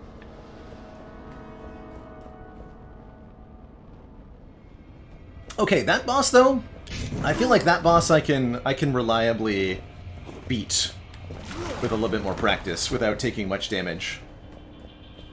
So in future attempts, that'll help quite a bit. Do I take a healing chamber? Probably, realistically, is the answer here. Probably.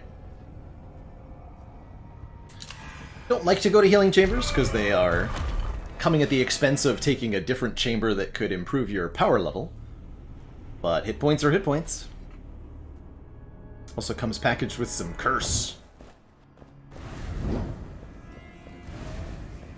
The healing fountains in this game, well, they're just slightly cursed, as you can see here. Able to multiple times trade additional curse meter for bonus health.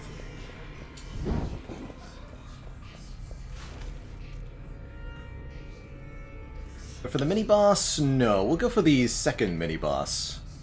Take a weapon room instead.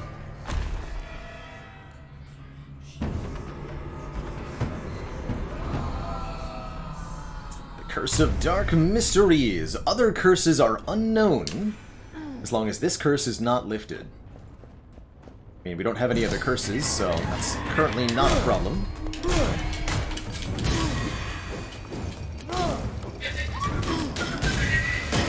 Oh, the triple arrow. Rude. Right. Always forget that elite archers do 3 shots.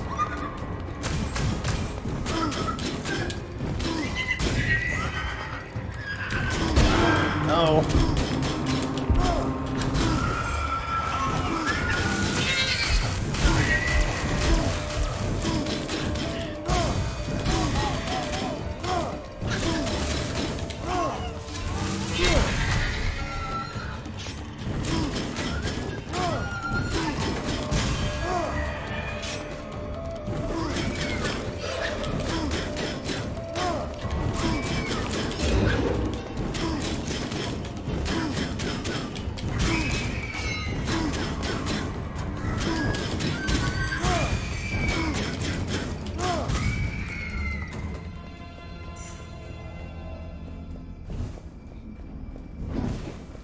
A lot better. I don't know if you can get the same curse twice in a run or not. So we want a secondary weapon pistol if we can find one. Damage to bosses. We can also use a point of favor, it's called, to reroll our 3 options. We have 4 points of favor currently.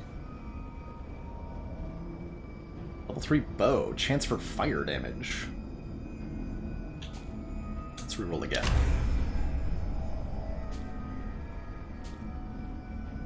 Fire attacks, fire charge attacks, and fire combo finishers. Bonus damage if secondary weapon is a whip. Deals critical damage when stamina is depleted, and bonus critical damage. This sword seems awesome, actually.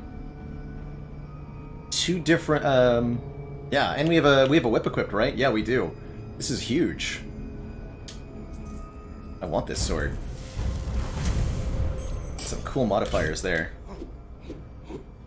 So we can charge our attacks for fire. And our finishers, which cost no stamina, are automatically fire damage enhanced. Hey, Lava Train, yeah, Runic Cube and Combust do not interact the way that you'd want, indeed. No, they don't. The challenge room. In a challenge room, you have to kill a bunch of enemies basically as quickly as possible after activating this thing. Let's light the braziers. It's not a brazier. The bomb. Also not a brazier. Alright, well, it's fine.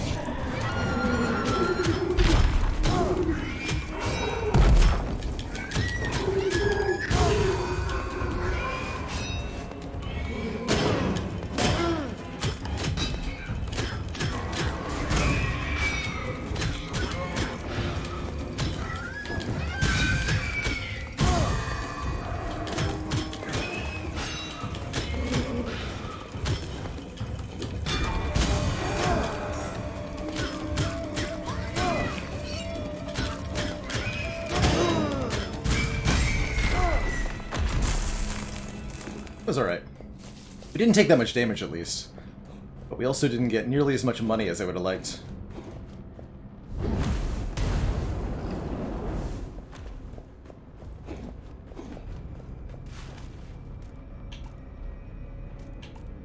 I'm going to try to upgrade this sword, because it's a really good sword. Even if it costs me blood to do so.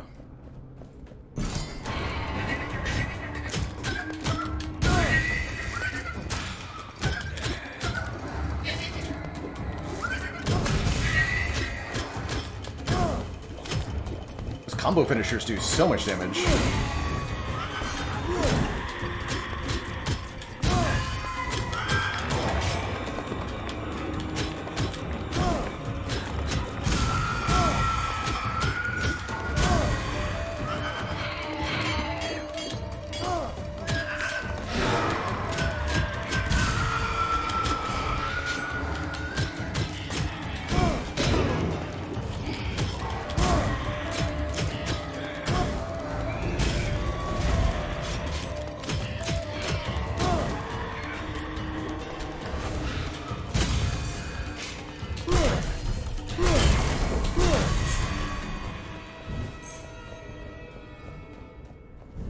Also not a bad fight.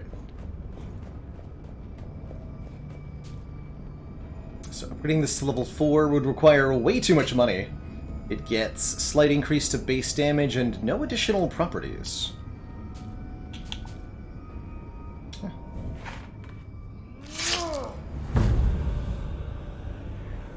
Do it.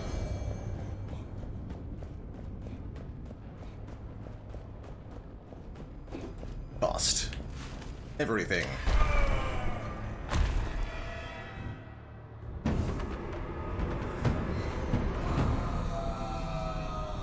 We get a new curse, but we're not allowed to know what it is. Although I have a sneaking suspicion that it's the one that makes your torch turn purple, because our torch has suddenly turned purple.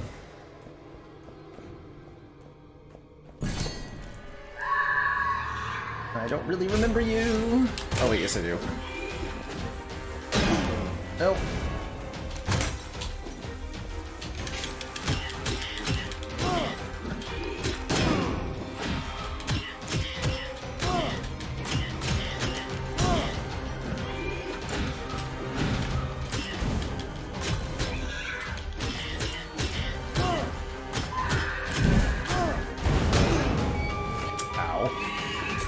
Not a good time to have no stamina.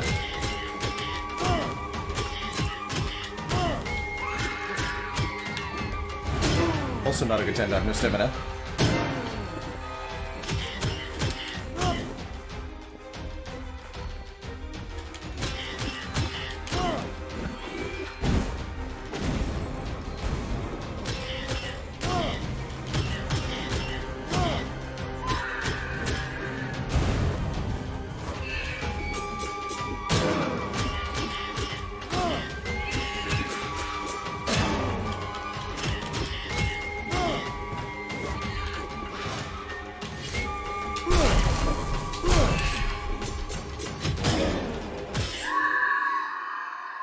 Okay, we'll be better prepared next time we face this enemy.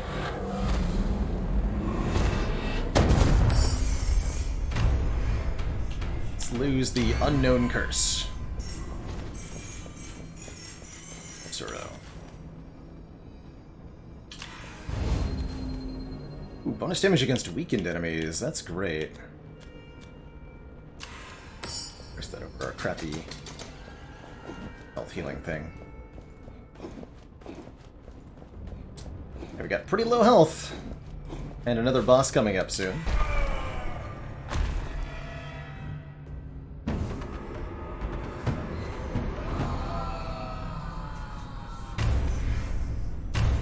Oh, and I got 2 additional curses laid on top of me. One of them is the one that reduces our number of relic slots, obviously. We just dropped a relic on the ground. The other one is... Oh, the max stamina curse. We're down to 4 stamina, too. They're both pretty unfortunate.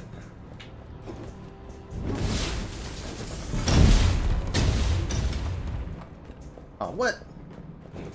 Wait, door.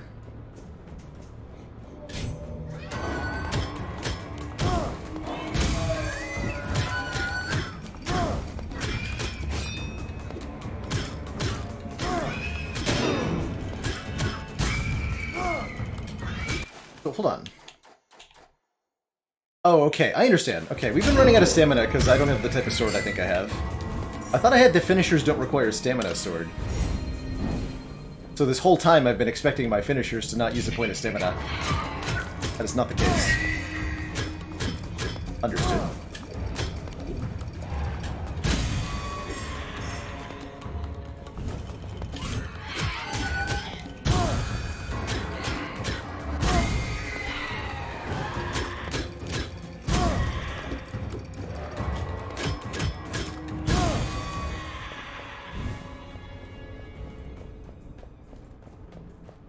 That was 2 curses because we filled up the meter twice during the boss fight for the curses.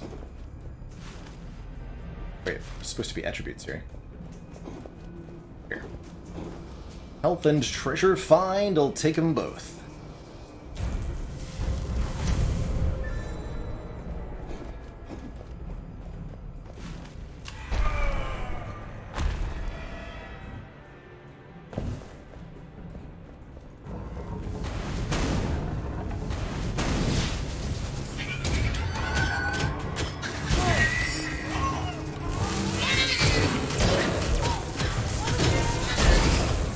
Not sure what just happened, but I accept it. Very well. GG. Murdered. Let's try again.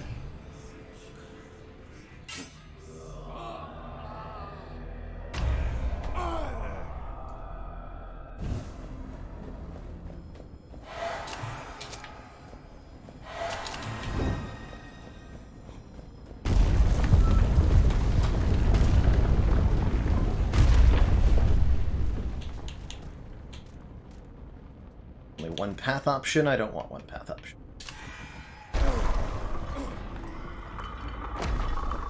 This top temple I think is going to take quite a few attempts until I learn the patterns of the bosses a little bit better. Slash some of these basic enemies too.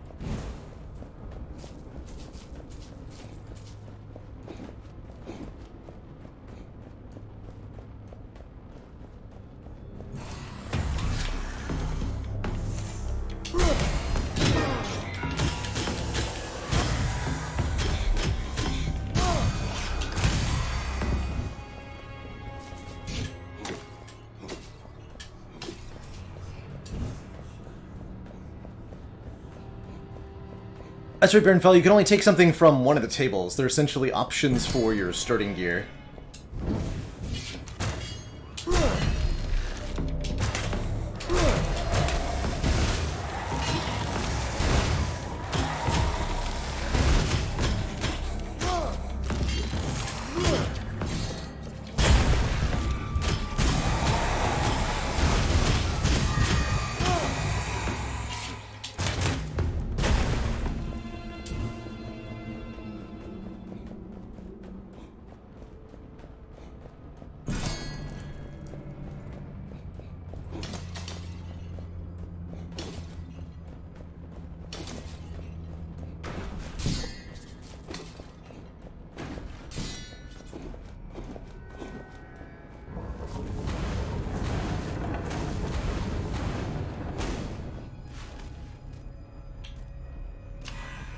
weapon, please.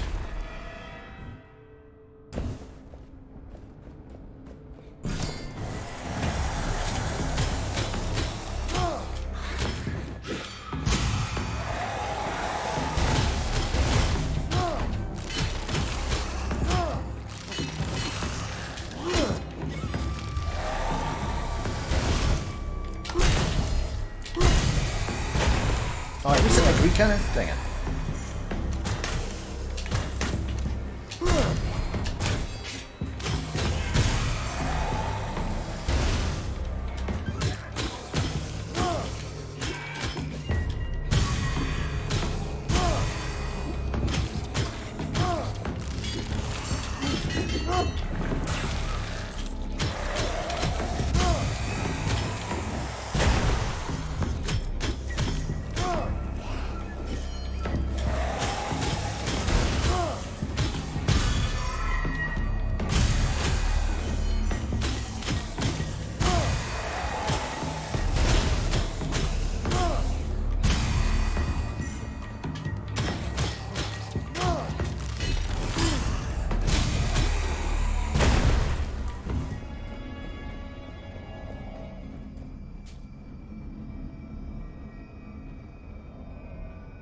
Combos also do.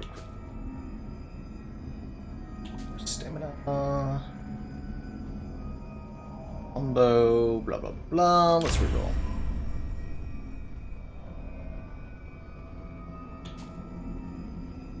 Hey, a Sky Hammer. Sure. Take a Sky Hammer.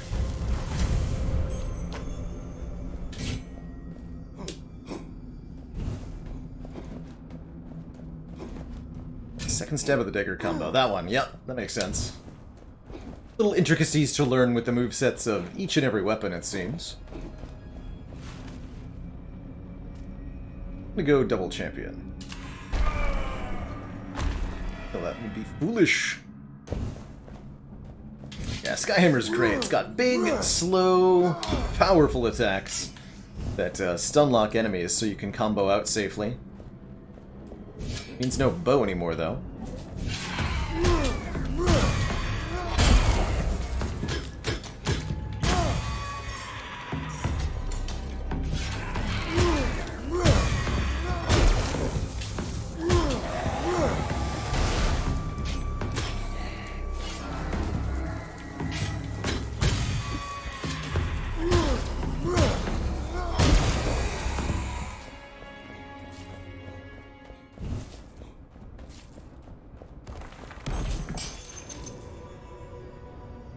Same item we already have.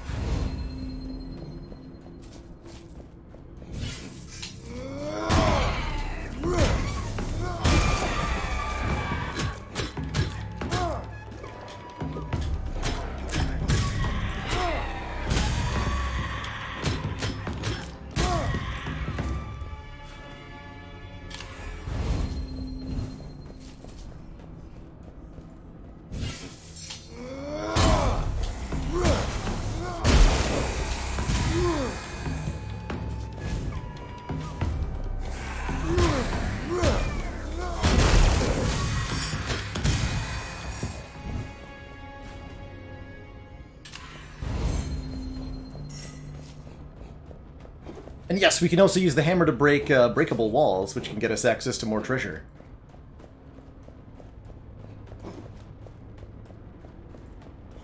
No, Varenfell, once you've picked up an item one time, for any reason, you would lose the ability to offer it to the gods.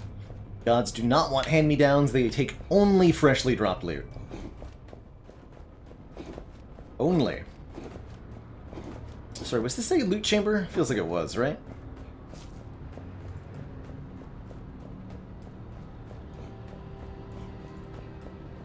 Plus 1,000% money. Does it max at 1,000%? I guess it probably does, huh?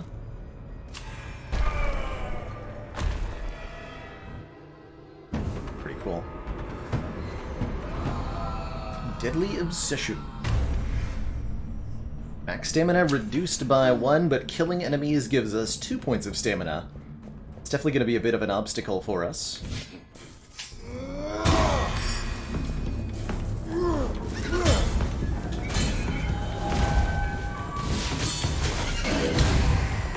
My greed kill counter, no!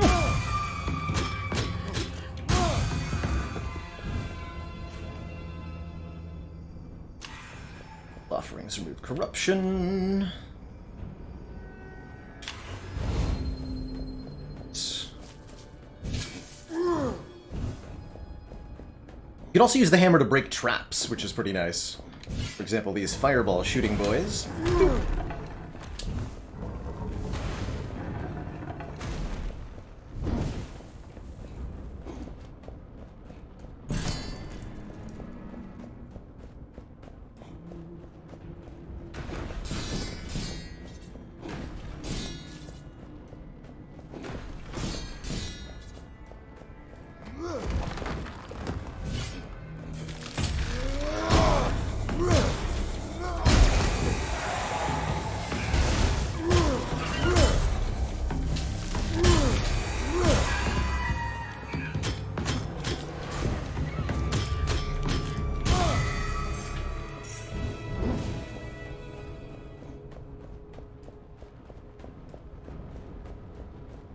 Not the worst thing in the world to have lost the greed streak there.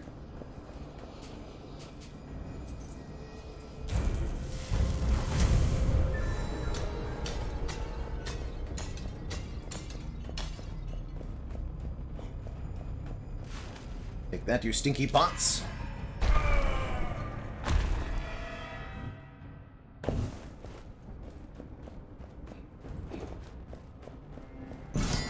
Okay, we need more practice on this enemy anyway.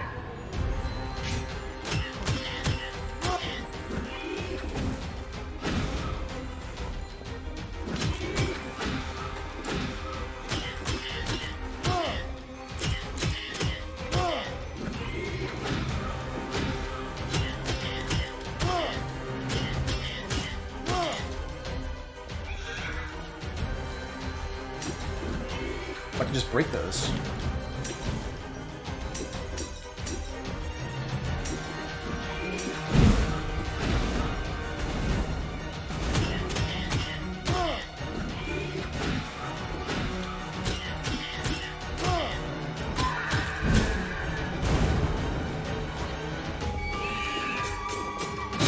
What?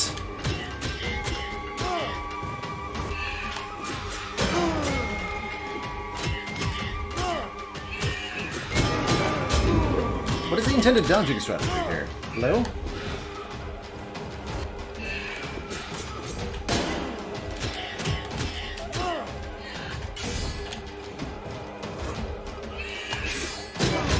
It's not parrying, it's not dodging.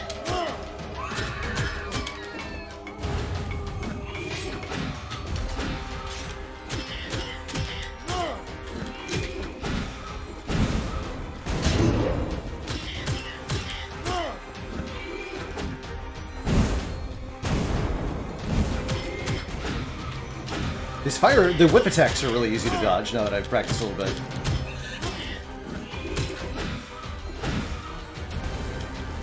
That second phase, though, not so much.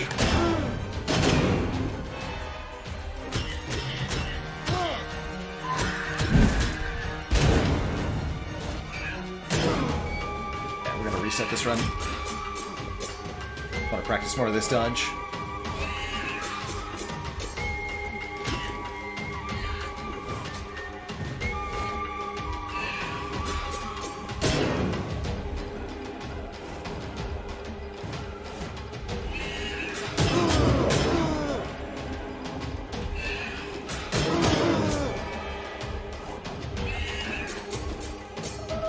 Dodging like directly away seems to work.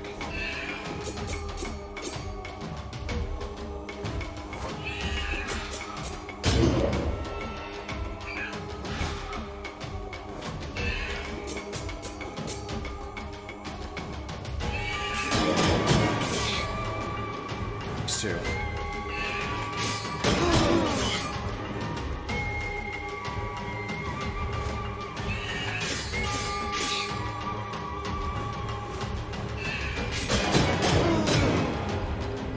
Definitely not worth trying to parry, though.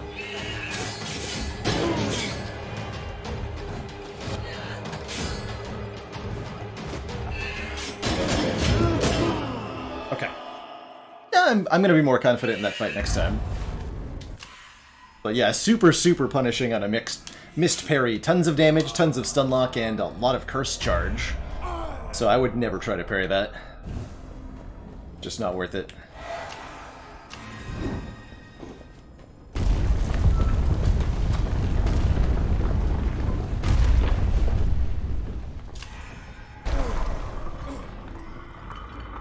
Back in we go.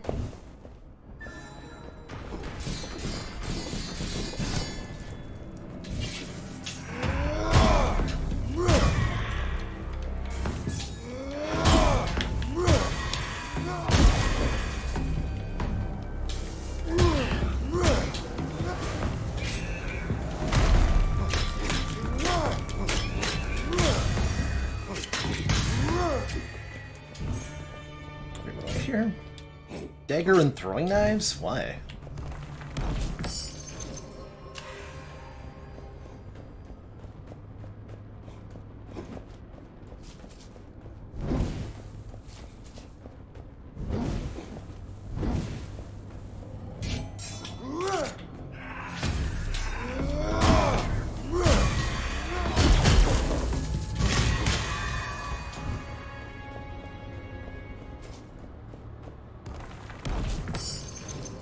More perception. Good. Perception is treasure find, so this early perception means more items drop and more gold drops.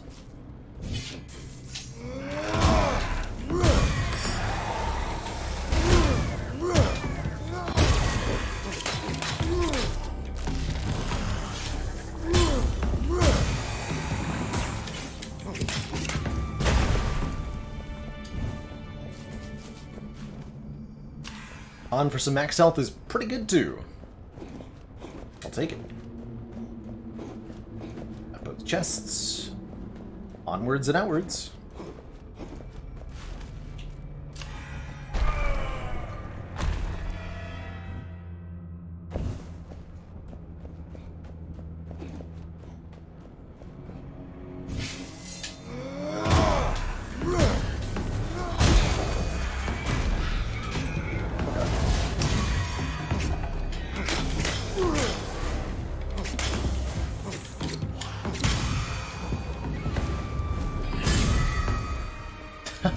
Thanks, Fireball Trap.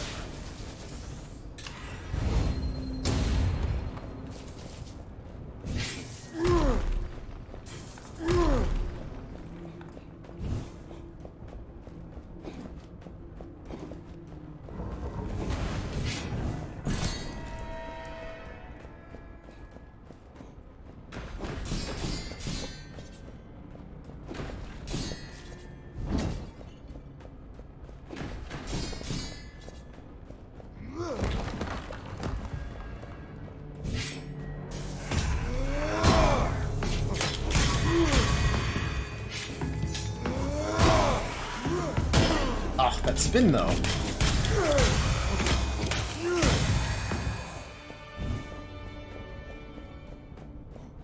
Yeah.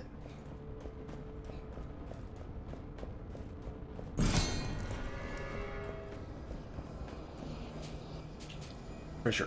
And the damage find. Pressure find and damage. Rather. Not sure what damage find is, but it sounds like something I want. And let's keep picking one champion per area.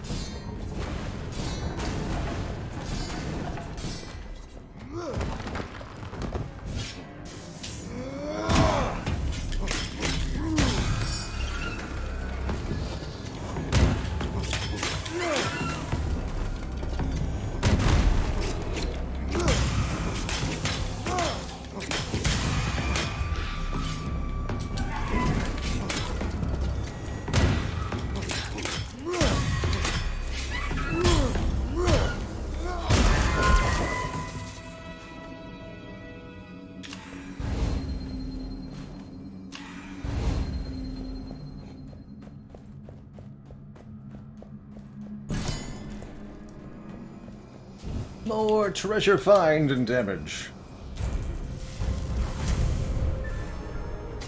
Good. Money.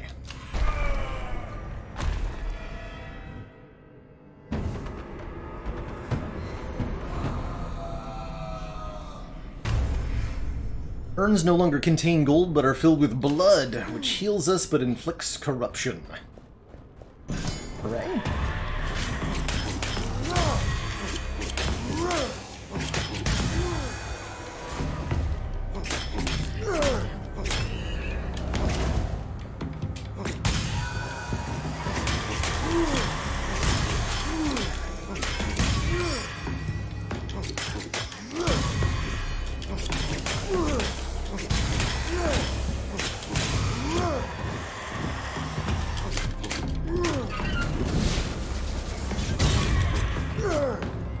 Stupid barrel blocked my shots and reset my creep counter. Dang it. Barrel. Light or more crit damage, sure. On the Sky Hammer, already a weapon I'm pretty happy with. Crits in Curse the Dead Gods are not random. Instead rewarding you for meeting certain conditions or for finishing combo attacks.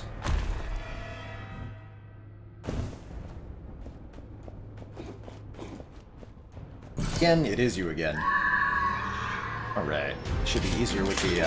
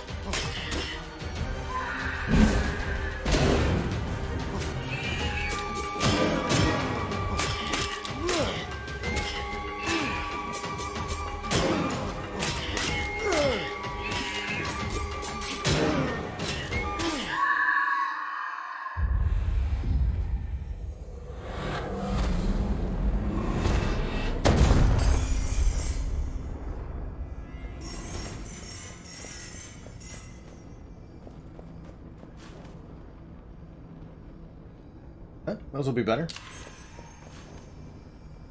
So will that. Throwing stars instead of throwing daggers. Hooray! Ultimately, that cost us far more than the reward, I think. Let's see how it goes. So the meta progression in this game, Loch Lamora, stuff that you unlock between runs, is first and foremost the blessings that you start with on each run.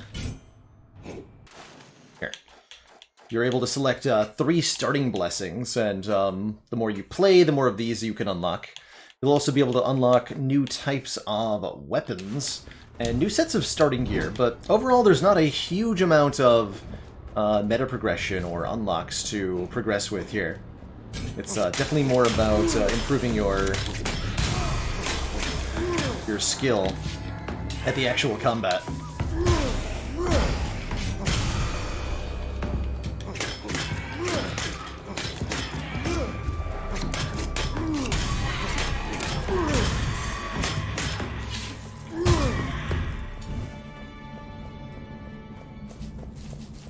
You vandal her.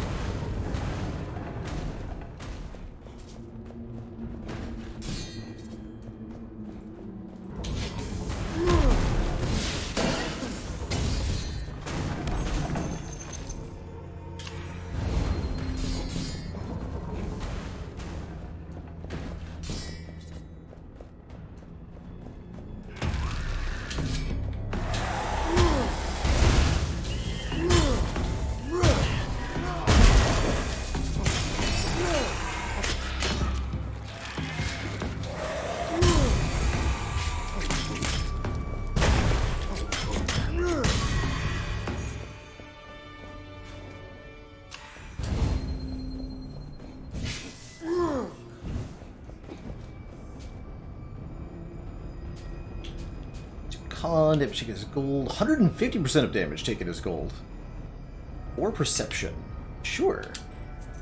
Take that one. It's a lot of early money finds.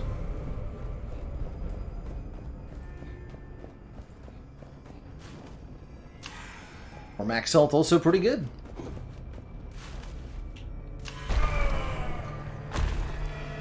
Spire does have unlocks, Opal Operation, but they're not a huge part of the game, nor are they a significant influence on your ability to win or lose. Many other games in a similar vein have a much more comprehensive or much more important unlock system. Like, imagine in Slay the Spire if you had to unlock the ability to get a bonus from Niao, or one of the things that you could unlock is just a free relic at the start of each run. That's the kind of thing that is meta progression in a roguelite. Oh god.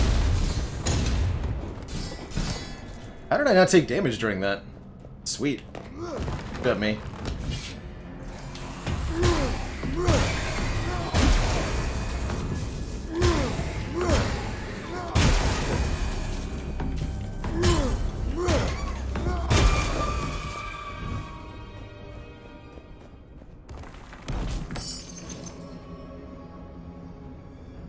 Sure, we'll stack that with the other one.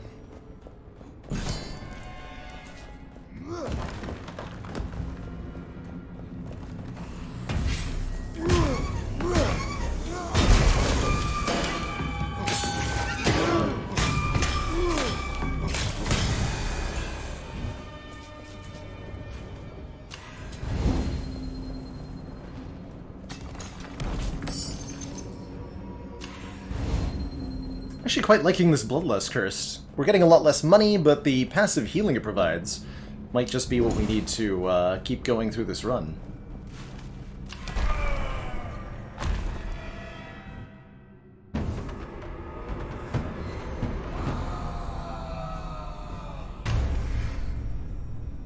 Taking damage causes hallucinations.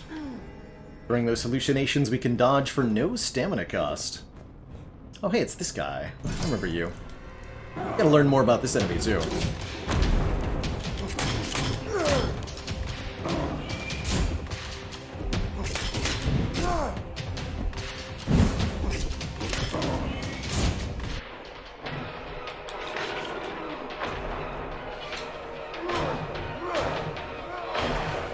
This would be the hallucination, by the way.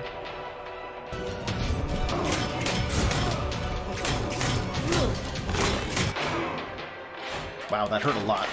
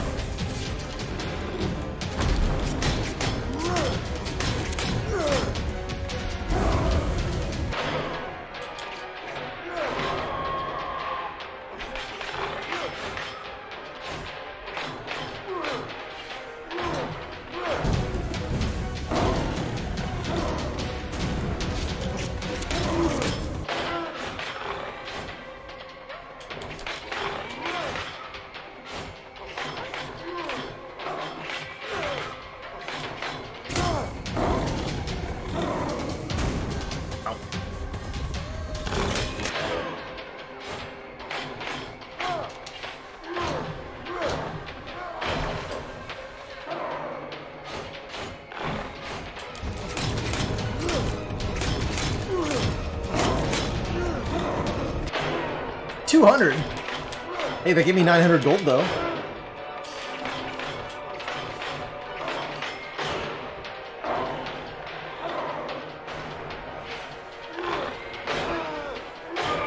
Here. Struck down by the avatar of the Jaguar. Gotta get some more practice against that boss, too.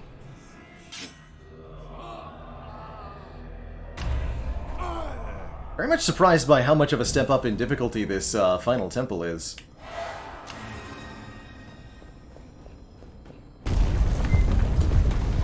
Compared to the game beforehand. But we're learning. Progress is being made.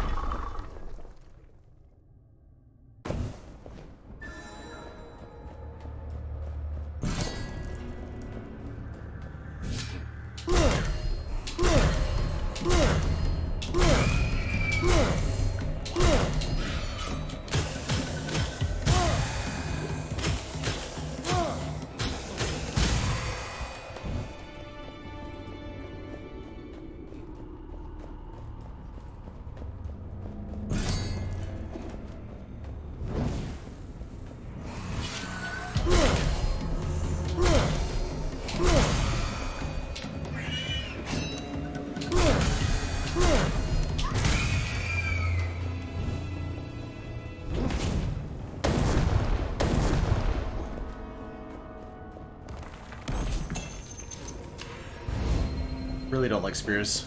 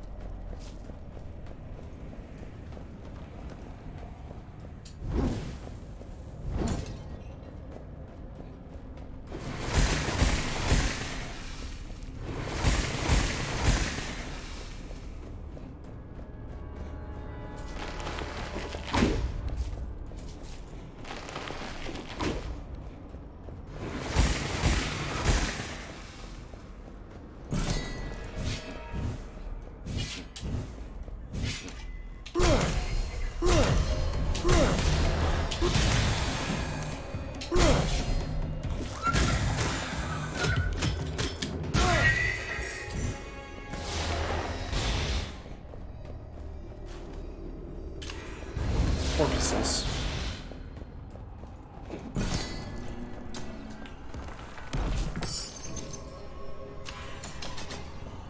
Little 5, thank you so much for the Prime sub and the 6 months, that whole half year of support.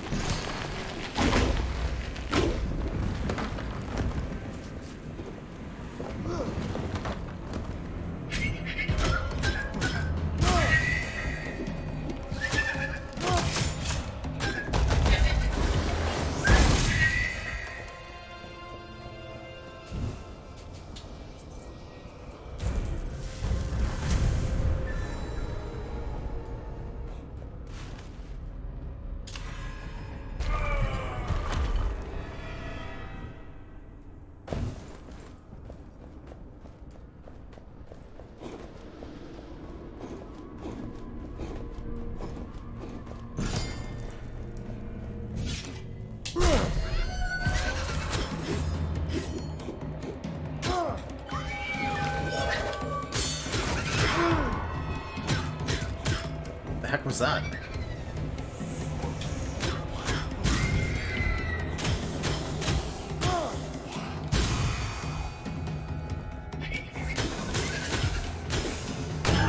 One thing I'll say about this game is it's a little hard to tell the enemies apart sometimes. They're all so generic in their appearance. Makes it a little bit difficult to predict them.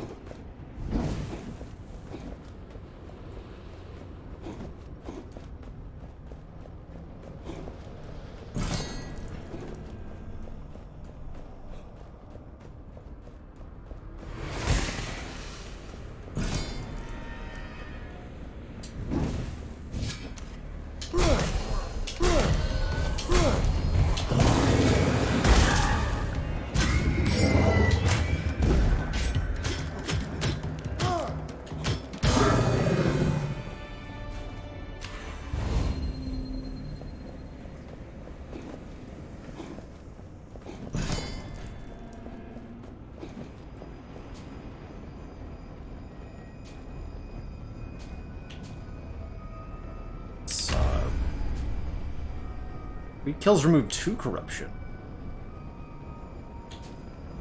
It's damage to attacks. I'll just take this. I don't actually know what kind of relics I'm looking for in the early game. Something with stats? Something with gold gain? I don't know.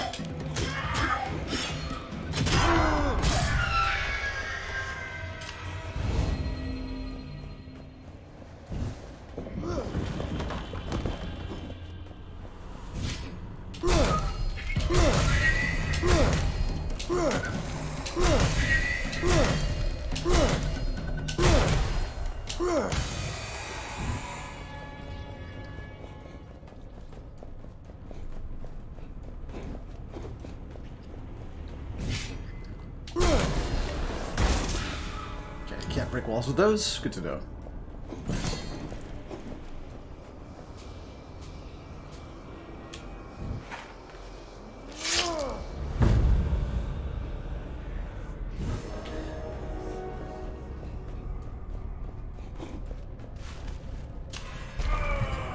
Alright. See how our first champion fight goes.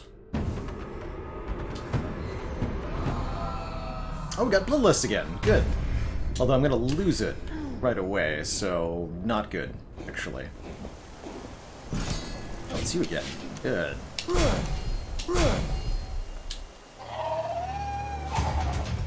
This guy is all about parrying.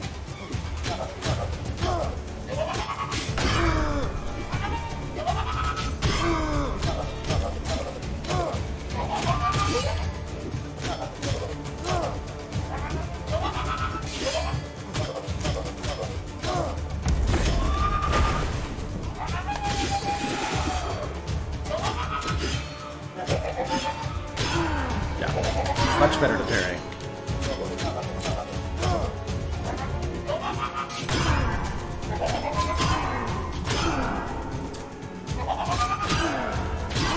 Not like that, though.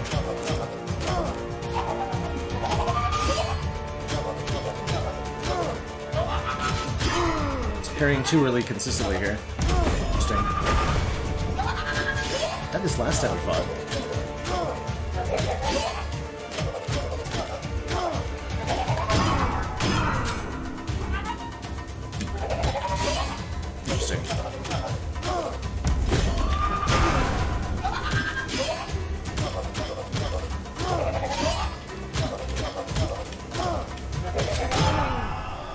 I wouldn't call parrying too hard, Con Badger. Just takes a little bit of practice. Seems to be... yeah, I don't know. Timing is a little weird to get down, though.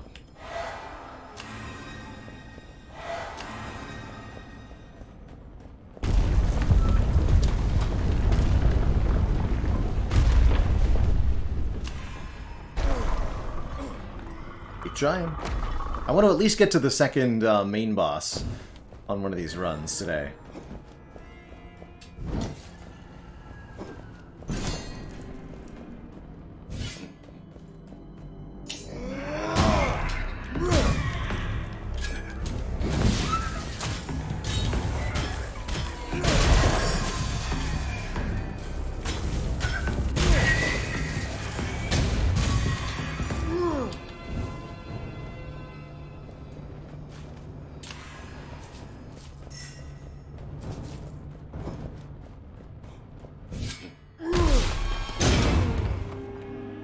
Ah.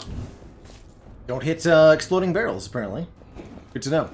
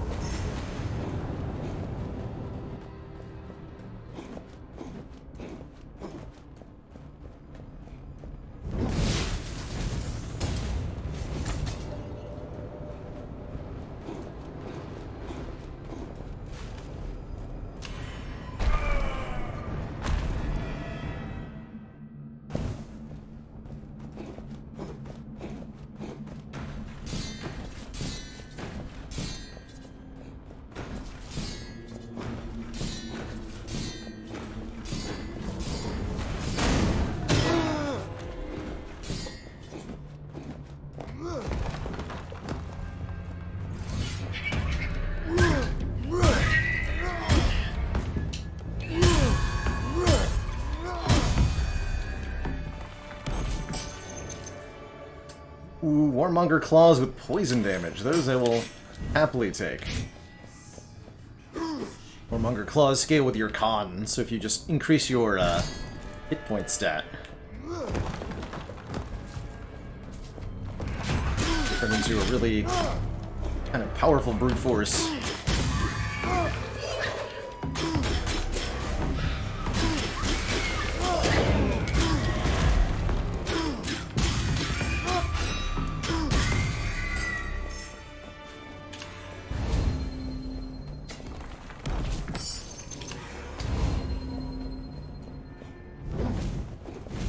Giant kills everybody, even got me today.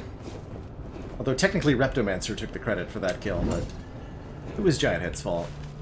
We know it was.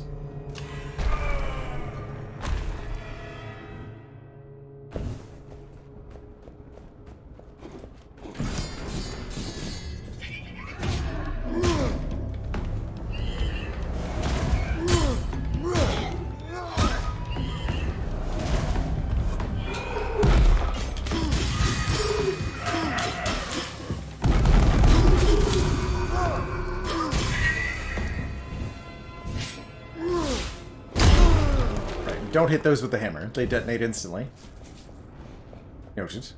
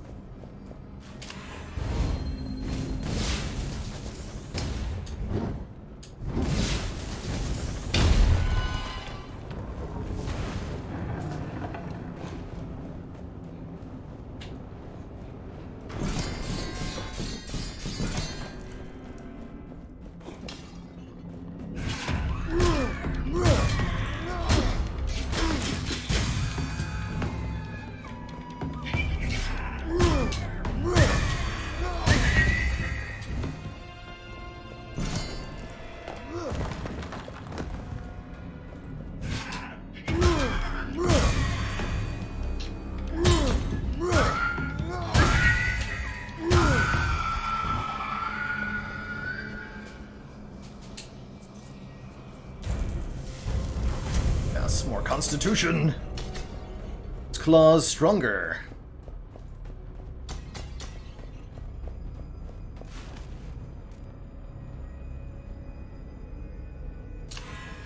Like this champion.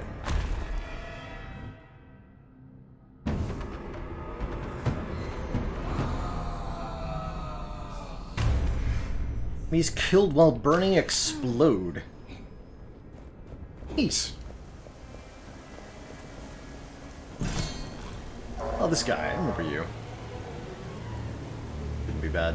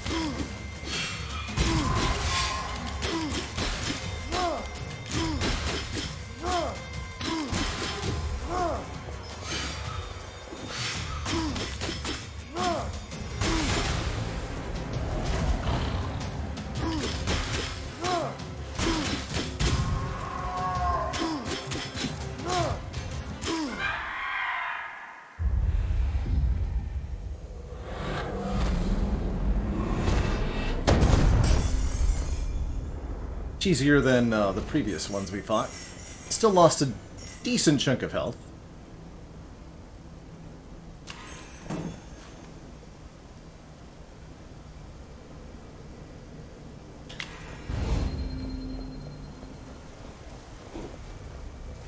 Such as it is. Now let's upgrade our Warmonger Claws to be better.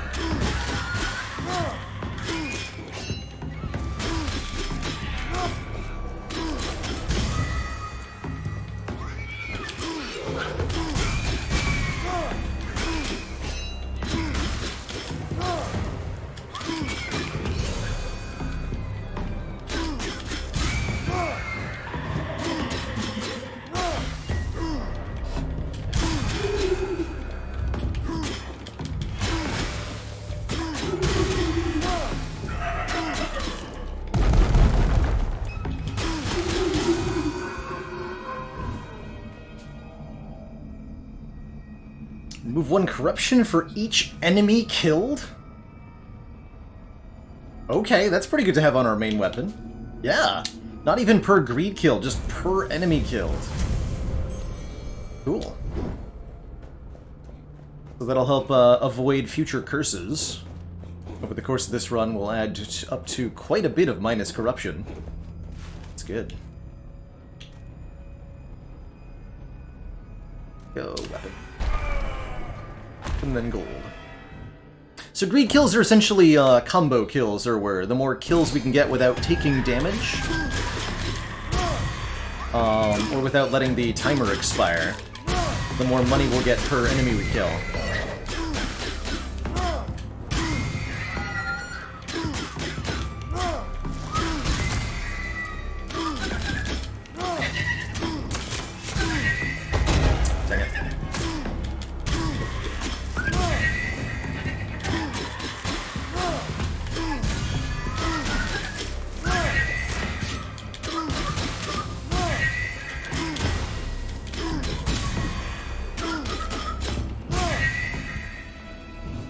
Those are pretty good weapons.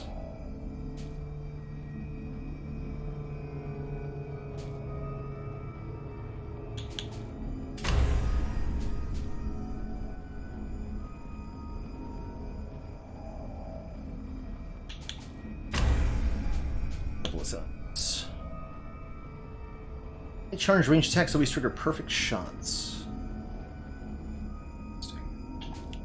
I'll try it.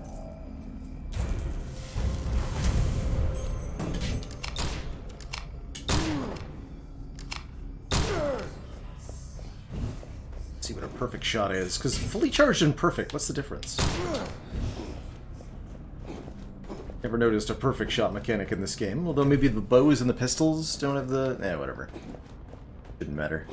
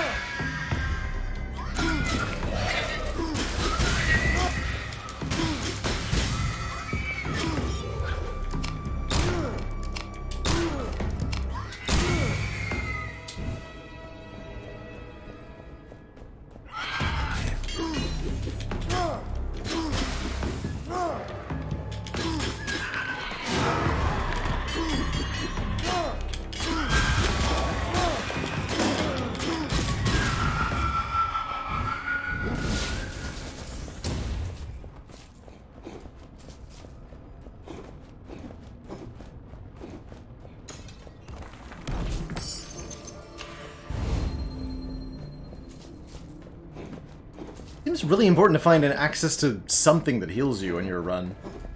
And very random whether you get one or not. Let's see if I can do this fight on 450 health.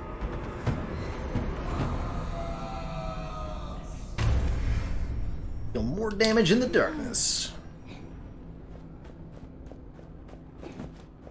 This boy again. Okay. Get better practice this time.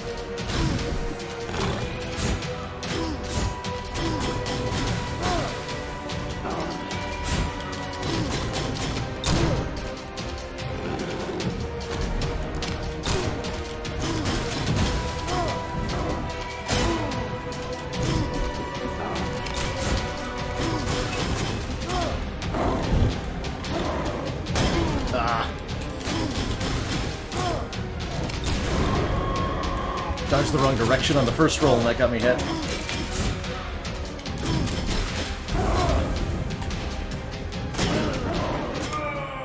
Likewise. Okay, good practice though. Good practice. We'll do maybe one more attempt. Maybe one more attempt.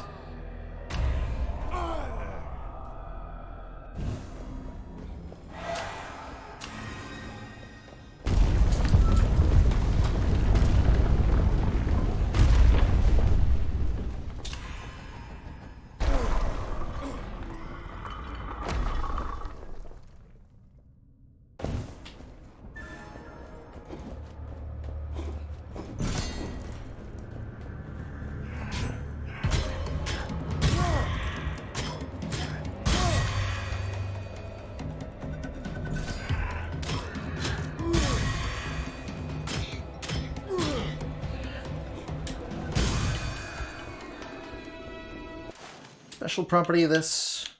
Finishers do crits. Okay.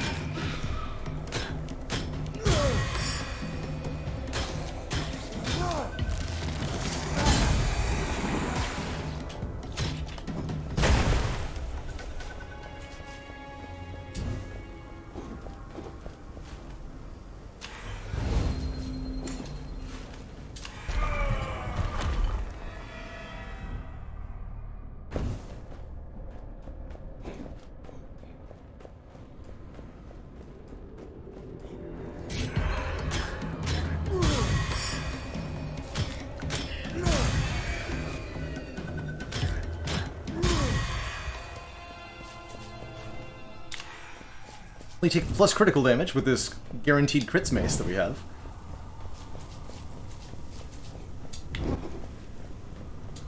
Money under the gas. Want it. Money.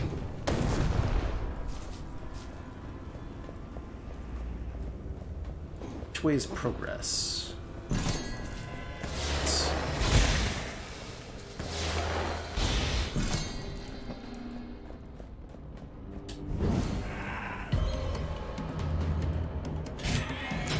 Ah! Didn't realize lighting the torch would start the greed kill timer.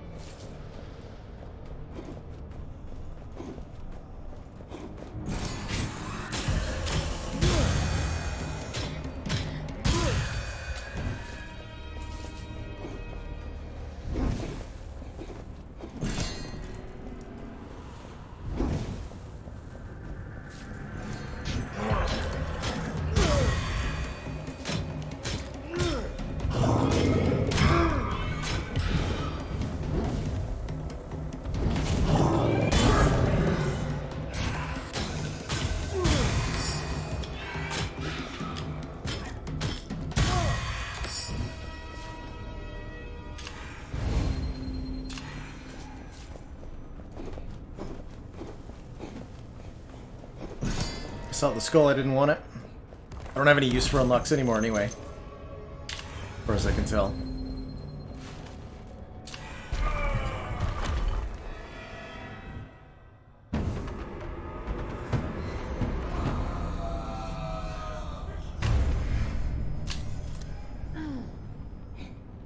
Blood offerings cost health instead of corruption. That's an interesting curse.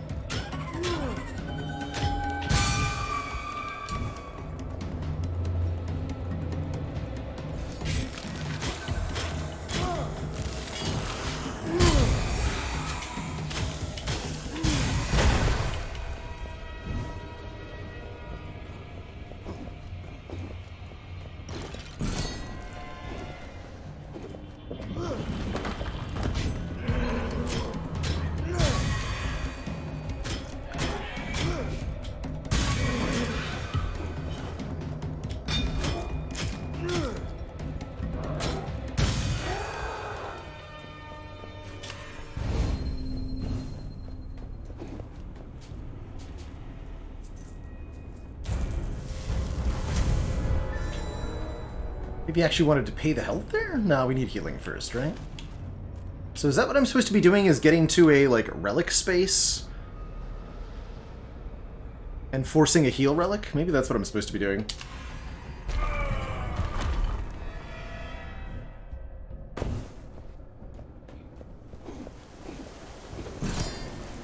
Okay, you again.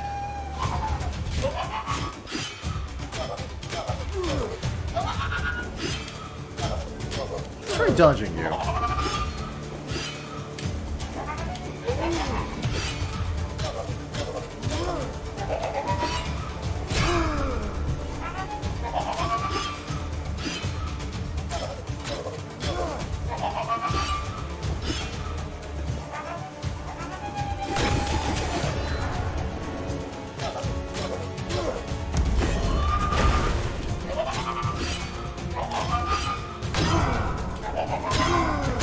Definitely meant to be parried.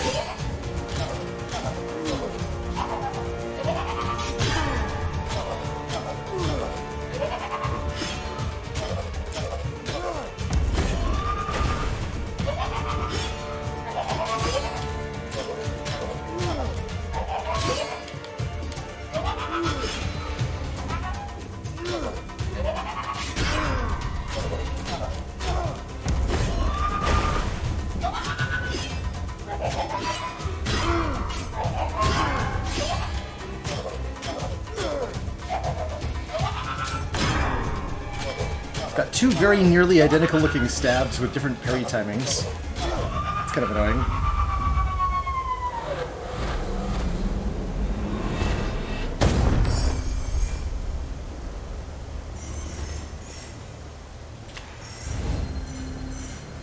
Here we go. Regain 12% of your max health when you pass through the doors. Good. Healing. Excellent.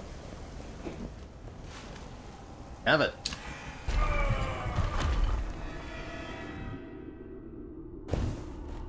Parry timings are pretty dang tight. You've got... It's definitely less than a fraction of a second. I don't know how to describe it quite.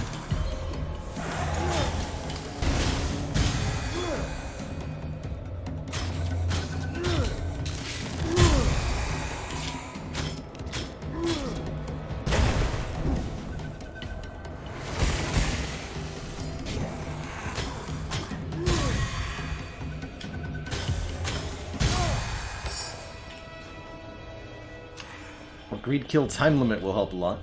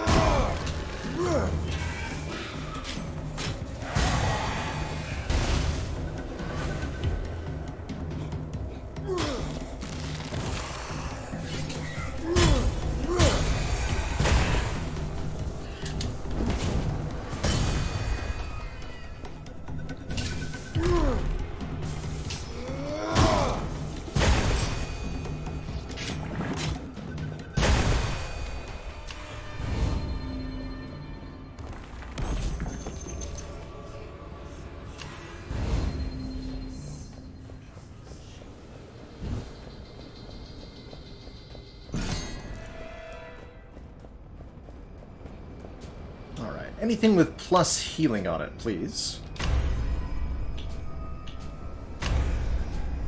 Perfect. 66% to all healing effects, or actually, probably better yet, 10% of critical damage dealt also heals us. That's perfect, given that we can basically guarantee crits. That's the one.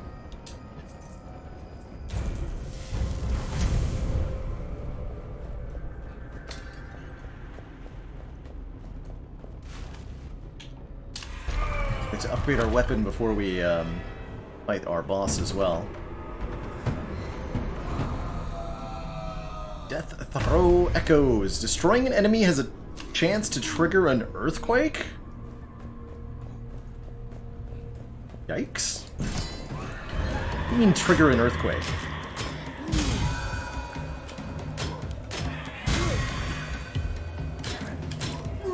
So currently 3 health per thingy we do.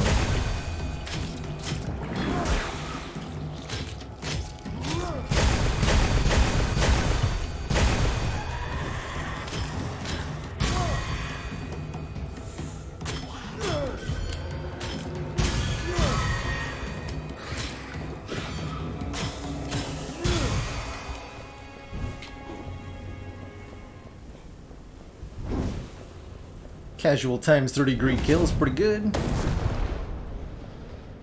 Makes debris fall from the enemies, causing debris from the ceiling, which may hurt the enemies too. That's awesome, I think.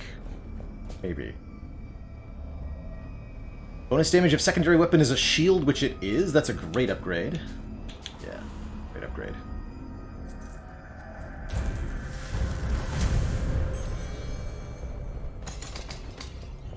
Alright, boss time already? Good luck to us. At least have 700 health to work with.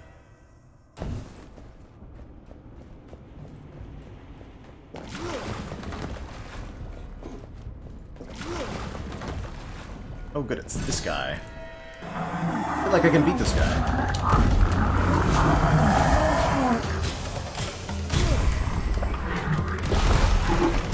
That would be the earthquake.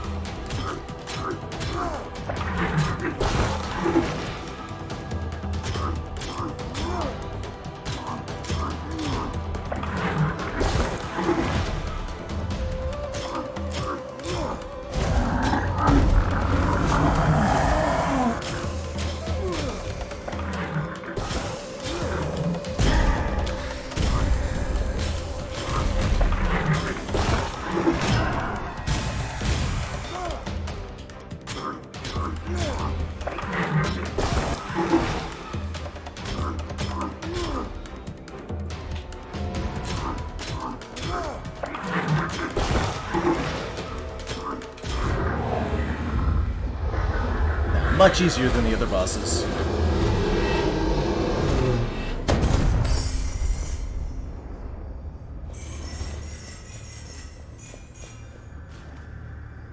Find Warmonger Claws with chance for fire damage. I'm gonna give them up because they don't do crits.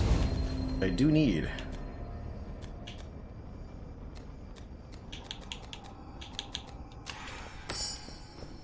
Swap out our relic for a similar one with bonus dex on it. Alright, boss 1 down. Good. We are continuing to heal. A charge attack. Gotcha.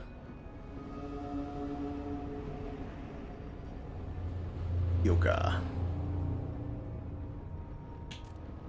It looks like we've got our work cut out for us, Commander. Max, thanks for that generous raid. Appreciate you bringing some folks on over our way. Hope your Spire runs treated you well today. We're playing some Curse of the Dead Gods at the moment.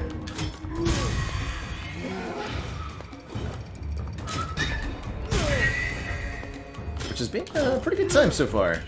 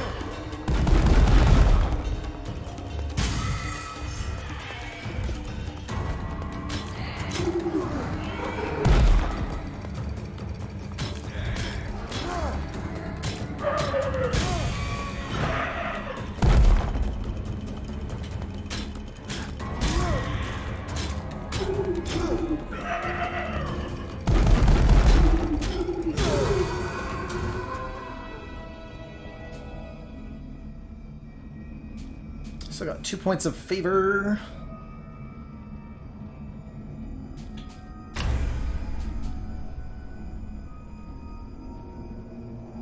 Wow. Bonus base damage, chance to inflict fire, and bonus damage against enemies who are on fire.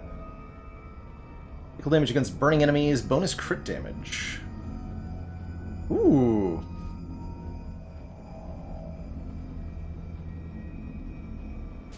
Let's take this one. Huge crits against burning enemies, guaranteed. All I gotta do is light the enemies on fire.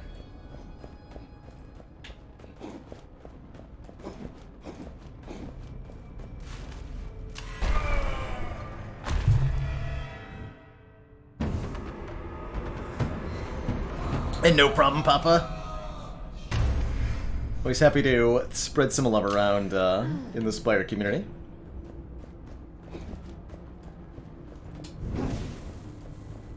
Yeah, we had a brutal last run of Spire. One of those Watcher versus Lagavulin fights where you just don't draw Eruption ever on the correct turn.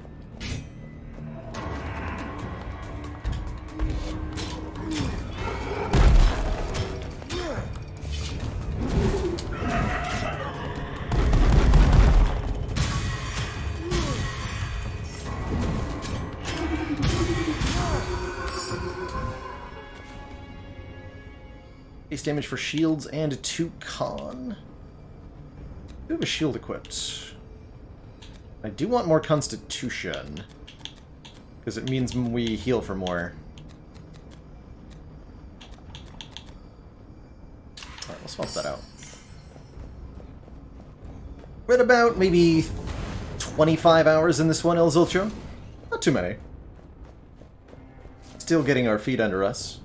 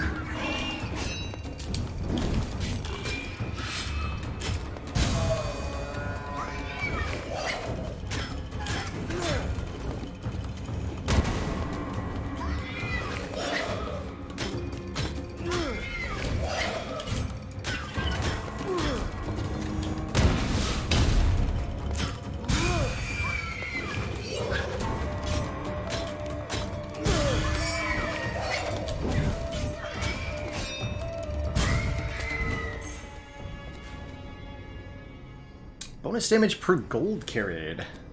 And more con. We'll actually take that over the other thing we had equipped. That is currently giving us 14% bonus damage, which is awesome. I'll again upgrade that max health back up all the way to full health thanks to these healing effects. Does seem to be one of the most important things for getting your run off the ground. It's finding some kind of healing effects. Oh, this was a healing chamber? It's unfortunate. I have no use for that. Stupid unknown spaces. But for that boss fight...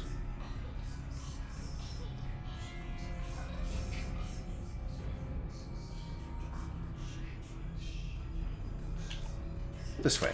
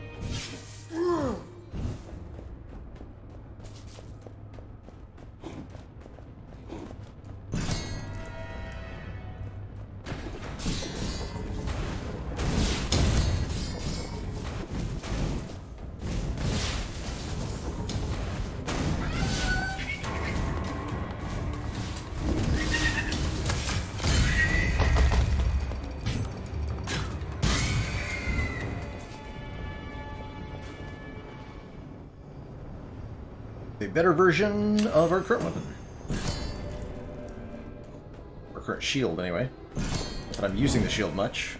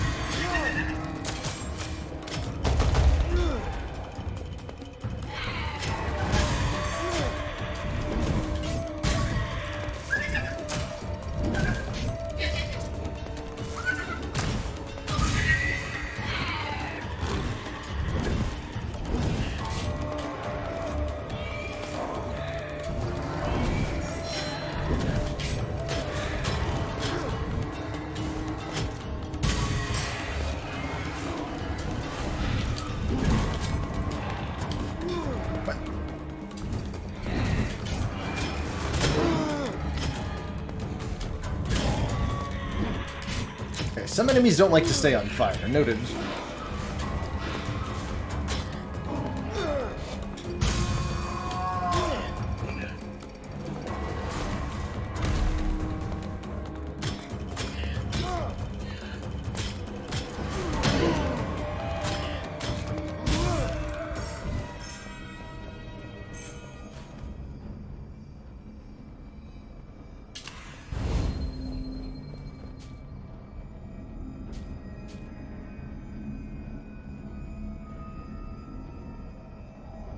Combos deal critical damage. Yeah. Take this one.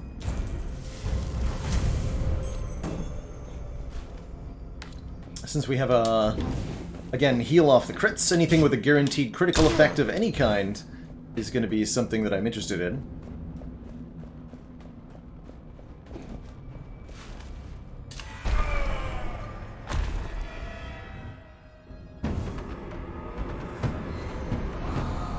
Blinding Greed. Gold on the ground disappears after a short time, but there's more of it. Not necessarily a bad thing.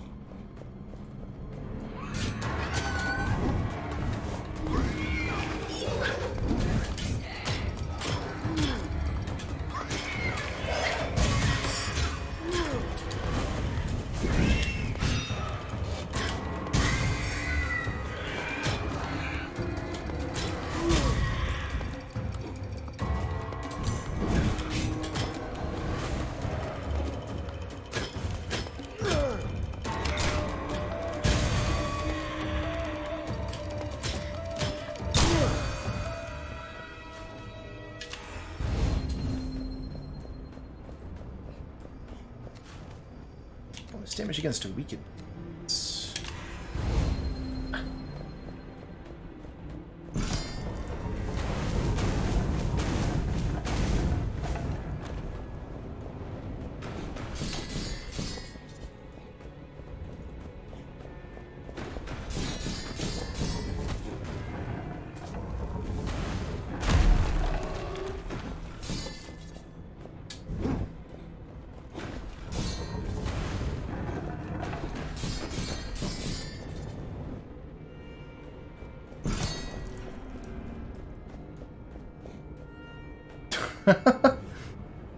That does not sound like a very helpful game mode, Phaley. Game mode, they call it.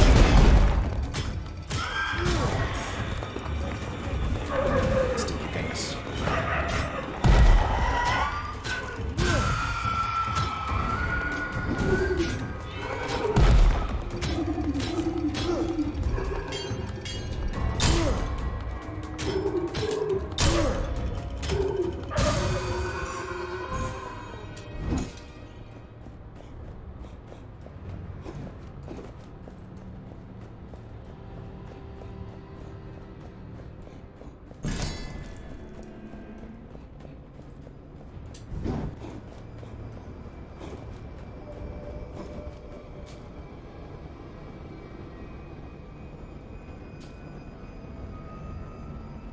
Each greed kill restores 1% of our max health and 7 con.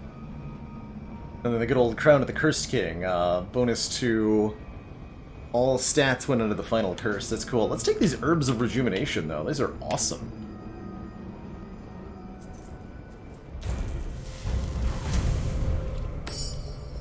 Gonna have so much healing.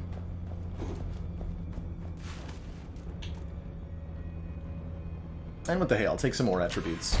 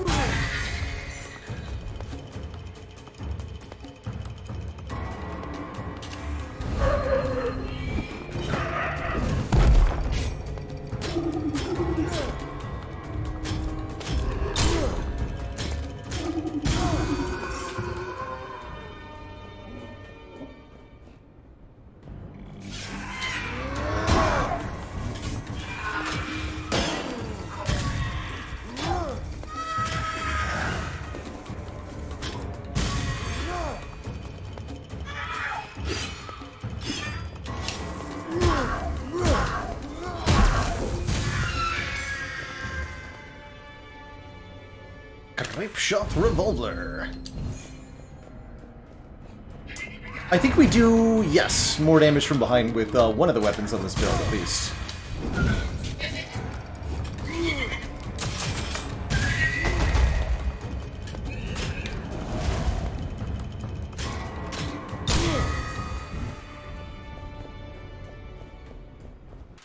What is it? Yes, the Forge Hammer does 30% more from behind. More Constitution. Perfect.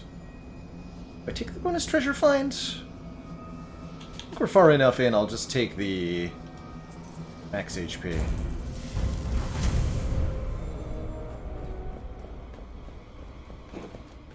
Definitely our best run so far.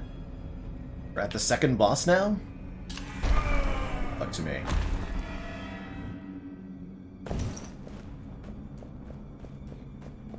Jaguar? Yes, good, okay. Hardest boss for last, and I feel relatively confident. Unless his stats scale up big time, which they totally might.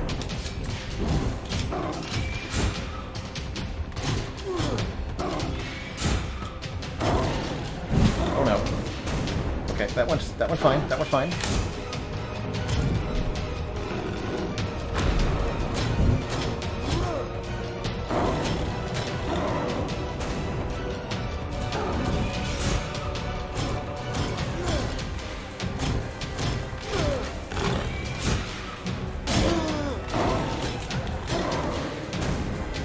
It looks like he does that big explosion attack when he's on fire. This boss has special mechanics for being lit on fire.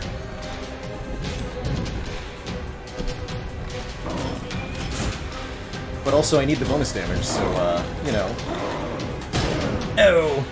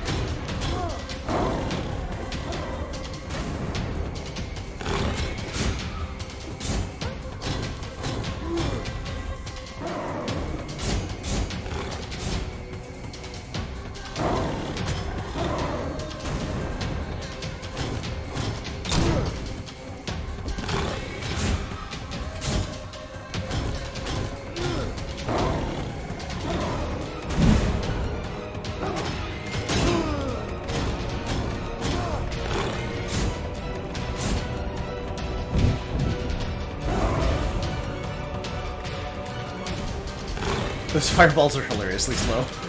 So easy to dodge.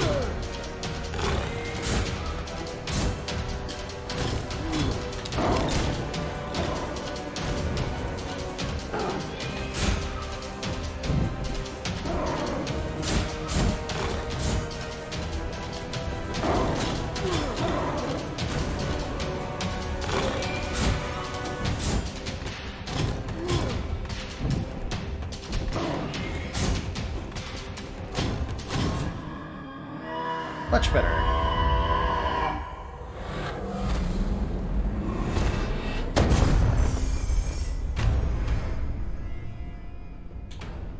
Cool, let's lose the losing money when we take damage thing. I like to keep some of my money. Although Auric Malediction is a great curse to have for your final boss. It's crit damage. Offered for 4 Constitution, though?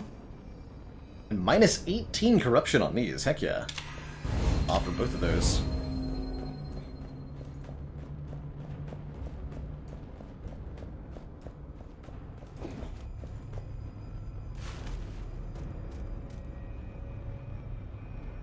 Okay, we should fight maybe one of the champions. More money.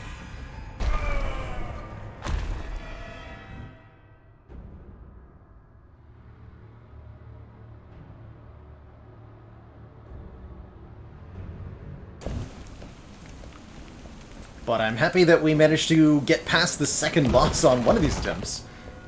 It's the furthest we've gotten today.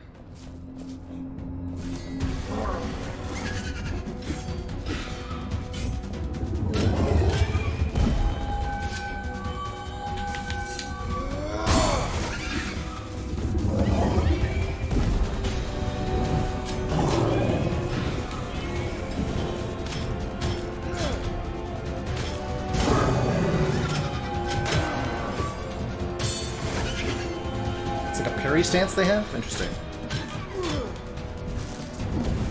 Wonder if you can parry the torch while you're in that stance.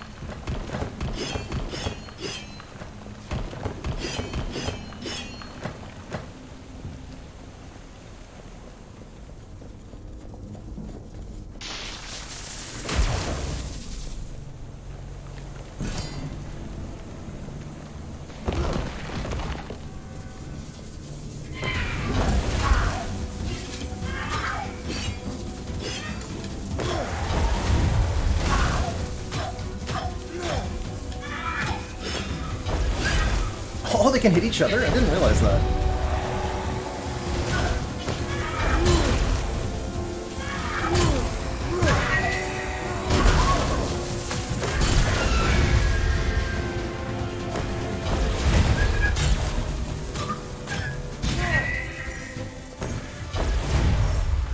I just got really involved in that one.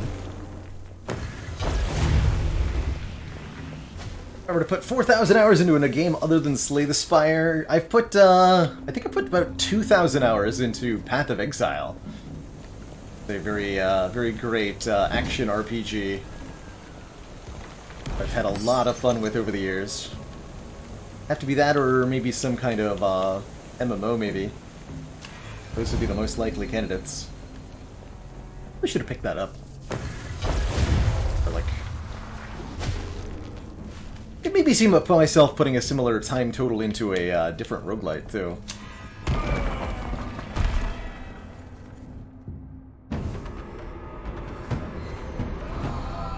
Or one of the Civilization games, a good, like, 4x strategy. Alright, we got hallucinations when we take damage, which mostly just seems like an upside.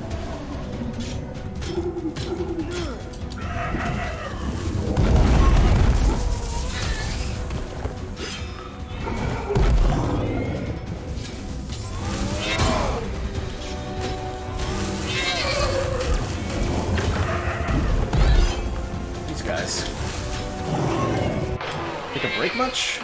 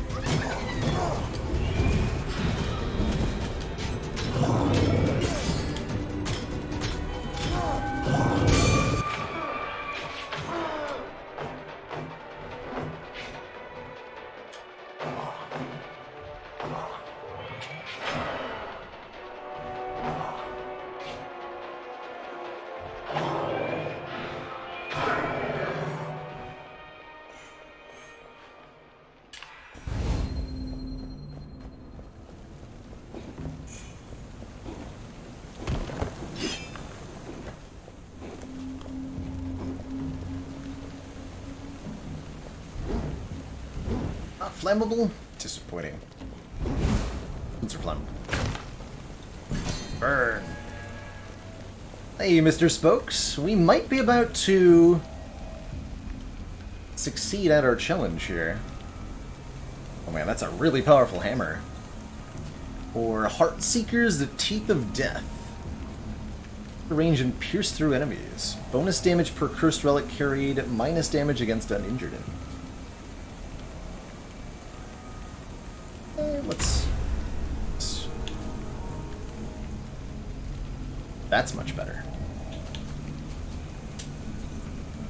Take this level 4 Skyhammer.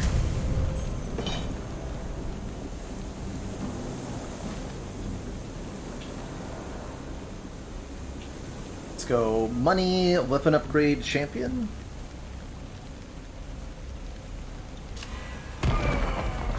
Although maybe I don't even need to fight this champion. And perhaps shouldn't. Our curses are pretty manageable, right? Yeah, hallucinations and gold on the ground disappearing, those are not problems at all.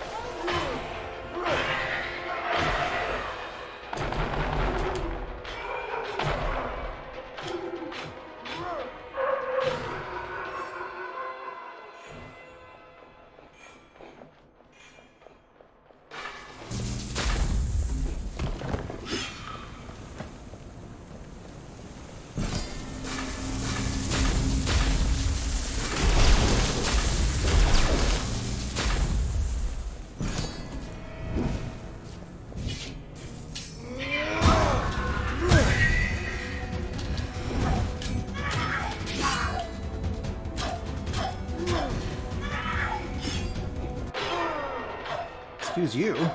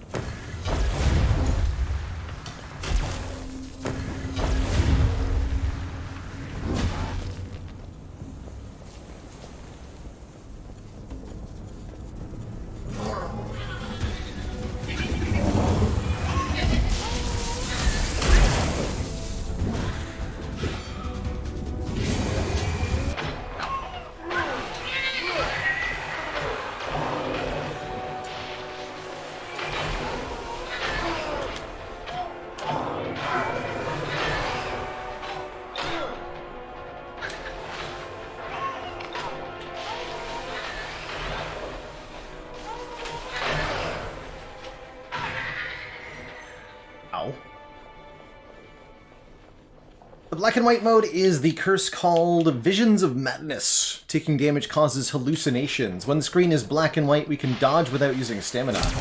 So there is a pretty nice upside to it. See that has cost me a lot of my hit points.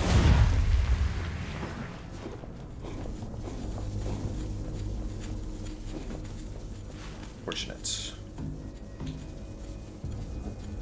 Now we want those relics, actually.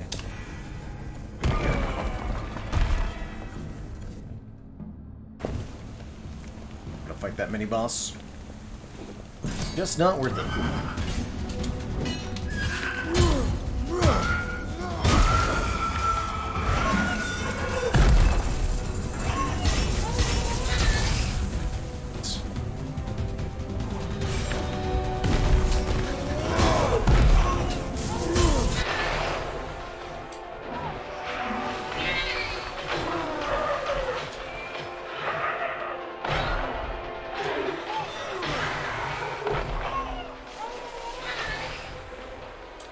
Could really do without the teleporting enemies everywhere.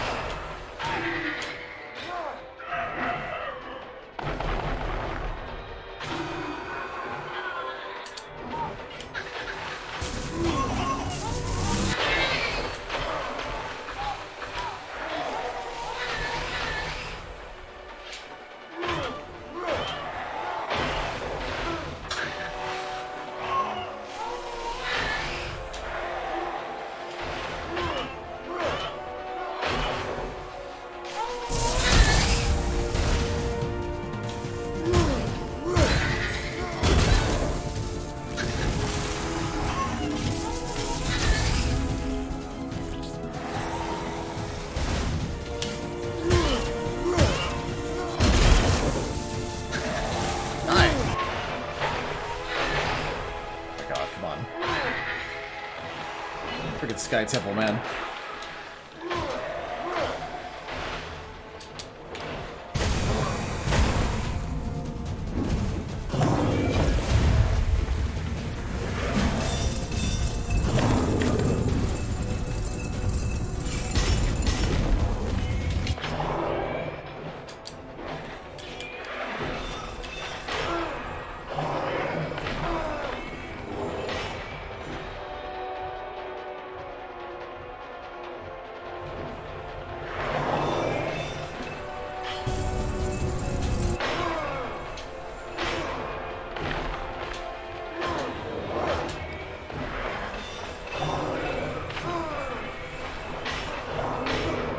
I don't know how to fight these enemies. GG, I guess. A brutal way to go on what seemed like a really good run. But, those late game enemies are real nasty.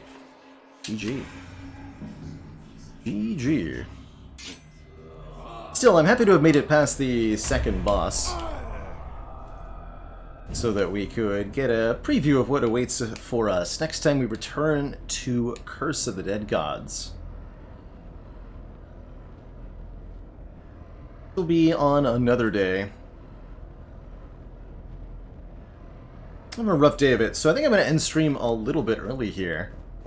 Much appreciation to everybody who hung out today. We'll be back tomorrow at noon as usual. Just 2 more days until our Subnautica Below Zero stream. That means we'll do some more Slay the Spire tomorrow. Break up the variety a little bit. Have a good one, everybody. See y'all around.